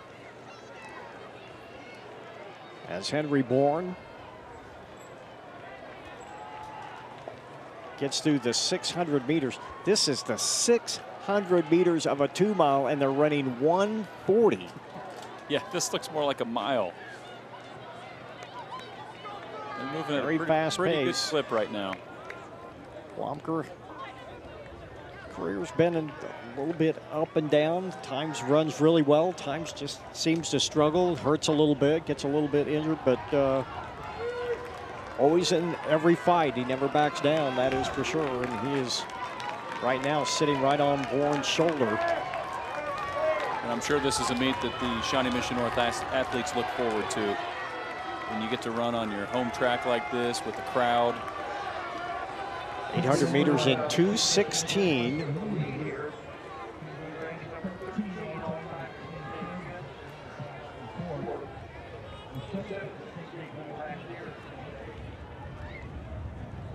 Nice shot of the moon up there.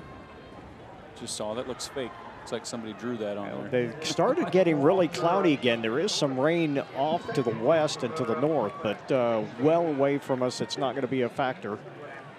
And looking at the flag, looks like the wind's picked back up a little bit. It was all the way down and not moving much at all, and now it's starting to pick back up.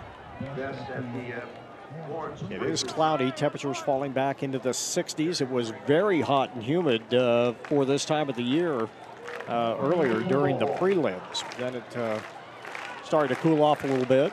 Final attempt for the pole vault at 17:10. Barkdahl. Oh, it didn't stay on this time. He just almost could not do it. And the crowd standing, giving him a standing ovation, and it is so well deserved. That young man has just jumped himself into the history books here this evening. Bryce Barkdahl from Andover Central High School wins the pole vault in 17:6. Last attempt, and like some of the others he made, brushes it, look at it, jump off the standard and then come down. What a he is going to be reaction. tired. He's not going to be able to pick up his arms when this is over with. That has been a lot of jumping. I hope he takes a couple days off. He deserves it. I hope it doesn't hurt him for later on in the year. In all seriousness, wow, that was a lot of jumping. Pretty safe to say those heights would probably win state, right? Oh, yeah. Well, you got to remember, he had company up to 16 feet. He wasn't alone. Yeah. I think that's Scott Huffman in the white hat. I'm almost positive in the black shirt right there. It very well could be. I haven't talked to Scott in a while. It's probably been 5 or 6 years, but great athlete, great person. He would work out. He worked out with us at KU indoor. I remember when we practiced at Anschutz, he was in there because he was getting ready for the Olympics in '94 and '96. He competed. He told me once I should try the pole vault, and I said, no, I'm not crazy enough for that. I'm not that daring. Let's go trackside. Here's Dion Clisso.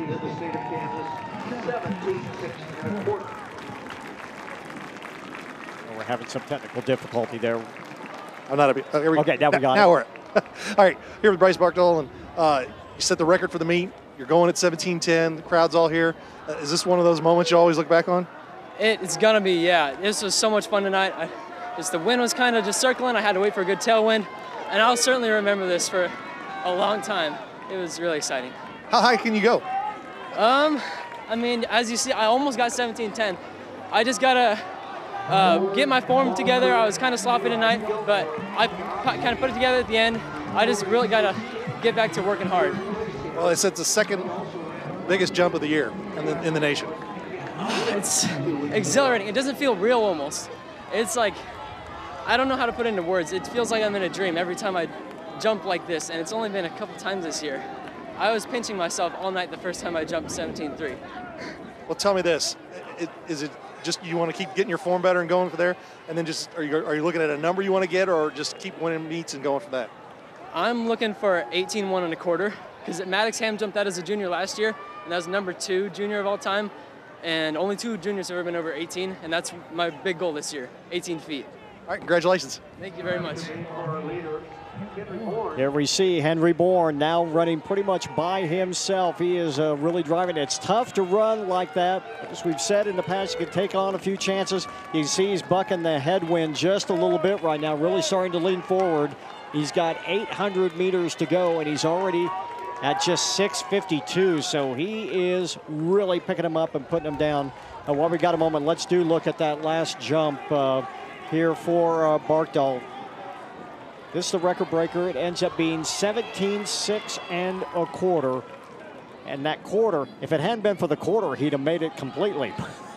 That was it. You see, instant celebration right there. And then just cannot get 60-10. Yep. Oh, he just catches it on the way down, but what an effort. You see Henry Bourne starting to labor a little bit now.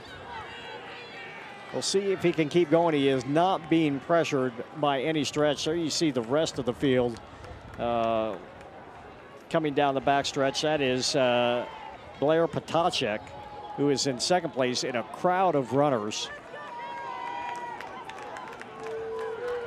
So Bourne with 1 lap to go. He's at 7:56. It is going to be awful tough to break 9 minutes. It's not going to happen. But he's still going to run an outstanding time, and it's hard to do that when you're running by yourself. There's the rest of the crowd coming in. Micah Blomker has fallen back. In fact, we don't see him. I'm not sure if he did not pull off. Micah might have just decided to stop. He was running awful hard. We don't see him on the track right now. We hope he is not injured or something bad has happened. We have been watching the pole vault and some of the other events right now. But 200 meters to go for Henry Bourne, and this may be one where you just say, you know what, this is good enough. We're just going to bring it home and try for a bigger fight a little bit later. The wind kind of came up and made it a little bit tough. It had been calm, but breeze blowing hard. He is a little bit void of any competition in this race, as Houghton and Shively not running today. So Henry Bourne, Shawnee Mission Northwest. Very smooth towards the end. And he will win it in 9:15. And finishing in second place, that is Potacek. And a very good time of 9:19. Acorn in 9:19 as well. Gilmore 9:21. And you'll see a lot of sub-10s here before this is over, as they continue to file in. Blanco, a 9:24.47. That is good enough for 5th place. There you see your winner of the boys' 3,200 meter run. And it is Henry Bourne.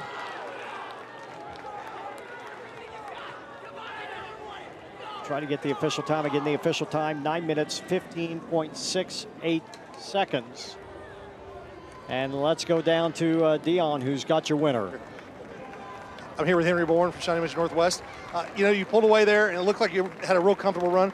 Is that kind of one of those just turn it over, get through it, and put up a decent time and go on with your day? Yeah, tough competition. I wanted to get the win. Yeah, it felt good. On a day like this when it's a little windy, the wind has picked up in the last hour or so. How hard was that coming down those stretches when that wind's hitting you? I honestly didn't feel it too much. It wasn't that bad. I mean, it's better than most days out here in Kansas. I was going to say, it could be cold too, couldn't it? Yeah. Well, congratulations. Thank you so much. There's your winner, Henry Bourne from Shawnee Mission Northwest, coming away with the win. When we come back, it's the 4x400 meter relays as we hit the home stretch of our coverage of the Shawnee Mission North relays. We'll be back after this.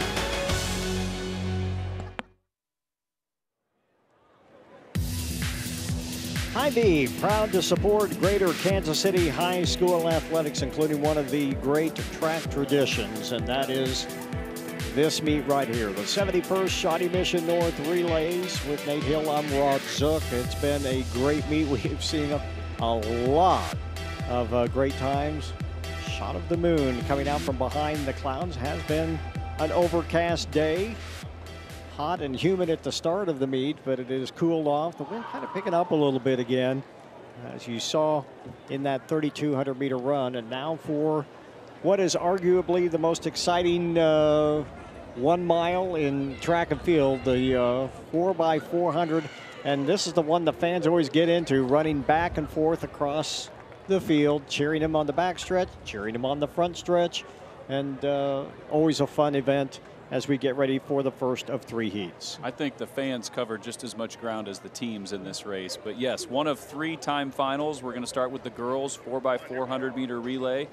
In lane 1 in the first heat was to be Blue Valley Northwest. It looks like they are a scratch. Lane 2, Shawnee Mission West. Lane 3, Basehor Linwood. In lane 4, St. Teresa's Academy coming in with the fastest time in this heat of 4:19.97. Shawnee Mission North in lane 5.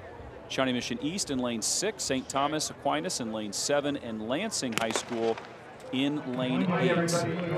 First leg runners will run in their lanes all the way. They'll hand off to the second leg runners who will run in their lanes for the first 100 meters, and then they'll cut in on the back stretch. So all of these runners will run in their lanes, and it's kind of difficult to see who's in the lead until they get around to probably the 300 meter mark. We'll have a better idea then. It looks like early on, though, St. Thomas Aquinas out in lane 7. They've made up the stagger on Lansing in lane 8. And in lane 2, that is Shawnee Mission West. There's one thing about this. It's the second leg where just it all breaks loose, because they if you're in lane 2, 3, and 4, you see those kids out there in 5, 6, 7, and 8, and you're like, I have got to go after these people, especially when you see them making up the stagger. And this is where you just let her rip and run just as hard as you can, of course, with a little bit of common sense. So Shawnee Mission North handing off first. And that's how you can tell who's in the lead, who hands off first in that first exchange, and that's what happens. So here's the second leg runner. So they are in lane 5, and you will see her start to cut in. And that is Brenna Murphy running the second leg for Shawnee Mission North, the home team. St. Thomas Aquinas behind them, cutting in, and ahead of St. Thomas Aquinas looks to be Lansing High School. So Shawnee Mission North with the lead, second leg, but now they are being passed.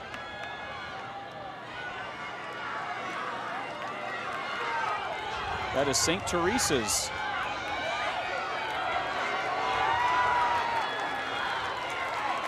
And that is Campbell.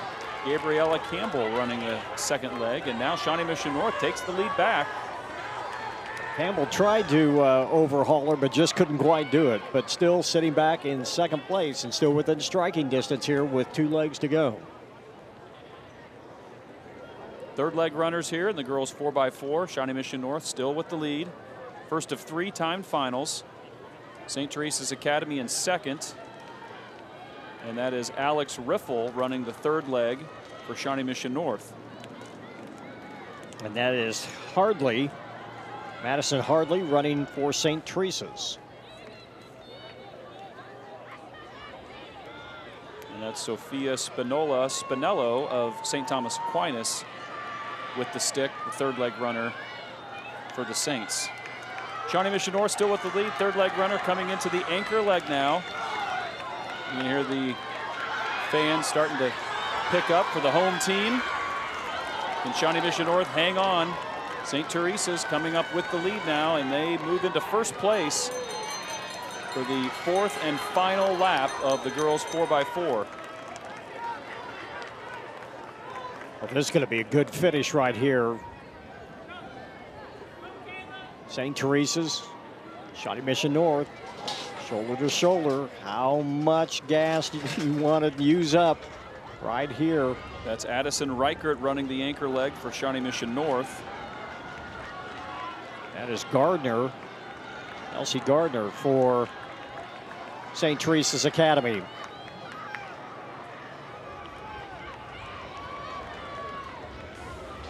And Shawnee Mission North around the top.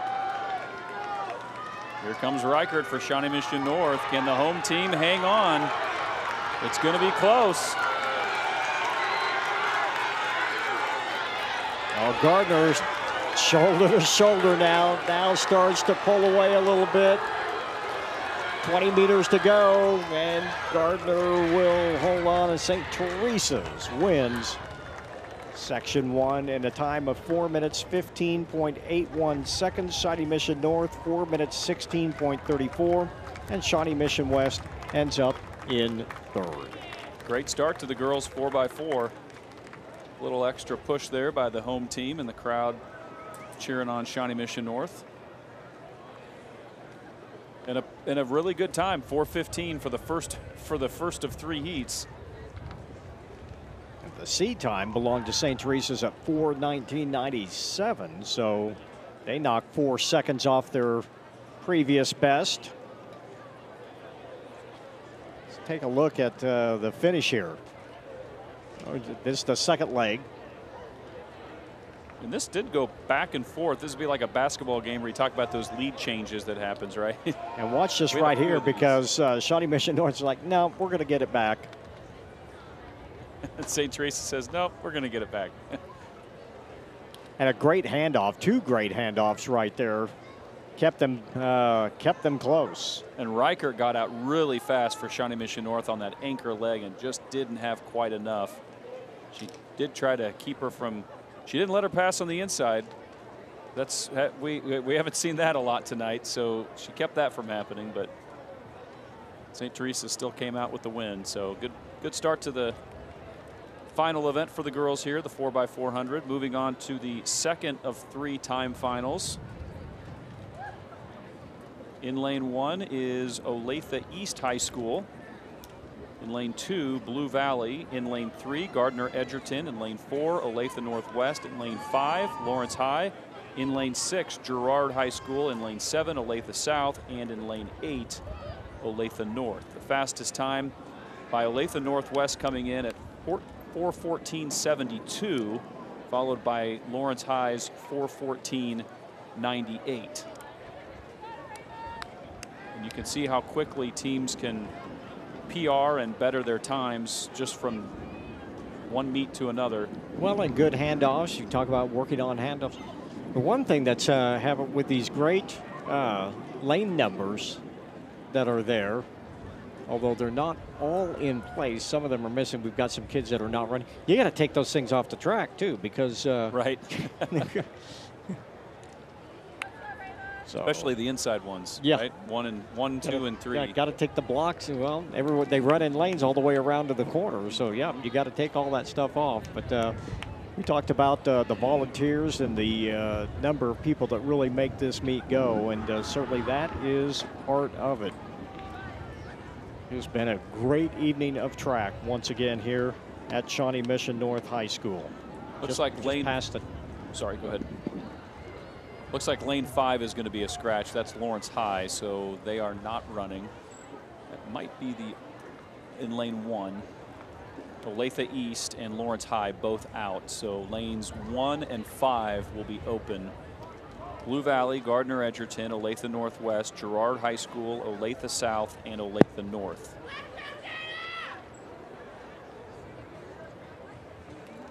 A bit of a delay right here. You know, it is reasonably warm. The breeze still just chills you down when you've been warming up and you start perspiring a little bit and getting ready to go. And then this breeze just about takes it right out of you. So hopefully they're going to get them going here pretty quick.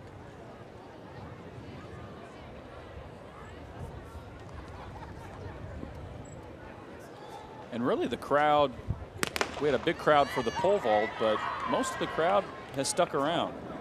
And we do have 3 heats of the girls 4x4, and I think we have 3 of the boys too. So still have a lot of runners to go. So it's nice to see the crowd sticking around here for these final events. Section 2 of the 4x400 meters. That is Olathe North, the outside. A little bit on the inside lane there. Coming up on the inside. Looks like that's Gardner Edgerton. Check that. That is lane 4. That is Olathe Northwest. So Olathe Northwest looking very strong. Looks like they will get the handoff away first. And they do. And the second leg underway here. We'll get the names and the numbers for you as they come around and start to blend in here. Again, they will run in the first lane from here on out once they get around this corner. We talked about that second leg. Of all the orders I've run in the 4x4, I think second was my favorite because that cutting in was a lot of fun. There's a little bit more incentive there to get around that curve as fast as you can and start cutting in. That is Avery Whitman running well. I think now everybody getting back into lane 1. And sometimes you don't realize that you're not running in the first lane because you're just trying so hard. Until you're at the 200-meter mark, and then you realize everybody else is lane 1 and you're not. It's time to move in.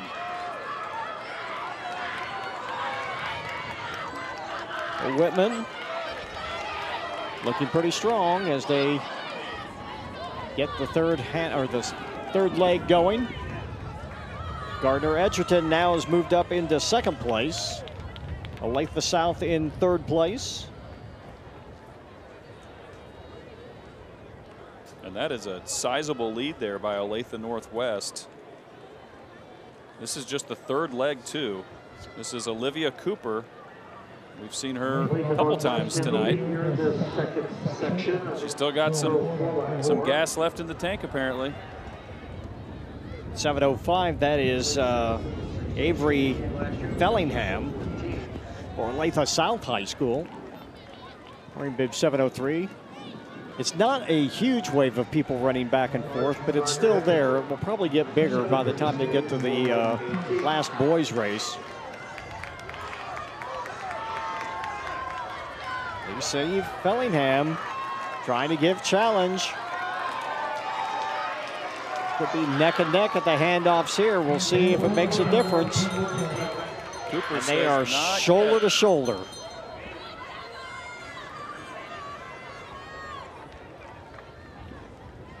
Northwest getting out in front.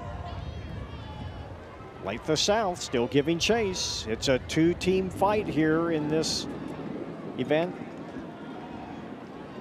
6:77. That is Primavera. We've seen her already tonight. 7:14. That's Tetley, Adriana Tetley,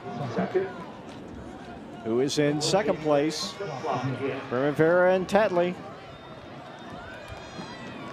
Olathe North has moved into third place with a strong third leg. Primavera and Tetley. And now Tetley starts to power away a little bit, putting some distance ahead of Primavera and hits the line in a very nice 4 minutes and 10 seconds. We'll get the official time. Olathe North ends up in third. Blue Valley is in fourth place. So Olathe South 409.98, Olathe Northwest 411.12, Olathe North 413. Blue Valley ends up in 4th place, a time of 4 minutes 15 seconds, and Gardner Edgerton in 5th at a time of 4:17. Let's take a look at this race again, Nate. And this was a nice cut in there by the second leg runners. A pretty good sized lead there.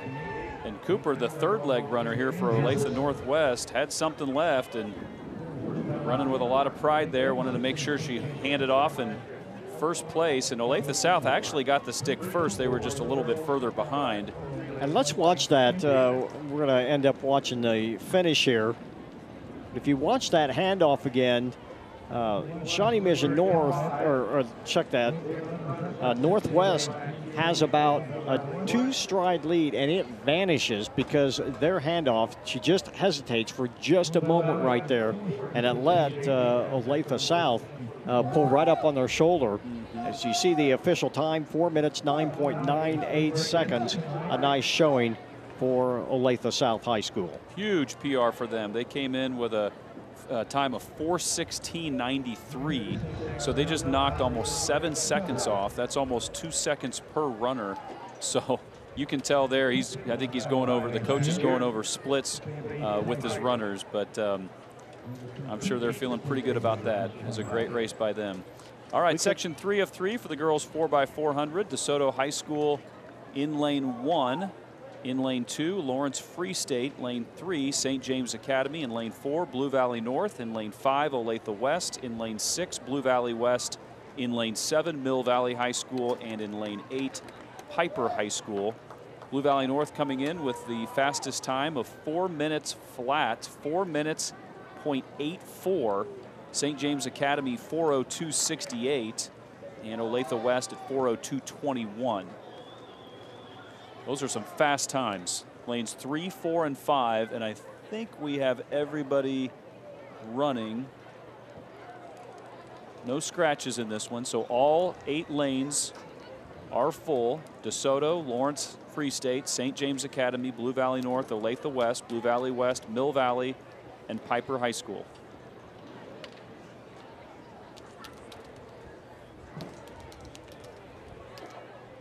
A little bit slow getting everybody settled in. Now we're ready to go. Boy, he holds them for a long time. That was going to be agonizing.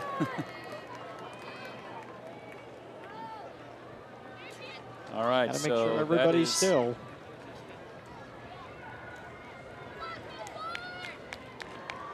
Blue Valley North in lane 4, and that's St. James Academy in 3, already making up the stagger.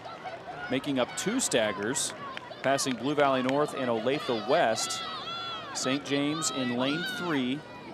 On the outside is Blue Valley West, Mill Valley outside of them, and Piper in lane 8. But right now it's St. James Academy with the early lead in lane 3. She has made up almost all the staggers in the first 300. And a strong first leg by St. James Academy. And she hang on. Here come the first handoffs to the second leg runners. They'll run in their lanes for the first 100, and then they'll cut in. St. James with the first handoff. Not far behind them is Blue Valley West and Blue Valley North.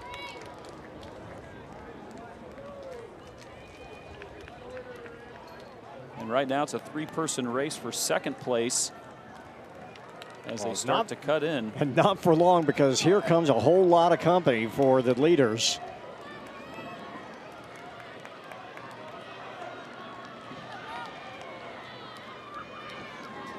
And that is Kate Miller of Olathe West running the second leg with a strong leg here to take about a 5-meter lead. Coming around the second turn down the home stretch.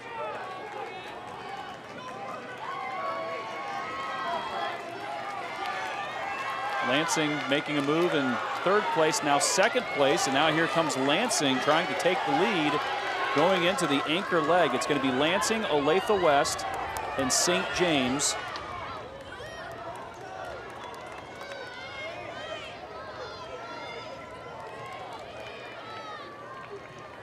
is actually, I believe, that is Blue Valley West in the lead. 3:02. That is Gwen Rembolt running the anchor leg. It's actually St. one more James leg. is This is the coming third up. leg. Third leg, sorry. I don't want this race to be over. No, I'll let it's you know. fun. This is Phelps now, Leah Phelps, who has taken the lead for St. James. West is back into second place now. Olathe West now back into first place with just 400 meters to go now. Now it's the anchor leg. And we've seen some of these runners before. And this is Karis Robinson. Karis Robinson. We've said her name a few times tonight. Isn't it great when you have an 800-meter runner with 400-meter speed? We talked about her turnover in the 800, that long stride. Boy, she can keep herself low, you know, not get too tall, not get too stretched out. 265, check that, that's Beatrice Wiley in 10:65 for St. James. Is being challenged now, but right now, Karis Robinson pulling away. Up into second place now. That is Blue Valley North in second place now. That's Delia Gregory for Blue Valley North running the anchor leg. But it's said just her name too a few times, but it's Robinson hanging on for Olathe West with the win. Oh, and they break the 4-minute barrier. 3:59.92. Blue Valley North at 4 minutes, .87, and St. James Academy settles for third place at 4:02.48. Blue Valley West at 4:08.03, and Mill Valley at 4:09.82. Those are some great times in the girls' 4x400 meter run. You kind of look at Olathe West, and depending on what their regionals are like, state could be very interesting for that group if they celebrate another nice win. Let's take a look at a replay of this. You see the Olathe West Owls, 3:59.92. I think Olathe West and Blue Valley North, there's probably a good chance they're going to face each other again at state. And a strong run by the Owls there. And there's Blue Valley West. Blue Valley West just really had a great second leg there, getting themselves back in the fight, but just could not hang on to it. At the end, it was Olathe West and St. James Academy starting to haul them in. They're in the third leg, and then the fourth leg, it was just no doubt. Again, Olathe West just really showing some incredible running from their middle distance kids. Karis Robinson makes it look really easy, doesn't she? And this is, you're talking a lot of racing tonight. Those races are not easy. The 400 and the 800, as you know, just really, really take your legs out from underneath you. So, top three finishers, the West Owls, again, 3:59.92. Blue Valley North, a 4 minute, .87 seconds at St. James Academy. The Thunder running 4 minutes, 2.48 seconds. As we are underway here in the 4x4, a lot of scratches. Well, just 3 teams on it, on the list. One of them has scratched. It looks like Ottawa and Shawnee Mission West. Lawrence High School did not decide to run in this. And this is the first of 4 timed finals in the 4x400 meter run. Lawrence High girls also scratched in the 4x4 as well. So both Lawrence High teams are not running in the 4x4. I was trying to find the record for the girls 4x4. I'm not sure if we said what that was. I have to believe that Olathe West time is got to be fairly close. You see the first handoffs. The meet record here was set all the way back in 1977 by Kansas City Wyandotte. 3 minutes and 20 seconds flat. Okay, the girls' record was 3:57.44, set by Leavenworth back in 2007. We'd like to remind So everybody again, a little bit off that, but not too far. They weren't too far away from that. They may get there if they find a nice day, void of wind and anything else, and great competition. They may very well find that.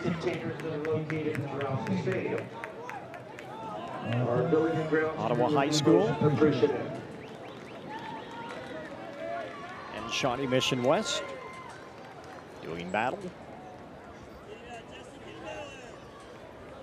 to get the next handoff. 2 legs to go. That's Jesse Brown running, taking the stick for Ottawa. Jumping out to a pretty big lead here.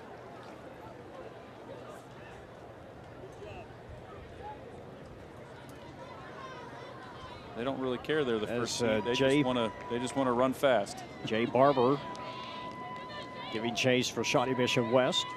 Again, this could be a new relay. You have no idea what is in store. If you just put this group of guys together, you don't have a seat time, or you have a seat time that may not be representative of what you can do. You can see some surprises, but one more leg to go.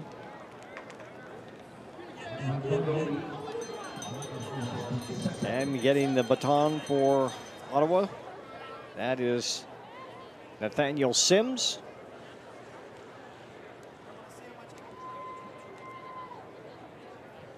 Shawnee Mission West not giving up quite yet. Their anchor is going to make the most of this. And Shawnee Mission West, that is a runner that's that is not on the list. So we will try to get that for you. You were just saying sometimes there are new runners, and we have one right here. So, but it looks like Sims is going to try to hold him off for Ottawa. And that is actually Ryan Rowlett, who is giving chase and maybe spent a little bit too much energy trying to catch up. And Ottawa ends up winning this abbreviated field in the 4x400 meter relay. And still 3 more heats to go, and the times, as we said, as always, start getting faster as you start getting closer to the end. But right now it looks like the meet record not in any kind of jeopardy here at the moment. Let's take a replay of this first heat. And at least it wasn't just one team, right? I mean, we talked about 2 teams. It was supposed to be 3. It ended up being 2. I'm glad there were at least a couple teams out there that could compete against each other. But Ottawa ran a strong 4 strong legs there. And that's when you it's good practice. It's a good challenge when you're out there by yourself like that. They did have some competition back and forth for a while, but Ottawa hung on for the lead. In the first of 4 of the boys 4x400. Section 2 coming up now. It looks like we'll see if everybody shows or if we have any scratches, but so far it looks pretty good. Lane 1, Gardner Edgerton. Lane 2, Blue Valley. Lane 3, Olathe South. Free State's in lane 4, Olathe East in lane 5, Blue Valley Southwest in 6, Olathe Northwest in 7, and Piper rounding it out in lane 8. Fastest time in this heat is coming from Lawrence Free State at 3:31.13.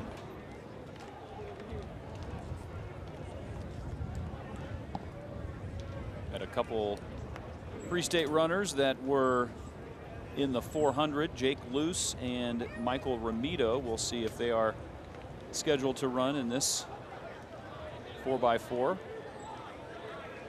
Second of 4 heats with 2 more heats to go and 8 lanes, 8 competitors, 8 teams in both of those as well. So this is definitely one of the more popular races of the meet. Sometimes you'll see some scratches due to injuries or you know, just depending on how the runners did through the competition. Even though this is a big meet, the teams have league coming up next week, region followed by regionals and then state. So when you get later in the meet like this, if you know you start getting muscles that are kind of pulled or just kind of iffy, not sure, probably better not to take a chance rest your athletes and make sure they're ready for league. Even though the competition at league may not be, and oftentimes is not as strong as it is at a meet like this, there's a lot of pride for those league meets, and being a league champion is always a pretty big deal. So you want to make sure you have everybody healthy if you can. And state will be coming up in just a few weeks, actually about a month away. So it looks like all 8 lanes are going to be filled up in this second of 4 of the boys 4x400 meter relay. First leg's getting in the blocks now. They'll have a little bit of a headwind on the first turn. They'll get a little tailwind on the second turn, not very long though. And they are off in the second heat. That is Blue Valley in lane 2 with an early lead, almost making up the stagger on Olathe South already. Lawrence Free State out in lane 6 in the green on green. And Blue Valley Southwest in lane 6, Lawrence Free State in lane 4. They look a lot alike. They both have green. And you put Basehor Linwood and throw DeSoto in there, and you got 4 teams with green. But thankfully, there's only 2 in this one. Olathe Northwest out in lane 7 with a good start for the first leg right here. And here comes Blue Valley in lane 2. First handoffs are coming up. And it's actually Blue Valley with the first handoff in lane 2. And Olathe Northwest out in lane 7. These runners will run in their lane for the first 100 meters, and then they'll cut in. And Blue Valley, the Tigers, with a huge lead on the second leg.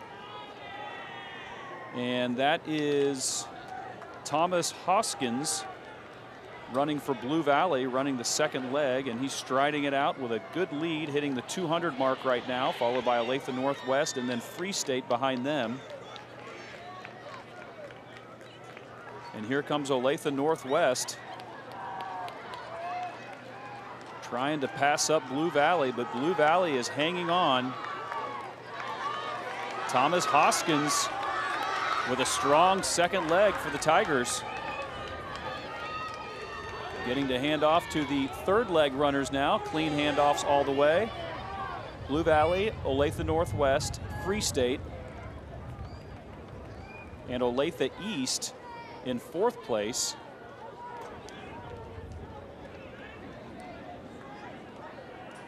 Blue Valley in control. That's Hayden Ward running the third leg for the Tigers. Lawrence Free State going the outside route, trying to pass up Northwest, and they do. That was Elijah Sabatini for the Firebirds. And Sabatini coming around the second curve, trying to overtake Blue Valley, but it's too large of a lead here, at least for the third leg. But here comes Sabatini, and he's closing. I spoke too soon. Anchor leg now, Blue Valley and Lawrence Free State, and we got a battle. 3 strong legs by the Tigers. Huge lead by the second leg runner. Just enough to hang on to give the anchor a lead, but here comes Lawrence Free State. And that is Michael Ramito running the anchor leg for Free State. Michael Ramito anchoring for Free State. Ran in the 400 meters earlier today. And here comes Blue Valley. And this could be close. Can Free State hang on to the lead? Neck and neck. Oh, that is too close to call. Rod, what do you think? It is shoulder to shoulder, that is for sure. We'll see where they come across in the official time. Blue Valley 3:27.63. Lawrence Free State 3:27.66. 3/100ths of a second. That's about a shoulder. Well, they both bettered their seed time by about 4 seconds. Take a look at that finish again here in a moment. There's a start of the race. By the way, Olathe Northwest ends up in 3rd, Olathe East in 4th. Blue Valley had the first handoff, and you could see the second leg runner tore out of there really fast. was able to hang on and hand off in the lead to the third leg runner. And Olathe Northwest was in second at the time, and then Free State came back here. Sabatini running the third leg. And Ramiro actually got it in second, took the lead, and then Blue Valley took it back at the very end.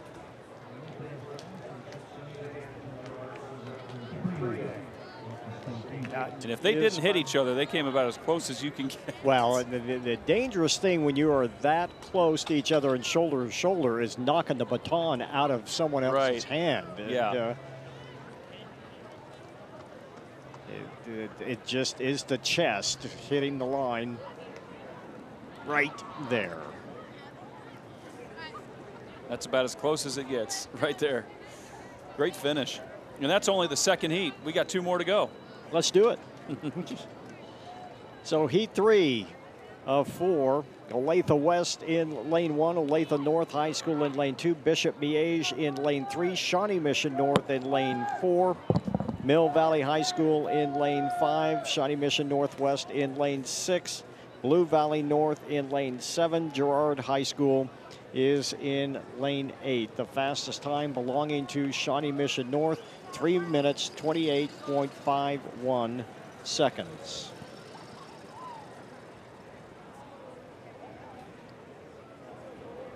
And I think we have a scratch. Bishop Miege is not going to run.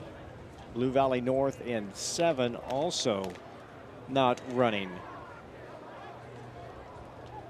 So a couple of scratches. Still a good field. We are ready to go here in heat 3 or section 3 of 4.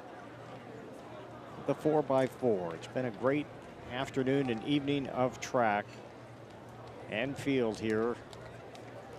Or if you're in Europe, anywhere else in the world, it's called athletics.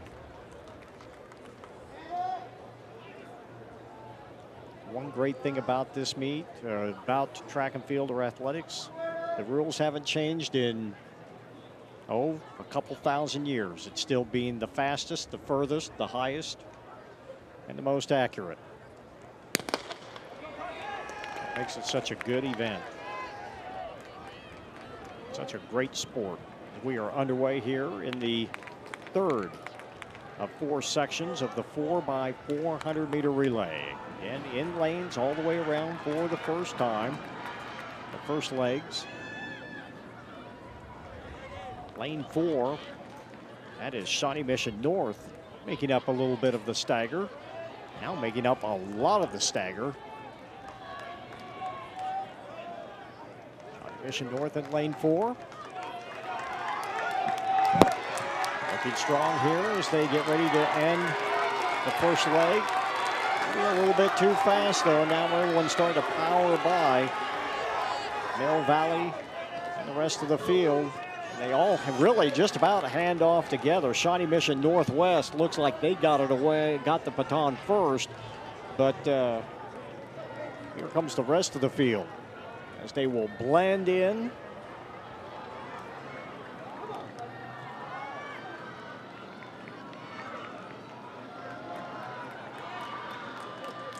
That is Mill Valley out in front. Mill Valley. That is Carter Klein now being overhauled, and now here comes Shawnee Mission North back towards the front. Shawnee Mission North now in first place. Mill Valley falling back to 3rd. Northwest is in 2nd.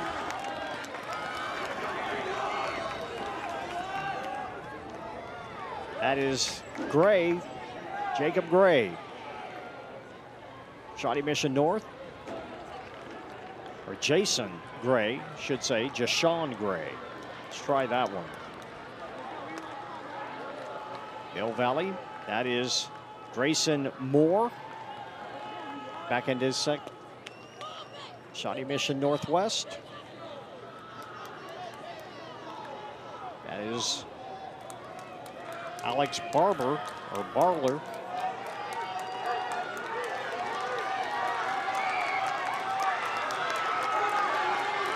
Shawnee Mission North still out in front. 1 leg to go. Shawnee Mission North still in first. They make the exchange at about 2:35.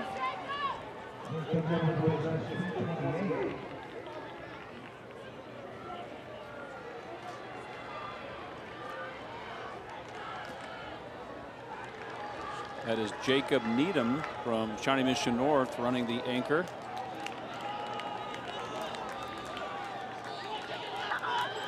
That is Richardson from Olathe West. And they're all giving chase to Shawnee Mission North. It's going to be another good finish. We've seen a lot of them tonight. And look at, oh, we have an injury. Everybody hits the line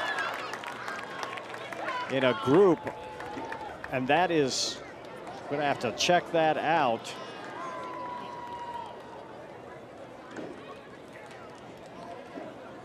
One runner pulling up lame, and that could have been Nen Matlock at Mill Valley,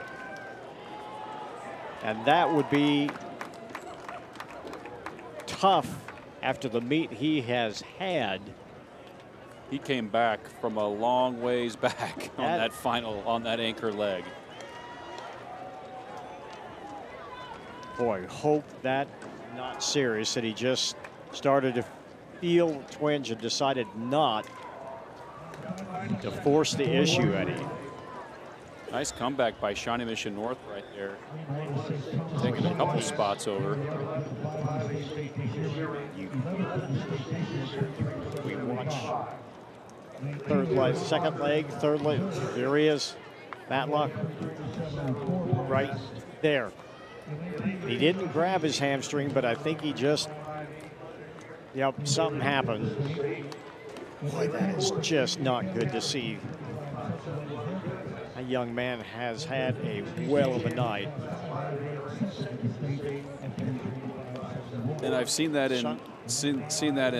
at meets before in races, especially in the relay, where you have a team that, you know, has an okay time, but then you have an all-star on there who will bring the team back, you know, bring them back into it. But that's a lot. That's a lot to ask for.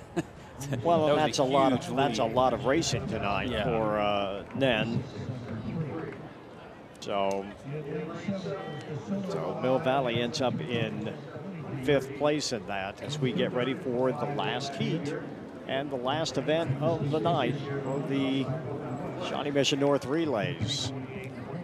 St. Thomas Aquinas will kick things off in lane 1, Rockhurst in lane 2, Shawnee Mission East in 3, St. James Academy in lane 4, Lansing in 5, Basehor Linwood in lane 6, DeSoto in lane 7, and Blue Valley West in 8. St. James Academy, your 5A state champions last year. They ran a time of 3:24.55. All 4 runners are back this year. Now, whether they're all running tonight, we'll just have to wait and see, but they are your 5A state champions, and they're also coming in with the fastest time, barely, at 3:25.71. Lansing right behind them at 3:25.73. This could be a really close race if these seed times play out or anything close to them. And of course, Shawnee Mission East in lane 3, they have clocked a 3:25.83. So certainly you got to think they are in the equation as well. Will we see Wyatt Houghton? He's listed as a possible runner. We'll have to wait and see. Would be fun to watch. When you run the mile, and then the 4x4. That's a good combo. Maybe that's why he didn't run the 8, right? He was saving himself for the 4x4. There's just a matter, a young man deciding that one race was enough tonight with so much other things coming up later. One thing about this meet, sorry, didn't mean to. No, it's okay. That sometimes you don't want to take the chance this late. There are 3 very big meets coming up in succession here. You know, league, regionals, and of course, state. Sometimes maybe you don't want to run too much in a meet. Well, not only is Houghton not running, but Shawnee Mission East as a team is not running. They're a scratch in lane 3. St. James Academy out to the early lead, it looks like, in lane 4. And then Rockhurst, Brendan Kerr. And Rockhurst, we mentioned his name already tonight. Yeah, and Rockhurst, they're known for not using starting blocks, but it doesn't seem to hurt them. So we got the headband going for St. James right now. They are easy to spot in lane 4. Pretty clean handoff there. Their second leg runner almost ran outside their lane, but he managed to stay in. So St. James with the lead, Rockhurst in lane 2, and they're in second, and now it looks like it's a fight for third between Blue Valley West and Lansing. And that is John Jacobson for the Thunder with the lead. Second leg runner here for St. James. Best time in the state this year, 4x4. I think that might be 62 by Topeka 8. Blue Valley West coming up in second. St. James still looking very, very strong here with just a couple of runners to go. A little bit of a tangle up there in the handoff in second and third place.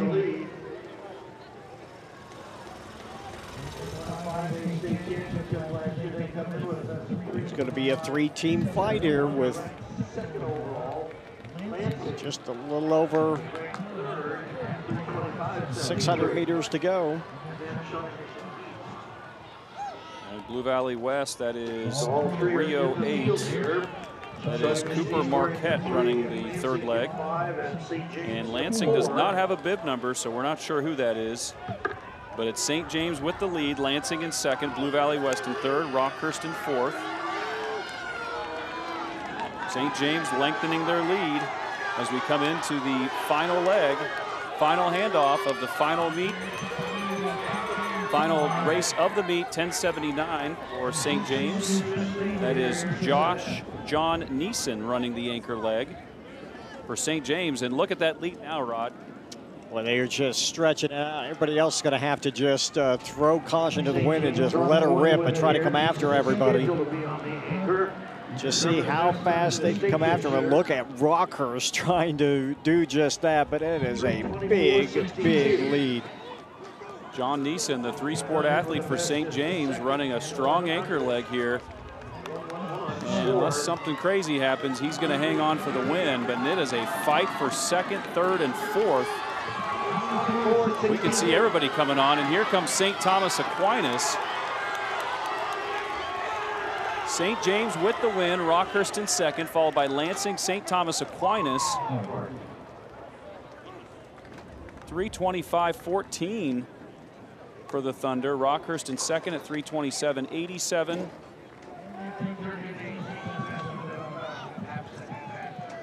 Blue Valley West at 3:28.19.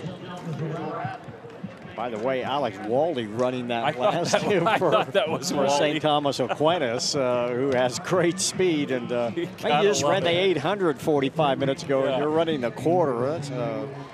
That's usually what you do during the preseason workouts. I don't know if anybody has more fun than an 800-meter runner who gets to run the anchor leg on a 4x4, yeah, right? Exactly. It's like this is only going to hurt for about 50 seconds instead of a minute. Right. Second, so. And all the sprinters are jealous because he's barely breathing. Let's go down to Dion Clisso with the winning 4x4.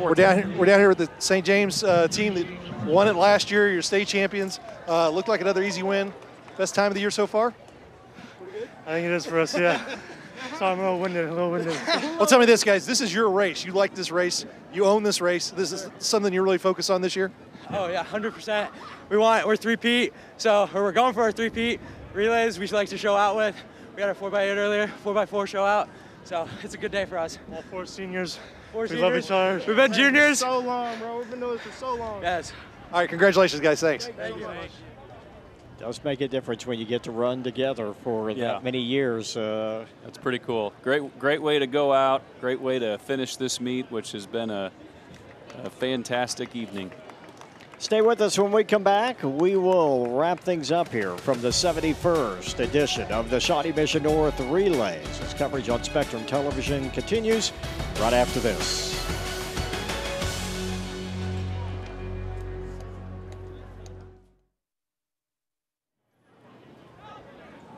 St. James Academy winning the boys 4x400 meter relay at a time of 3 minutes 25.14 seconds. Rockhurst, the Hawklets next at 3:27.87, and the Jaguars of Blue Valley West at 3:28.19. Wraps things up from what has been another great Shawnee Mission North relays. Let's take a check of some of the field events. Girls high jump, Paige Platt, 5 feet 5 inches. Caitlin Orozco in second place in the girls pole vault. McKenna Payne winning with a jump of 11 feet 6 inches, winning that on misses.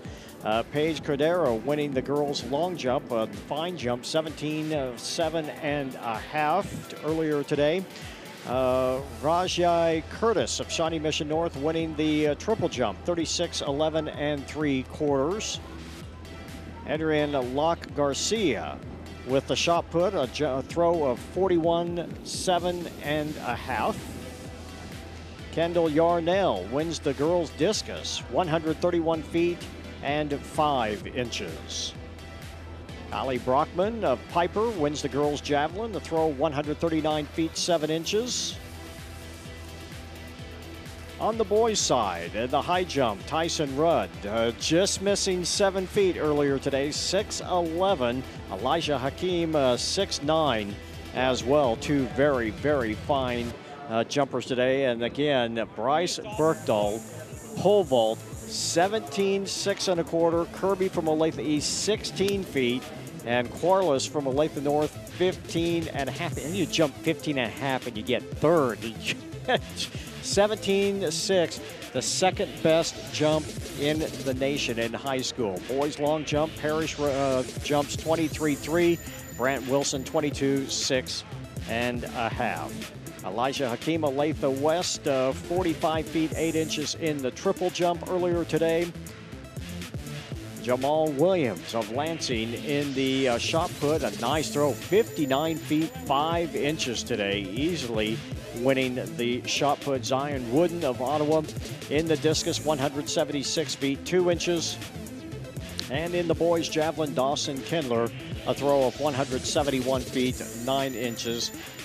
Gachette, 169 feet and 11 inches. Nate, your final thoughts on what's been another great night of track? I tell you what, we had several athletes say it tonight, the best meet in the state of Kansas, and I think we can vouch for that tonight. It was exciting both on the track and in the field. We had the second best vault in the country. We had more meet records broken by athletes that set the record last year, and the season's not even over yet. So I had a blast, always fun.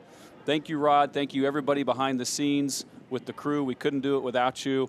It was an awesome evening. And it was another great meet. Not all of the things that we hoped had happened did, but it was still more than enough. How about those Olathe West Owls girls? Boy, they can run like crazy, can't they? And they put up a great showing, and it's been another terrific night of track and field on our High V Game of the Week and the 71st edition of this great event, the Shawnee Mission North Relays. We'll talk to you again soon. For all of us at Spectrum Sports, good night, everyone.